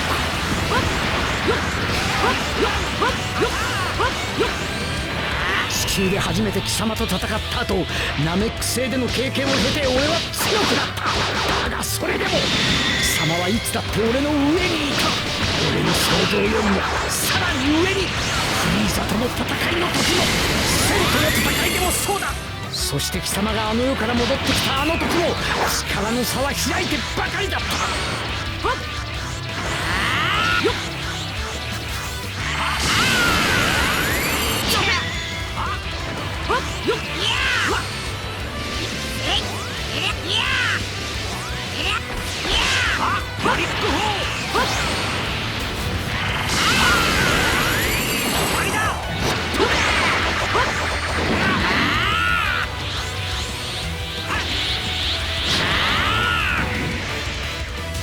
俺はプライドを捨てバビディの策に乗った。バビディマジでチート。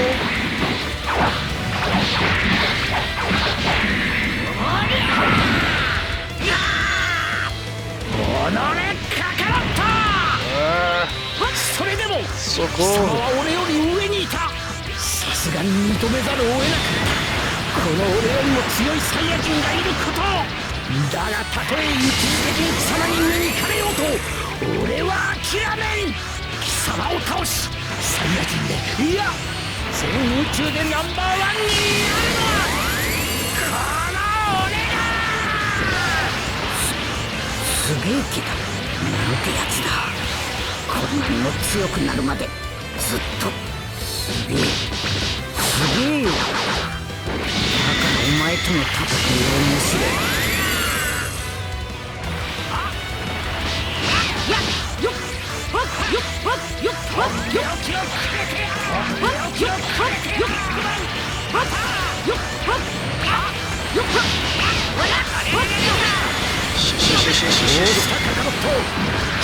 実力はこの程度か。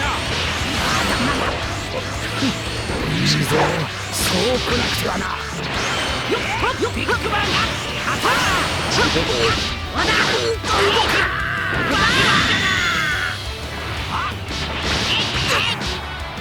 Último momento. Boom. Ora. Come on.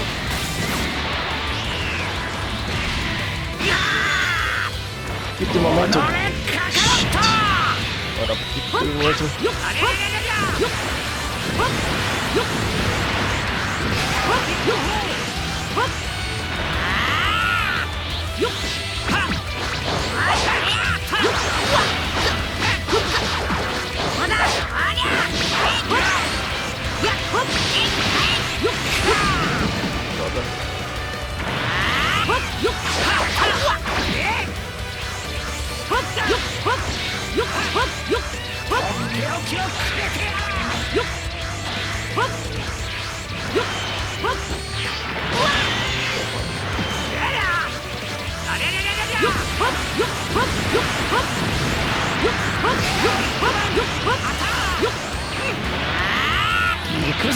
Oh fuck.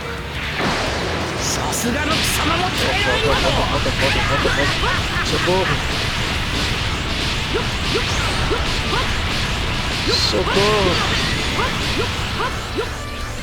俺のフルパワーを受けてみろ。ファイナルフラッシュ。よさんぞ。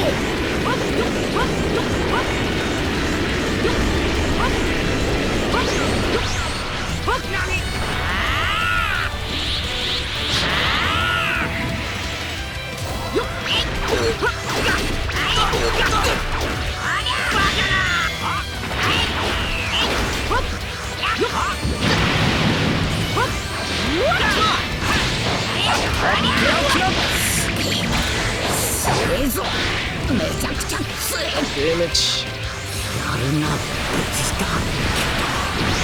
俺だって負けねえぞ。ルートの戦いの時にも感じた同じ感覚だ。純粋に戦いを楽しんでやがる。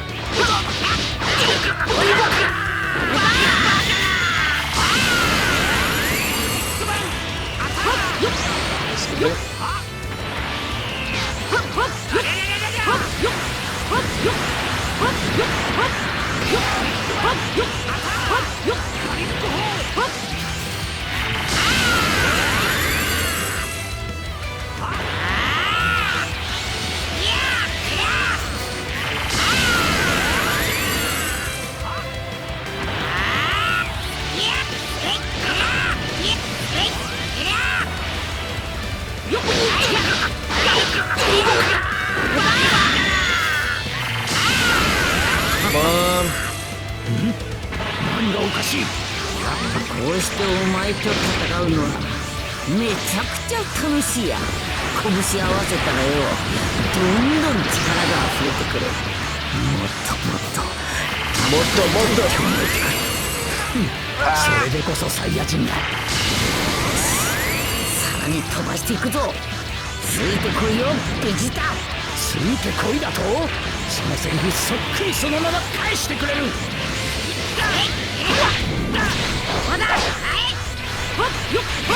Não, calma, como se pegou? E a chance agora? Toma, baby.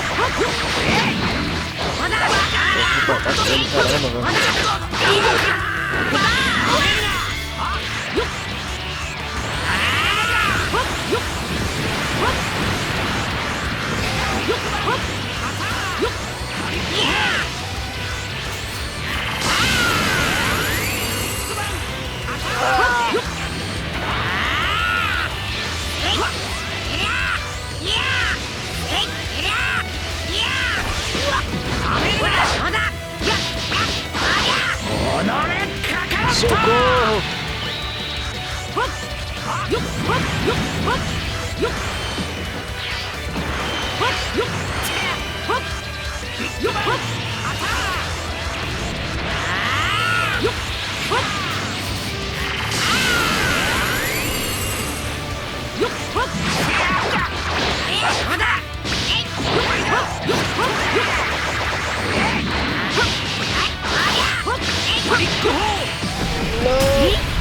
Quebrou, fudeu. Socorro! Não! Sai daqui, mano!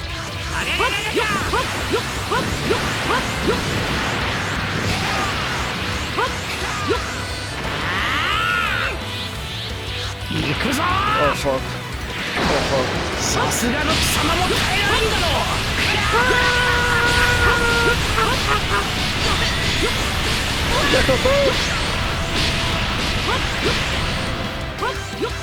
俺のフルパワーを受けてみろ。Tomei. Tomei, porra. Não! Minha chance! Vai que dá!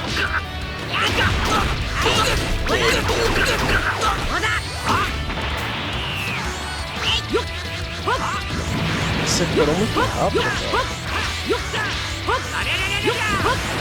Ele tava na base todo alto ainda. Que absurdo.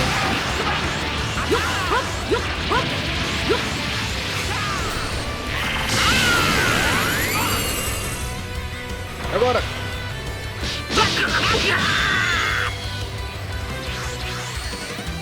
Último evento.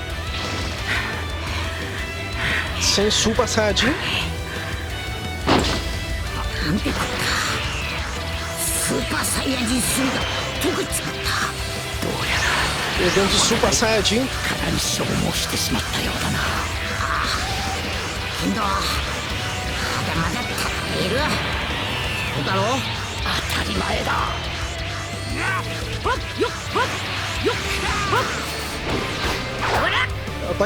Ataque errado.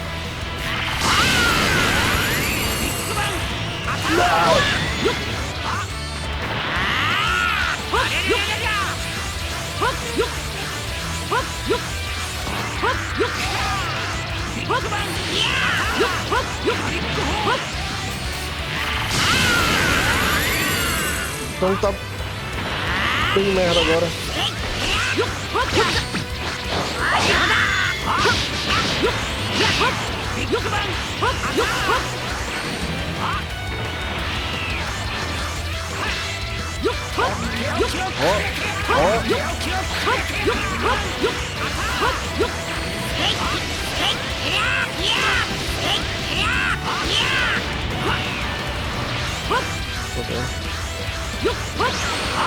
vai fazer?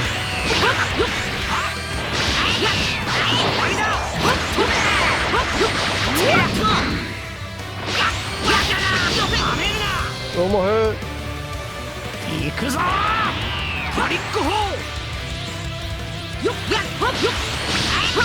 Vai, antes do Garlic Roll.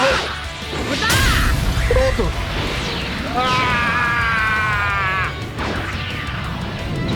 Boom.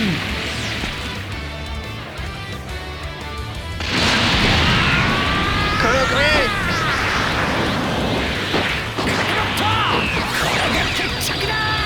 Garlic Roll. Was I coming?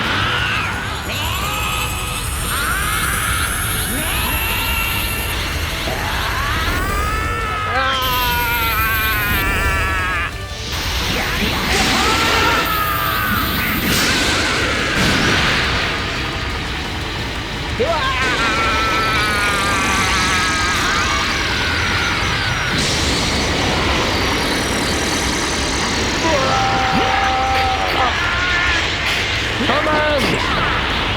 Final Flash!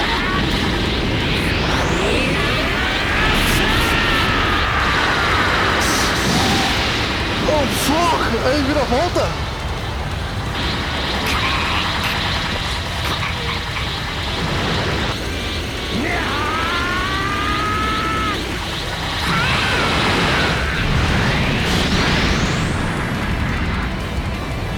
Final Flash?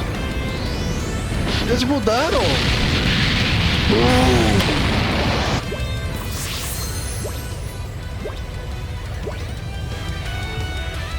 Damn, dude!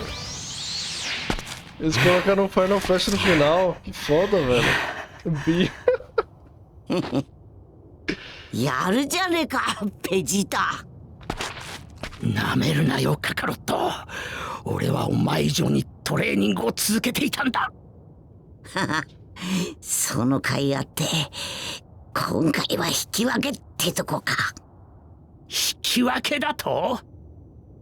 バカめ、もう終わったつもりか。俺の体力は残っている。次で白黒つけるぞ。いやさっさと構えろ。でもおめボロボロじゃねえか。それは貴様もだろう。行くぞカカロット。次こそ俺が勝つ。ちょっと待ってくれよ。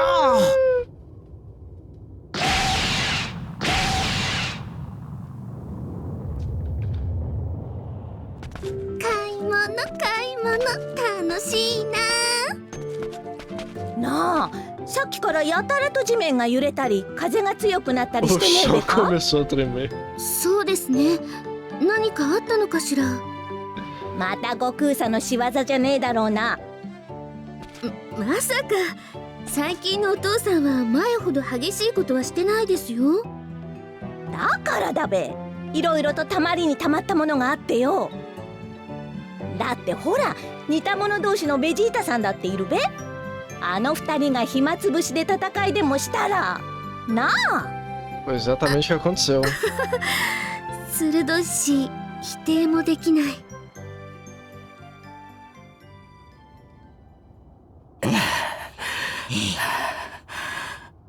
何度やっても引き分けだ。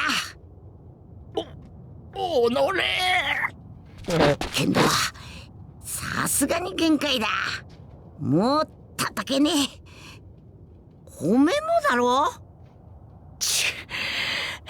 今日のところはこれで勘弁してやる。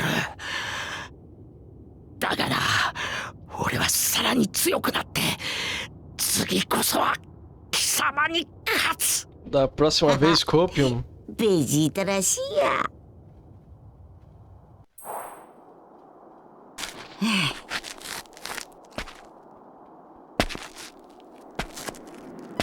カカロット。貴様はなぜ強さを求める？俺は貴様に負けないために。では貴様はどうなんだ？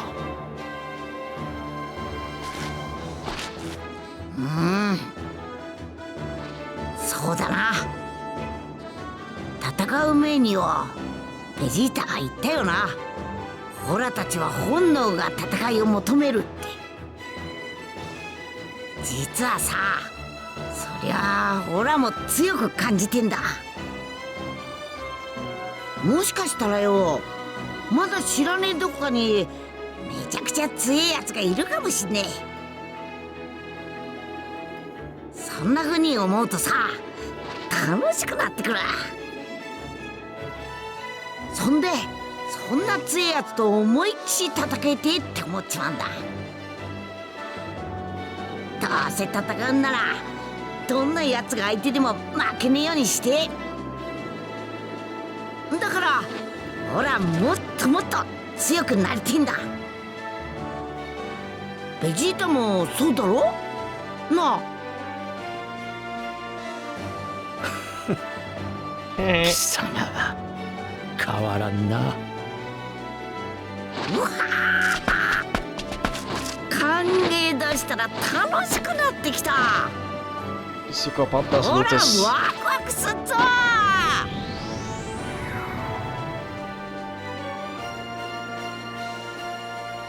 孫悟空の進む最強への道はまだまだ続いていくのである。まだまだ。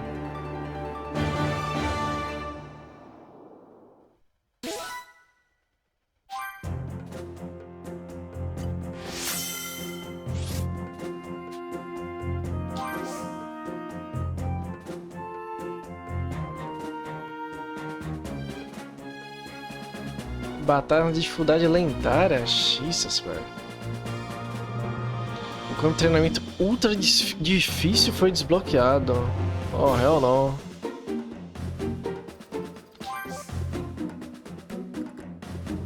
O nível de personagens que apareceu no jogo principal, o Dragon Ball Z foi aumentado de 250 para 300. Oh, fuck. Eu tô 133, cara.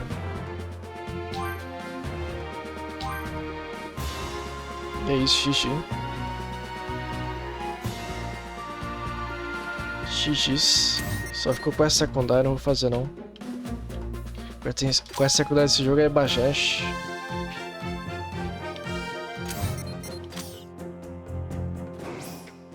Foi legal. Não tava esperando que ia ser legal. Esse boss rush. Very good. O que me irrita no Google é que a expressão que passa é que ele nunca leva o Vegeta a sério. Realmente. Ele fala de... Ele fala que quer enfrentar inimigos fortes, mas tem um inimigo forte bem na frente dele, o Vegeta. Inclusive ele não consegue derrotá-lo, só fica no empate. Eu preciso mijar, pera aí.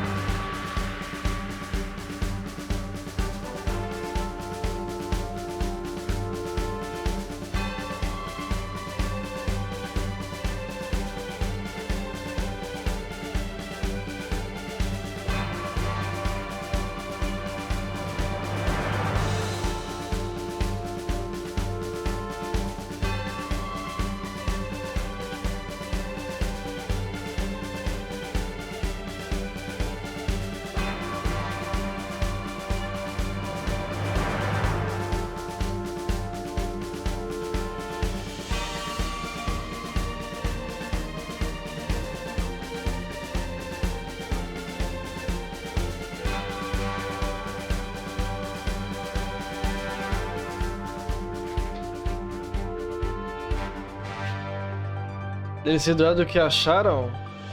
Vlog demais, irmão. Vlog demais, insano. Crazy shit, não vejo a hora. Super good. Muito bom mesmo. Super good.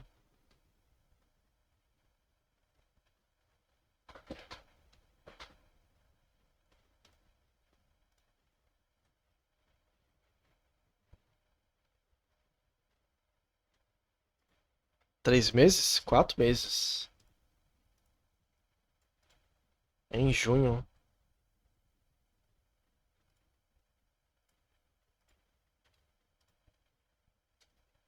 Ok, o que podemos fazer agora?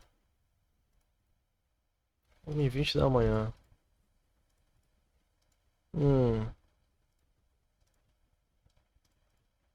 Deixa eu pensar. Mais vídeo de loading?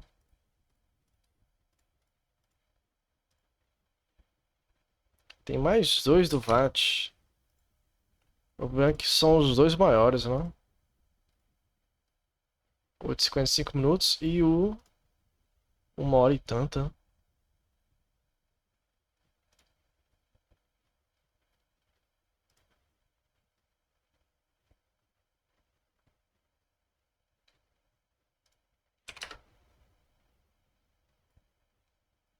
Tem os de curiosidade?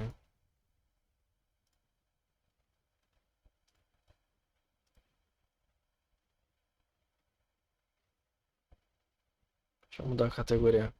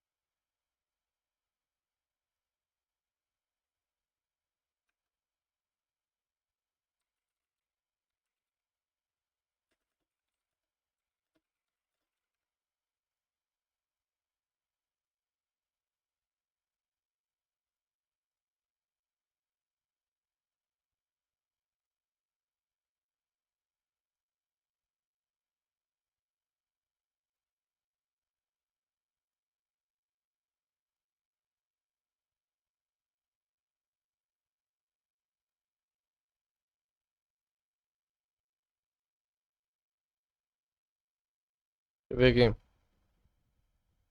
O de Bloodborne, não. Essa é a música do Raikat.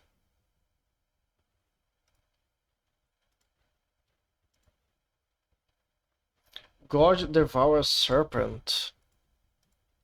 Do Erdtree.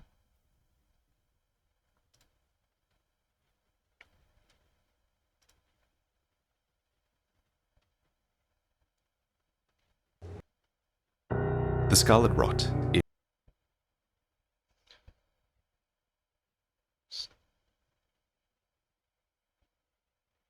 Tá explicado porque eu não lembro. Vamos ver esse. 55 minutos. A lenda do Rot. Is one of the deadliest things in the lands between, for it has no real cure, and famously even the demigods could not stave off its effects. I guess no one told them about preserving boluses, huh? Anyway, what's really interesting about the Scarlet Rot is that it's actually a very old legend, one that predates millennia and all of the horrors found in Caelid. And so, to understand where it all began, we have to go below, to the Lake of Rot, where we can find a few item descriptions that speak of this time. For example, here in the southeastern corner, we can loot a crown of mushrooms that forms this towering headpiece, and it reads, "Long ago, great lords served the Scarlet Rot. Perhaps such fungal bodies served as their crowns, and the rest of this set is made up of the mushroom set, which are considered holy vestments for those enraptured by the scarlet rot that root them to the earth. So already we have this hierarchy of mushroom lords that served the scarlet rot back then, as well as worshippers who venerated it. And you might think it's strange that these beings might worship or serve a sickness, but the scarlet rot is so much more than that, because the scarlet rot is no mere disease. No, for proof of that, one only need look at the Crystallian. Crystallian are inorganic beings, and yet they can be afflicted by the rot just like any other. There's even some Crystallians that are infused with rot and can spread it to others as well. Because it's not really just a disease. Instead, the map for the Lake of Rot calls it the divine essence of an outer god, something that was sealed away long ago in this underground world. And if you've been following Elden Ring lore for any length of time, you should be no stranger to the concept of an outer god. They are these indeterminable, abstract beings that impress an order or a will upon the world through their avatars, their servants, and their vessels.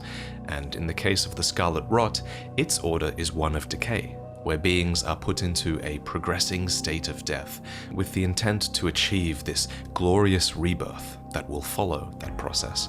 The poison armament description tells us this, saying that those who dwell within poison know rot all too well, the death that begets life, that comes to all equally. That is to say, it is the cycle of rebirth put into practice. A great example of this is Miquella's Erdtree, which might be completely dead were it not for the fungal growths that have sprouted upon the tree. And of course we also see this in Caelid, where flowers of the rot are on the very precipice of budding, despite all the decay. Of course, it's debatable whether this type of life is even desirable at all, but you can't argue that it is life, and the agents of the rot god certainly find it desirable, so they do their utmost to spark this sacred cycle of rebirth in others, infecting them with poison and rot, and putting this cycle of rebirth into practice. On that note, there is one extremely curious item that you can find down in the Grand Cloister, and it's called the Scorpion Stinger. This is a dagger that's glistening with scarlet rot, and it's called a ceremonial tool, which I think means that any ceremony that used this dagger would have been a ceremony to stab and infect another being with the scarlet rot. It would have been a ceremony of spreading their treasured affliction to others. But what's really interesting about this dagger is that it's fashioned from a great scorpion's tail, and it's also specifically said to have been crafted from the relic of a sealed outer god. And when you consider that phrasing, it makes you realize that it's saying that this dagger was fashioned from a relic of the rot god, who was also a great scorpion. That's what it sounds like it's saying. Anyway, I mean, many historical relics in our history are often the physical remains of deceased saints or holy persons, so the god of rot might really be, or at least might have manifested as, a great scorpion. So I guess this scorpion stinger is kind of like the eye of the fell god, or the three fingers of frenzy, or the whole winged theme that death has going on. It's a small remaining hint at the visual identity of these ephemeral outer gods that is intended to stimulate the imagination, even if we never truly find out what these outer gods look like. And whatever rot truly is, it and its scarlet rot essence was eventually conquered, or sealed, at least. This was done by a legendary figure, known as the Blind Swordsman. As the story goes, the Blind Swordsman was favored by a fairy, called the Dancer in Blue. The fairy bestowed upon them a flowing curved sword, which was patterned after flowing water, and with this sword the Blind Swordsman sealed away an ancient god, a god that was rot itself. There's quite a bit to unpack in these descriptions. First, who or what was the fairy called the Blue Dancer? Well, I think that the warrior's blue cloth set gives us a clue. It reveals that the blue color of its fabric symbolizes brisk waters, and the cloth doll that represents the Blue Dancer is styled to look just like water. The description goes on to say that just as still waters turn foul, stagnation leads to decay, so warriors must remain ever drifting. It's essentially saying that flowing water is the very antithesis to rot, which thrives in stagnant water. And I think, and this is just speculation, but I think that the Blue Fairy might essentially be a sort of river spirit. If you've ever seen Hayao Miyazaki's Spirited Away, then you might know what type of being I'm talking about. In that movie, just quickly, a stinking sludge monster comes to the bathhouse, where it is eventually revealed that it's actually a river spirit whose river was bogged down and corrupted by pollution. But once his waters are unblocked, the river spirit is restored. And Elden Ring, by comparison, does also have two legendary rivers called the Shifra and the Ainsel, which just so happened to flow underground next to and around the scarlet rot that was eventually sealed all that time ago. So I don't think that it's a stretch to think that the Blue Fairy might have occupied or might have been a supernatural extension of those underground rivers. I think it's a fun theory, and I think it helps to explain the Blue Fairy's relationship with water and why it might be a natural enemy of the Rot God. So, the Blue Fairy gave the blind swordsman a flowing sword, and he fought with the power of flowing water to seal away the Rot God. What's unclear here is how exactly the Scarlet Rot God was sealed away by the blind swordsman. Did he, sword in hand, battle a great scorpion boss in one-on-one combat and just seal its essence away? Or was their battle more of an abstract one, where the Eternal City dams were built and rivers were rerouted to encircle the rot and contain it underground, or something like that? These details are left to your imagination, but one way or another, the Scarlet Rot God was sealed away, but it was not defeated, and eventually it would return. And this time, it would do so in an Empyrean vessel, corrupting Melania, a demigod, at the very moment of her birth.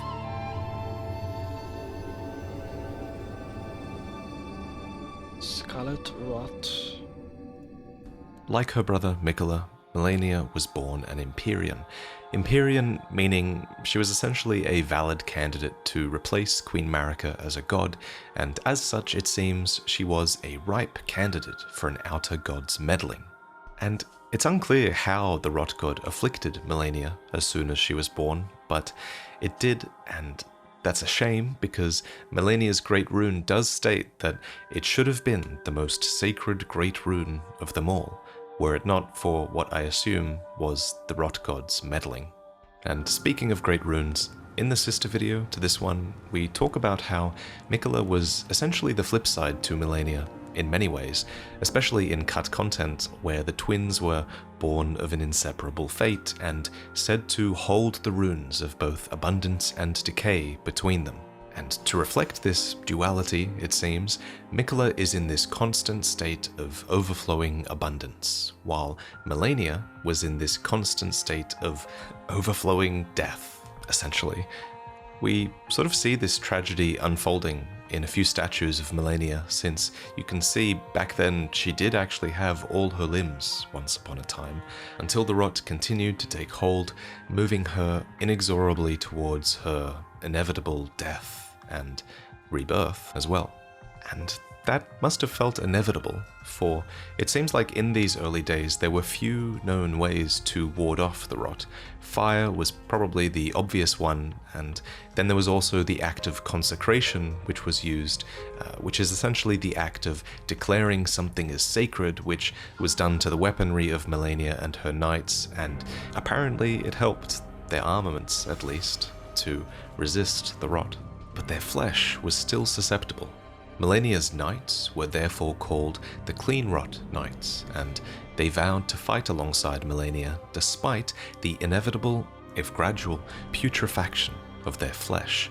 And it was this fact that made these warriors so fierce, for they had basically already accepted their terrible fate, and so logically they had nothing else to lose in battle. These knights were bestowed the winged sword insignia, given only to those who fought alongside Melania the Severed. Interestingly, this is the only item that gives Malenia the title The Severed, and I assume that it's referencing a time where Malenia was known for her prowess despite her fragmented body, as it's called in the Japanese. And I guess it's possible that she wasn't yet known as the Blade of Miquella at the time, though that's just my own speculation. At any rate, Malenia Blade of Miquella is her most common title, and it's easy to see why she would dedicate herself to her brother so fully. For her brother was so dismayed by her condition that he dedicated himself to finding a treatment for the rot, and this search for a cure dramatically affected Miquella's worldview. For instance, he was formerly a faithful fundamentalist of the Golden Order, with all the magic to boot, but he would abandon those practices as they could do nothing to treat his sister's accursed rot.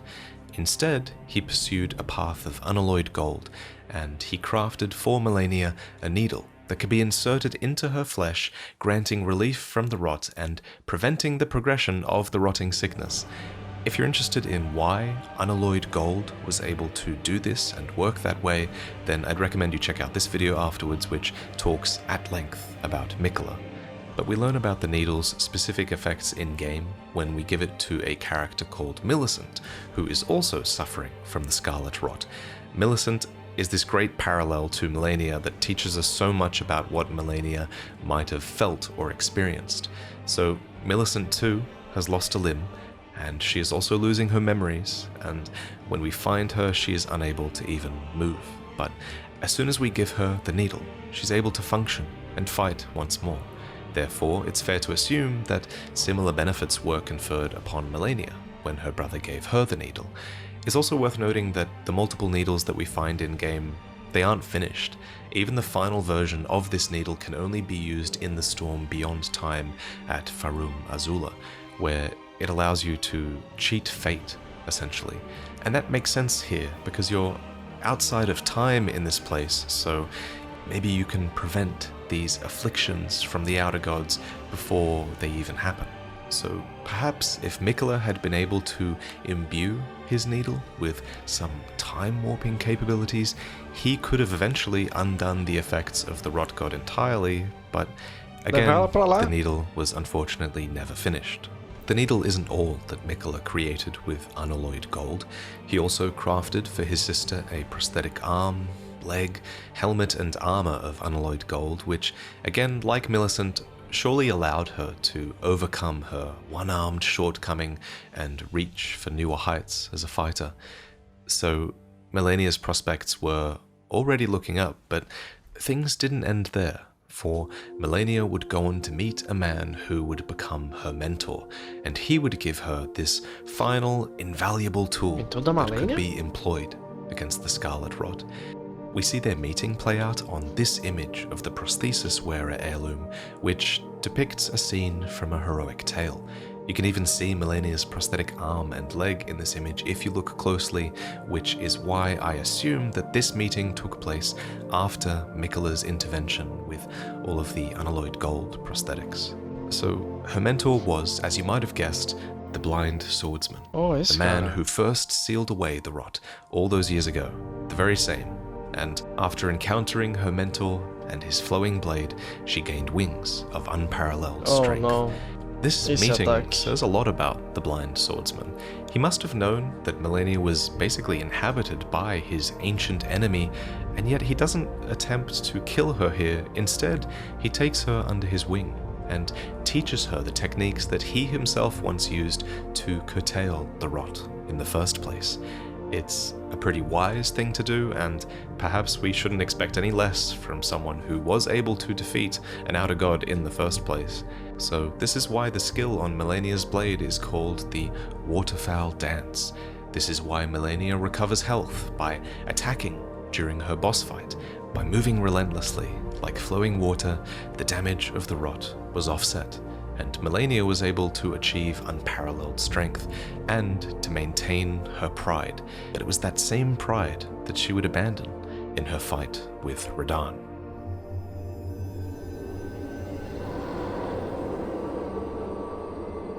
Radahn was born of Queen Rennala, who was the Queen of Caria, and King Consort Radagon, who was previously a great champion of the Erdtree. Thus was the Order of the Moon and the Erdtree conjoined. And while Radahn was a true Carian, and certainly proficient in the art of sorcery, we can see in his character an inclination towards another path, an aspiration to be like Godfrey, for example, who was the first Elden Lord, and also his father Radagon, who would become the second Elden Lord.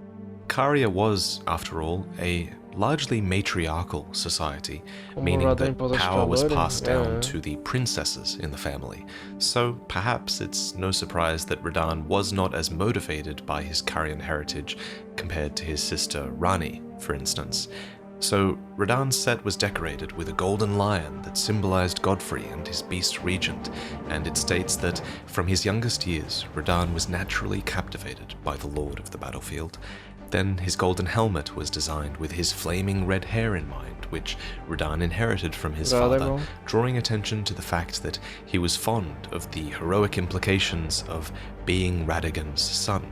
Radahn and his knights were fittingly known as the Red Mane, which conflates Radahn's red hair with the mane of Godfrey's lion, and Radahn was even quoted as saying, "I was born a champion's cub, now I am the Lord of the Battlefield's lion," which borders on being a statement of complete loyalty to Godfrey and the Golden Order, but we'll get to that debate a little bit later. So, naturally, this was a guy who reveled in the art of warfare, and even in his youth as a Carian royal, it seems Radahn was already a renowned general. We can infer this because of a man named Jeren. The Eccentric's armor specifically says that after spending time as a guest of the Carian royals, he became a guest commander for General Radahn. Therefore, Radahn must have still been in close contact with his Carian family, as Jeren met Radahn through these Carian royals, and when they did meet, Jeren and Radahn seemed to immediately share a certain bond, for despite Jeren preferring to have a nomadic existence, he decided to become a guest commander for General Radahn. And then, despite the temporary implication of such a title, Jeren, this restless tumbleweed, as he was called, would become bound by honorable oath, and he and Radahn swore a vow of honorable death to one another, promising that they would die honorably in battle, even if it was death by the other's hand. So, it's not stated which battles that Radahn was fighting at the time, nor which war he required a new guest commander for.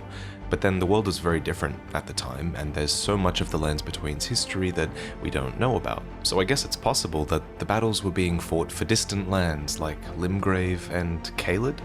The Limgrave East map does say, after all, that this path here was trod by many a soldier in the past. Maybe Radahn's forces took this path as well? And this was before Caelid was even afflicted with the Scarlet Rot, so things might have looked really different here, although admittedly we do have this shot from this trailer that shows that it still kind of looks a bit like a red hellscape here, with the red sky, and this was technically before the Scarlet Rot took hold. Caelid did still have some culture to boast of though. For example, in the very middle of Caelid, there is, or was, a town of sorcery called Celia, and despite Radahn's relationship with Caria and Briar Lucaria as well, presumably, it was here in Celia that he studied, learning gravitational magics that likely could not be taught anywhere else. He did this, as the story goes, all so he would never have to abandon his beloved but scrawny steed, for gravitational magics could relieve the weight of Radahn and allow his scrawny horse to carry him evermore. Also, in case you don't know, the horse's name is Leonard, according to the data, so that is the name that we're going to use going forward.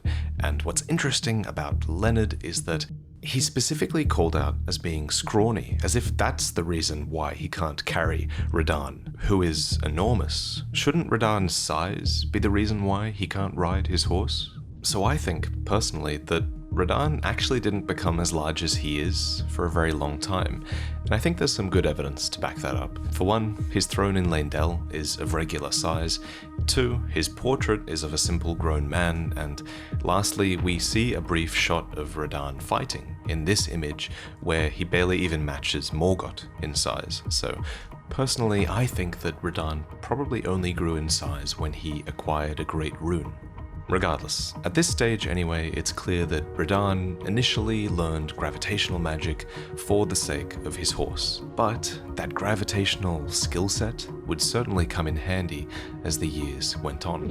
For one, these gravitational magics were passed on to some of his elite soldiers, like Ogre, who was the longest serving member of the Redmane Knights, who studied techniques to manipulate gravity alongside Radahn. The equipment and the skill sets of the Redmane Knights really were very inspired by Radahn. For example, the surcoat of Radahn's Redmane Knights depicts a red-maned lion raising a sword in the image of Radahn. All of them proved that they were worthy of the Redmane name. Even their great shield's design takes that symbolism further, being shaped like a fang and featuring the crest of a red-maned lion. And these knights were strong, like Radahn too, with descriptions stating that they were reputed to be masterful warriors, and it was popularly said that the Redmanes knew no weakness. But for all of their prowess in battle, a conflict was coming that no military strength could ward away. And I'm not talking about the Scarlet Rot, I'm talking about the stars. But luckily, for this upcoming conflict, Radahn was able to solicit the help of an extremely knowledgeable teacher. According to the Gravity Well sorcery, Radahn's master was an Alabaster Lord with skin of stone, and these Onyx and Alabaster Lords were a different race entirely to humans, and were said to have risen to life when a meteor struck long ago. Ele falou sobre ele Meteorite em outro sorcery vídeo. tells us that the reason they were called Lords was in reverential fear of their destructive power. And it seems like Radahn was soliciting their help because a similarly meteoric destructive power was on its way to Sellia. So earlier we established that he explicitly did learn gravitational magic so that he could ride his horse, but the Collapsing Stars sorcery also explicitly says that he learned gravitational techniques so that he could challenge the stars, which I think suggests that there were two distinct periods of learning here for Radahn. Learning for the sake of his horse, and then learning for the sake of keeping Sellia safe. And there's also quite a bit of evidence that suggests that Radahn's actions here were in defense. For example, the sword gravestone in Caelid specifically tells us that Radahn held Sellia secure. The Star Scourge heirloom tells us that Radahn confronted the falling stars, as if they were the aggressors. Finally, this event was also called the Star Scourge Conflict, suggesting that there was a clash of some kind here, like a back and forth, if you will. So Radahn seemed to anticipate that this event was coming, but I guess that isn't so strange when you consider that Radahn was of Carian lineage, who were renowned for reading fate in the stars. So I would think that anticipating a starfall would be pretty straightforward for them, and I think it would make sense that Radahn would want to intervene if it was headed for Sellia, which is where he learned his magic from in the first place. So Radahn took defensive measures, and I guess you might argue that he even went a bit overboard, for he didn't just defend Sellia from the falling stars, he actually sealed the stars' movements completely. So after Radahn challenged the stars, the fate in the night sky was said to be no more. And this manifests quite literally in Rani's questline, for example, where Radahn has to be killed so that the stars can be unfrozen, so that one of them can literally smash into Limgrave and open a path to Nokron. If not for Radahn, I feel like a star would have smashed through Sellia instead, and opened a path to Nokron that way all those years ago. The eternal city of Nokron is said, after all, to sleep below Sellia, so Radahn really might have intervened here at the very last moment, since a star is released and hits Limgrave as soon as you kill Radahn. Though I'll admit that it is a bit strange that that star hits Limgrave and not Sellia, which he was said to defend. I wonder why. Anyway, there's one more thing I want to talk about here, and it's that you could also make the argument that Radahn might have intervened at Celia and frozen the stars on behalf of the Golden Order. After all, the telescope item description literally says that the fate once writ in the night skies was fettered by the Golden Order, and Radahn was a fanboy of Radagon and Godfrey, who were two proponents of the Golden Order, so it's definitely possible that he did this on the Golden Order's behalf. Personally, though, I think that both things can be true. I think that Radahn was clearly motivated to defend Celia from Starfall, and I think that the Golden Order did stand to benefit from one of its vassals achieving such a feat. Radahn, and most of the demigods at that stage, for that matter, were technically on the side of Marika's Golden Order. So I guess technically Radahn was aligned with the Golden Order and could have fettered the stars on their behalf, technically. But the impression that I get from Radahn is that he has no real loyalty to anyone other than himself and his men.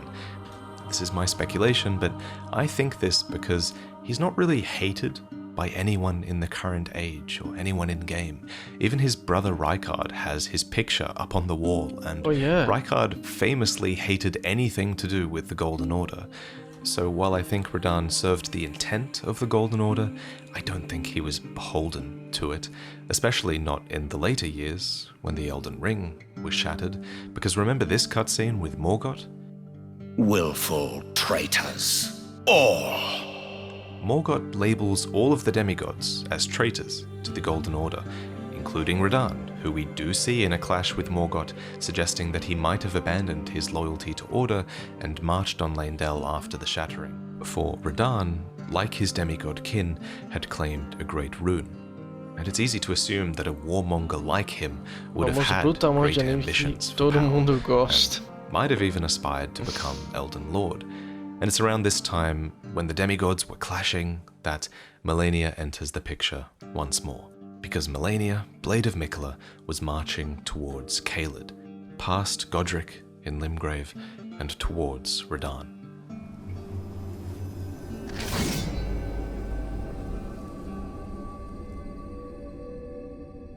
Honestly, Godric's nothing more than a jumped-up country bumpkin. Lord?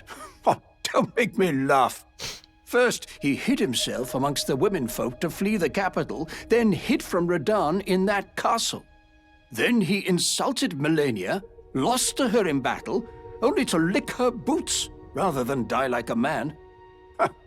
Has he no shame, the big girl's blouse? This dialogue from Kenneth Haidt is a great piece of lore, as it tells us about this crucial late part of the Shattering War. At this point, Godric had just failed to usurp Leyndell capital and had fled with his tail between his legs to Stormvale. Here, he hid in fear of Radahn, who was a close neighbor in Caelid, and it makes sense that he'd fear Radahn, who was considered by many to be the strongest of the demigods. But while he was hiding here, a different army approached. From the north, not the south, as Godric must have feared. Malenia and her Cleanrot knights were passing Stormvale on their southwards march from the Erdtree to Caelid. And this event, this passing, is marked at the Leonia Highway sword gravestones, which state, "Nothing will hinder the wings of the Blade of Miquella and the Cleanrot knights." These gravestones tend to mark points of battle, and Kenneth does state that Godric insulted Malenia and lost to her in battle, so I assume this is where that happened. As to the nature of the insult, well, we have cut dialogue from Godric to help us out here. There is only one tree, and only its branches, that bathe in true rays of gold. Not the fool-omened king, nor the rank malformed twins. So Godric considered Miquella and Malenia rank and malformed, so I assume the insult was along those lines, which was not smart on Godric's part. Malenia must have messed him up, but tellingly, she did not kill him. And that's a curious detail, because this was the Shattering War. We're supposed to believe that all of the demigods were fighting for power, but if Malenia was seeking power here and looking for others' great runes to acquire in order to restore the Elden Ring and live up to Miquella or her own Empyrean promise, then you'd think that she would have killed Godric, that she wouldn't have shown him mercy. But instead, she lets him live. So, to me, that suggests that Malenia might not have been on this southward march to take power. Because if she didn't claim Godric's great rune, then she probably wasn't here for Radahn's either. So, why then? Why did Malenia come full force towards Radahn on this southward march? I feel like there are 3 options. 4 if you count the theory that Malenia might have chased down Radahn in order to get control of the Elden Ring, but as I've just explained, I feel like that's unlikely. Option 2, although it's still unlikely in my opinion, is that Malenia might have sought out Radahn simply for the sake of fighting him. He was, after all, widely considered the mightiest of the demigods, as was Malenia in many cases, so it's not ridiculous to think that both of them might have fought simply for the sake of pitting their strength against one another, but that's a pretty unsatisfactory answer, in my opinion. Option 3, I feel, could be because Malenia was looking for her brother. At this point, Miquella could have already been stolen away by Mohg, so perhaps she was simply looking for him. She pretty intentionally makes a beeline towards the south and towards Caelid, and Mohg's palace is essentially underneath Celia and underneath the area where Radahn and Malenia fought, so I guess it's possible that Malenia had some intel leading her here in a search for Miquella, but again, this is only speculation. But my favorite theory is the 4th one, which is that Malenia, and by extension Miquella, may have wanted Radahn dead for the same reason that Rani eventually does, so that the stars could resume their movement, bringing certain fates back into play. And you might be asking, but why would Miquella want the stars to resume their movement? Well, perhaps Miquella's own fate was locked in stasis. We do find a demigod's amber starlight shard in Miquella's hideaway, after all, and I feel like it should be concerning that his fate might have fallen like this. But the best answer, I think, is that Miquella wanted the stars back in motion so that the moon could properly eclipse the sun. This was a ritual that Miquella seemed to believe would revive Godwyn the Golden, his brother, and we talk about this a lot more in this video, and I can definitely see how the stars being in stasis would prevent the moon from eclipsing the sun, so I really like this answer. But I'd love to hear your theories. Surely there's more than just these 4 options.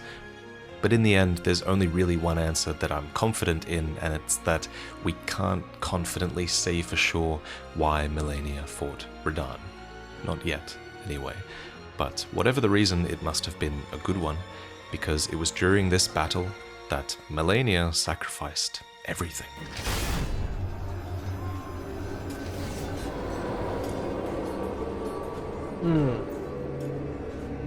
There is something I must return to Malenia. The will that was once her own. The dignity. The sense of self that allowed her to resist the call of the Scarlet Rot, the pride she abandoned, to meet Radahn's measure. In Elden Ring's story trailers, we see this legendary fight play out. Cleanrot Knights finally arrive with Malenia, facing off against the Redmane Knights, and manage to plunge a ton of spears into Radahn during their clash. You can actually see these spears still sticking out of his back to this day. Then Malenia and Radahn appear to be the only 2 left standing. Malenia sacrifices her prosthetic arm to get close to Radahn, grabbing her blade and plunging it into both of them, giving us a close-up view of the 2 characters. Here, Radahn looks monstrous, which I theorize could again be because he's tainted with the madness of a great rune, though that is just speculation. And we can also see Malenia's lips moving here, muttering some final words, or perhaps the incantation for the Scarlet Aeonia, which envelops herself and Radahn, putting an end to their fight. In this video's first chapter, we talked extensively about Malenia's battle against the Scarlet Rot within her, but in this moment, she seems to lose that fight, maybe intentionally, and she allows the Scarlet Rot to take hold. Millicent, who is a great parallel to Melania, says that this is when she sacrificed her dignity, her sense of self, her will, and her pride. Melania did all of this just so that she could meet Radahn's measure. Thus did the scarlet rot explode outwards, infecting Radahn and the very land itself, as their battle came to a horrific standstill.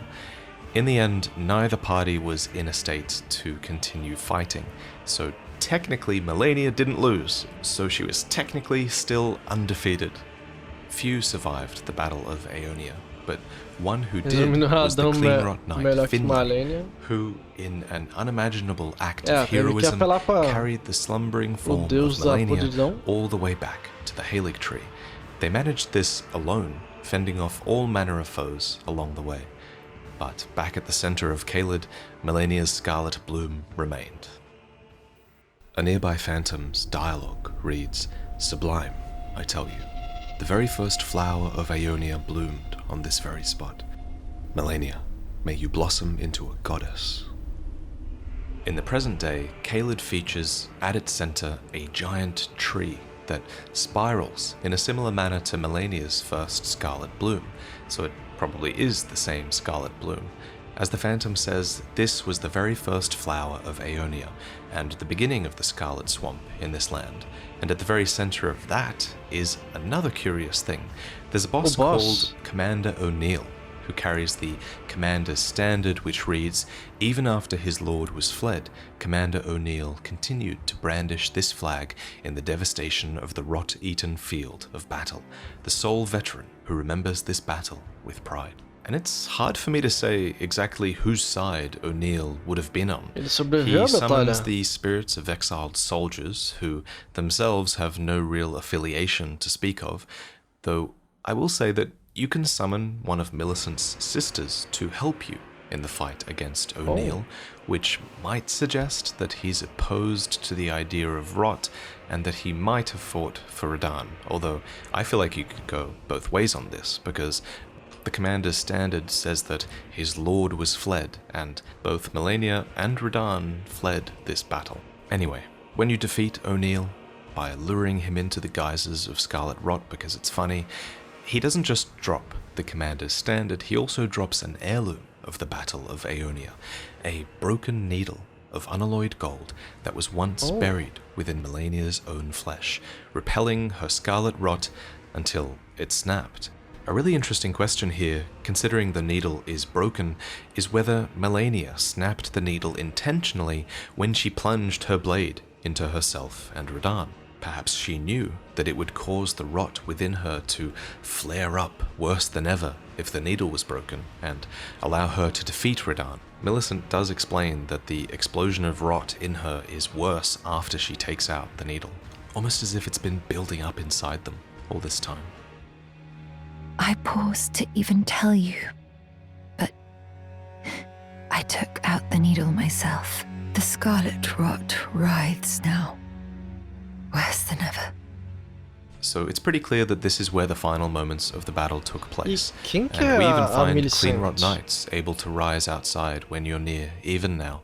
But then we don't find Radahn anywhere near here. Instead, we find him closer to his former home at Redmane Castle. In a nearby catacomb, the spirits of the war dead actually continue to clash, refusing to surrender, even in death. And outside, Radahn is exactly the same way. And while witless, he's still alive, even managing to keep the stars in stasis, even now, for he's still in possession of his great rune, which itself started to burn to resist the encroachment of the Scarlet Rot.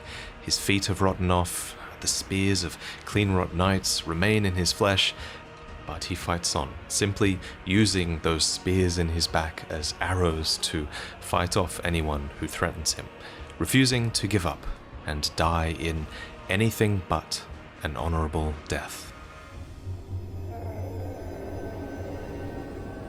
Filhos de descendência, mas não que nasceu dela. Are you one for festivals or flowers? To the south, a grand festival to make the stars turn. To the east, heart and bud of a flower to be. But dare you enter into the heart of the scarlet rot? As the rot takes hold, Caelid becomes a fresh hell, and the land itself becomes a threat. Even the dragons in this place were forced to flee, and they would make a new nest on a plateau that would be dubbed Dragon Barrow, and no one since then has dared to enter it. That said, a few dragons did not make it away unscathed. The dragon Exekes succumbed to the scarlet rot, though he did not forget his hatred, and sadly, Grail, the mother of all dragons, who dwarfs them all as well, can be found on death's door surrounded by her children and completely blighted by the scarlet rot. Kind of sad.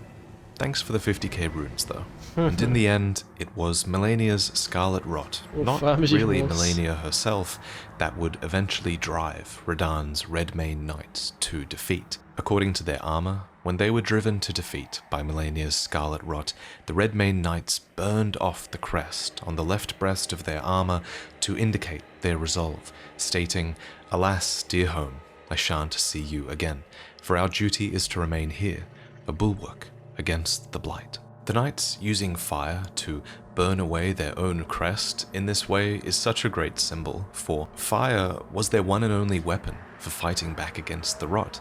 And interestingly, according to the Armorer's Cookbook, a lot of these tools and techniques to do with fire were passed down by an armorer who served the great General Radahn, as his books contain knowledge of dealing with rot, the application of fire in particular. And so, this flame of the Redmanes clearly became a large part of their identity henceforth. Corpses of rabid wildlife were piled high and burned.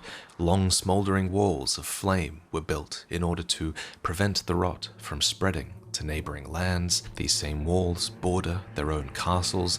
They burnt down churches, and they even managed to commandeer some flame chariots to help in their fight. They utilized torches, firepots, arrows, everything. And fittingly, Knight Geren's beloved sword, a flamberge, became the symbol of the castle itself, thanks to the flame-like undulation that gives this sword its difficult-to-pronounce name. And Geren himself remained at Redmane Castle to regularly host a celebration of war, calling champions from far and wide to deliver death, a death for his friend, who is now festering with rot and crippled by madness, who now only wishes for an honorable way out. Meanwhile, amidst Melania's Aeonian butterflies, pale pests emerge from the swamp of Aeonia. And though they appear to be mere bugs, they're not. These creatures are intelligent, with a quote-unquote keen intellect that allows them to craft uncanny weaponry from sharpened shell. They can incant spells as well, and they can even tame wild beasts. That said, they are ultimately creatures of worship, and Gowry actually calls them witless, which admittedly does contrast with them being described as intelligent in this item description. Regardless, the pests are also called the abandoned children of the goddess and servants of the goddess of rot, who have been forsaken. And it's not hard to see why. Not only was Melania carried far away at the very moment of her bloom when these pests allegedly emerged, but she resents and resists the scarlet rot inside her unless she's pushed to the absolute brink. So, of course, these pests are abandoned in that sense as well. And who wouldn't hate them, honestly? Is there anything more annoying than this bloody attack? Nevertheless, the pests persist.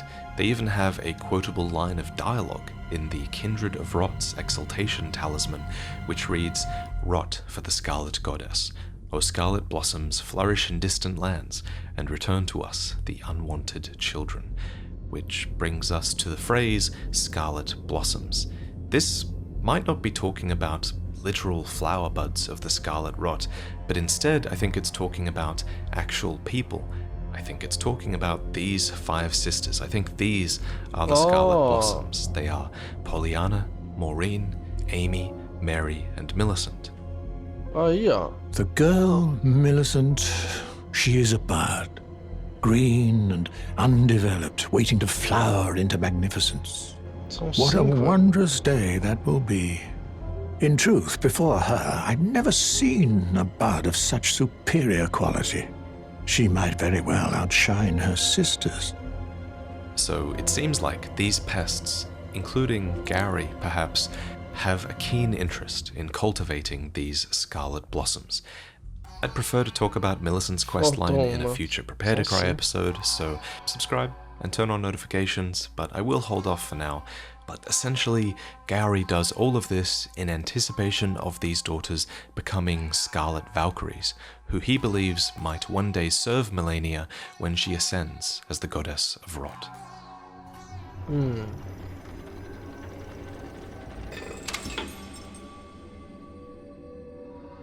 At this point, Malenia hadn't been seen for a long while, not since she was carried off to the Erdtree, and the Erdtree's location itself was a mystery to many. But there were still those who venerated and worshipped her, and they weren't all pests. Some of them were human, like Malie Marais, the Castellan of the Shaded Castle. Malie wears the Marais mask, which is something only worn by the head of House Marais. It bears the likeness of the first of their line, and it describes this long dual history of the Marais family, who served as both executioners and castellans of the Shaded Castle. So fittingly, their storied sword is the Marais Executioner's Sword, a broad-bladed weapon that would eventually be used against them. For one day, they made the mistake of capturing a bell-bearing hunter named Elmer, but Elmer, who knew battle skills that allowed him to move objects with his very own will, snatched the sword from the site of his looming execution and overthrew his captors. But it doesn't seem like he wanted to rule over the castle in their stead. Instead, the castle falls into ruin, and when we find him, Elmer is just standing and staring at an enormous portrait which is a picture of Malenia, who some believe is to blame for the fate of the castle. A nearby phantom laments the state of things and states, House Marais is ruined, just deserts for falling for that severed harpy. No surprise that guilty Cretin took the castle and our storied sword. In the outskirts of the castle, you can actually find and fight Malie Marais, the former castellan of the castle who has now been ousted. He wields the ant spur rapier, which is a weapon that evokes the scorpion dagger that we mentioned at the start of the video, as it's also a blade fashioned from a chitinous creature. In this case, it's the spur of a giant ant. Fittingly then, its description reminds us that Scarlet Rot is an old legend, and goes on to state that Malie Marais of the Shaded Castle was a private believer in the Scarlet Rot, and indeed, he eventually found his own personal goddess. The Marais robe explains why he was so enamored with her, stating that the sons of House Marais are all sickly born, and so Malie Marais was beguiled by the beautiful and fierce goddess who was born into rot. Malenia was, after all, a powerful and fierce figure in spite of her affliction, so it's easy to see why Malie Marais looked up to her. Though I guess it's possible that he took this veneration too far, as the castle is found sinking into a poison swamp, and the throne room is filled with prosthetics which mirror Malenia's own. Indeed, it's possible that he even found Malenia's very own prosthetic, as you can loot the Valkyrie's prosthesis here, which reads, "Golden prosthesis once used by the one-armed Valkyrie, a masterwork of craftsmanship. With practice and skill, it can be used as proficiently as a real arm." When Malie Marais, Lord of the Shaded Castle, embraced this prosthesis, he claimed to feel the presence of his personal goddess. Now, I'm not really sure if this is Malenia's actual prosthesis or not. I feel like you could make debates for and against that, but regardless, it drives home just how much of a fanboy this guy was. But in the end, the castle is not much more now than just a home for some surviving Clean Rot Knights who would understandably feel at home in such a place. And I guess they have nowhere else to go, as Malenia slumbers back at the Erdtree, where she does very little else until you arrive and trigger what I think, is her second transformation.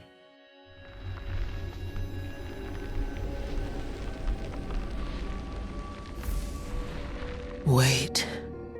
The scarlet bloom flowers once more. You will witness true horror. Now, rot.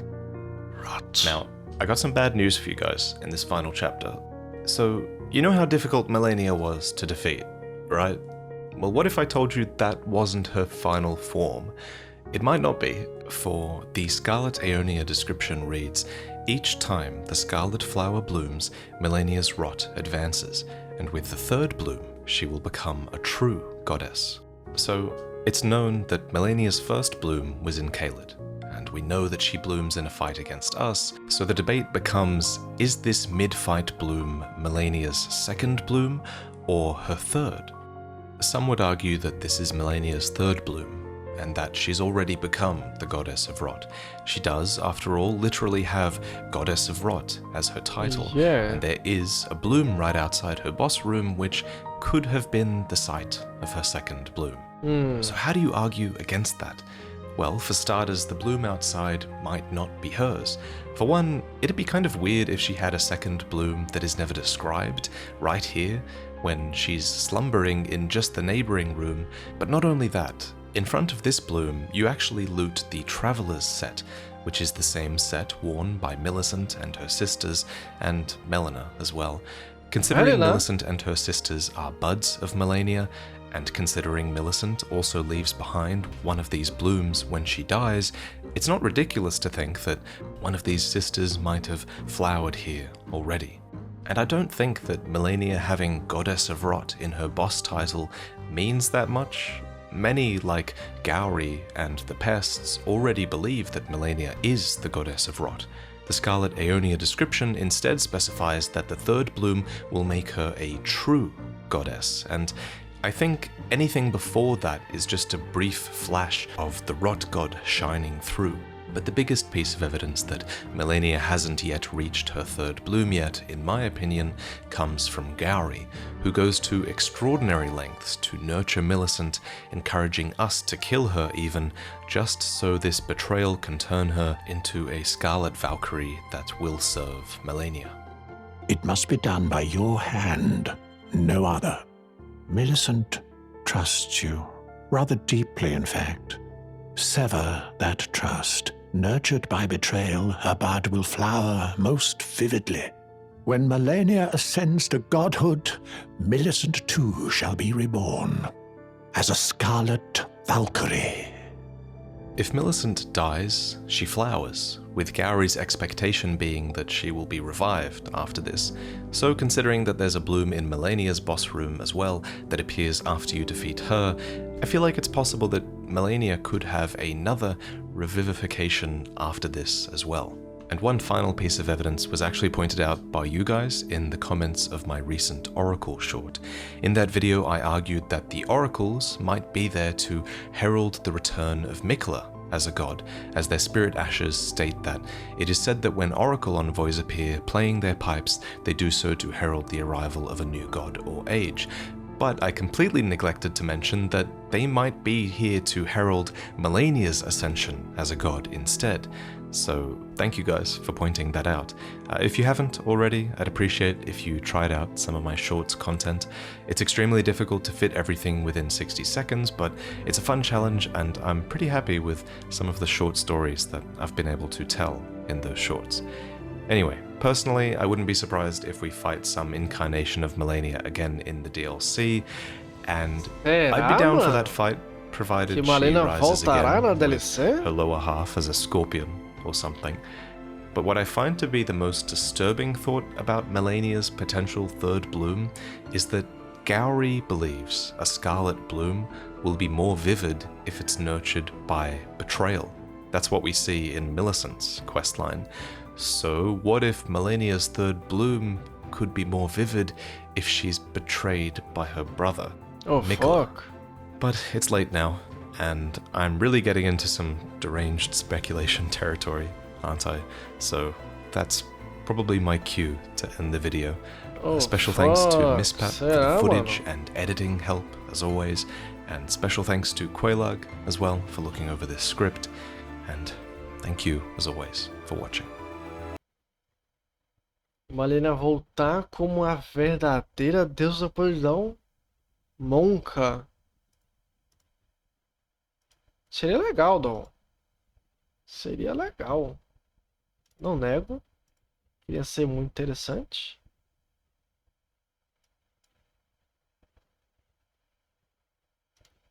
Uau! Mas acho que por hoje é só. Por hoje é só, vamos de base. Vamos de badge. Eles podem atualizar o jogo base ainda se quiserem.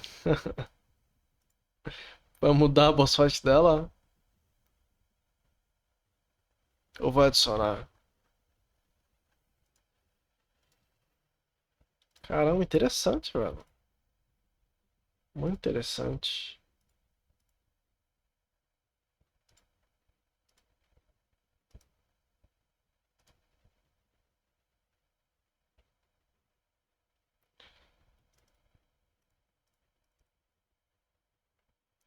Bom, enfim. Boa noite a todos. Muito obrigado pela presença. Até a próxima. Termina a DLC e se volta lá na arena dela, tá surpresa? Como um boss secreto que, de acordo com algum evento da DLC, faz com que ela renasça. E aí quando a gente chega lá, a gente luta com ela e tem o terceiro desabrochar. E a segunda fase dela, ela vira a verdadeira deusa da podridão. Então, seria crazy shit. Seria legal pra caralho.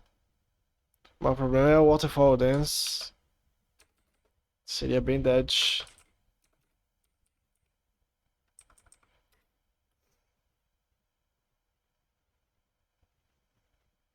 Vamos de base. Quinta-feira ainda. Shit. Vamos de bad, adeus. Até a próxima.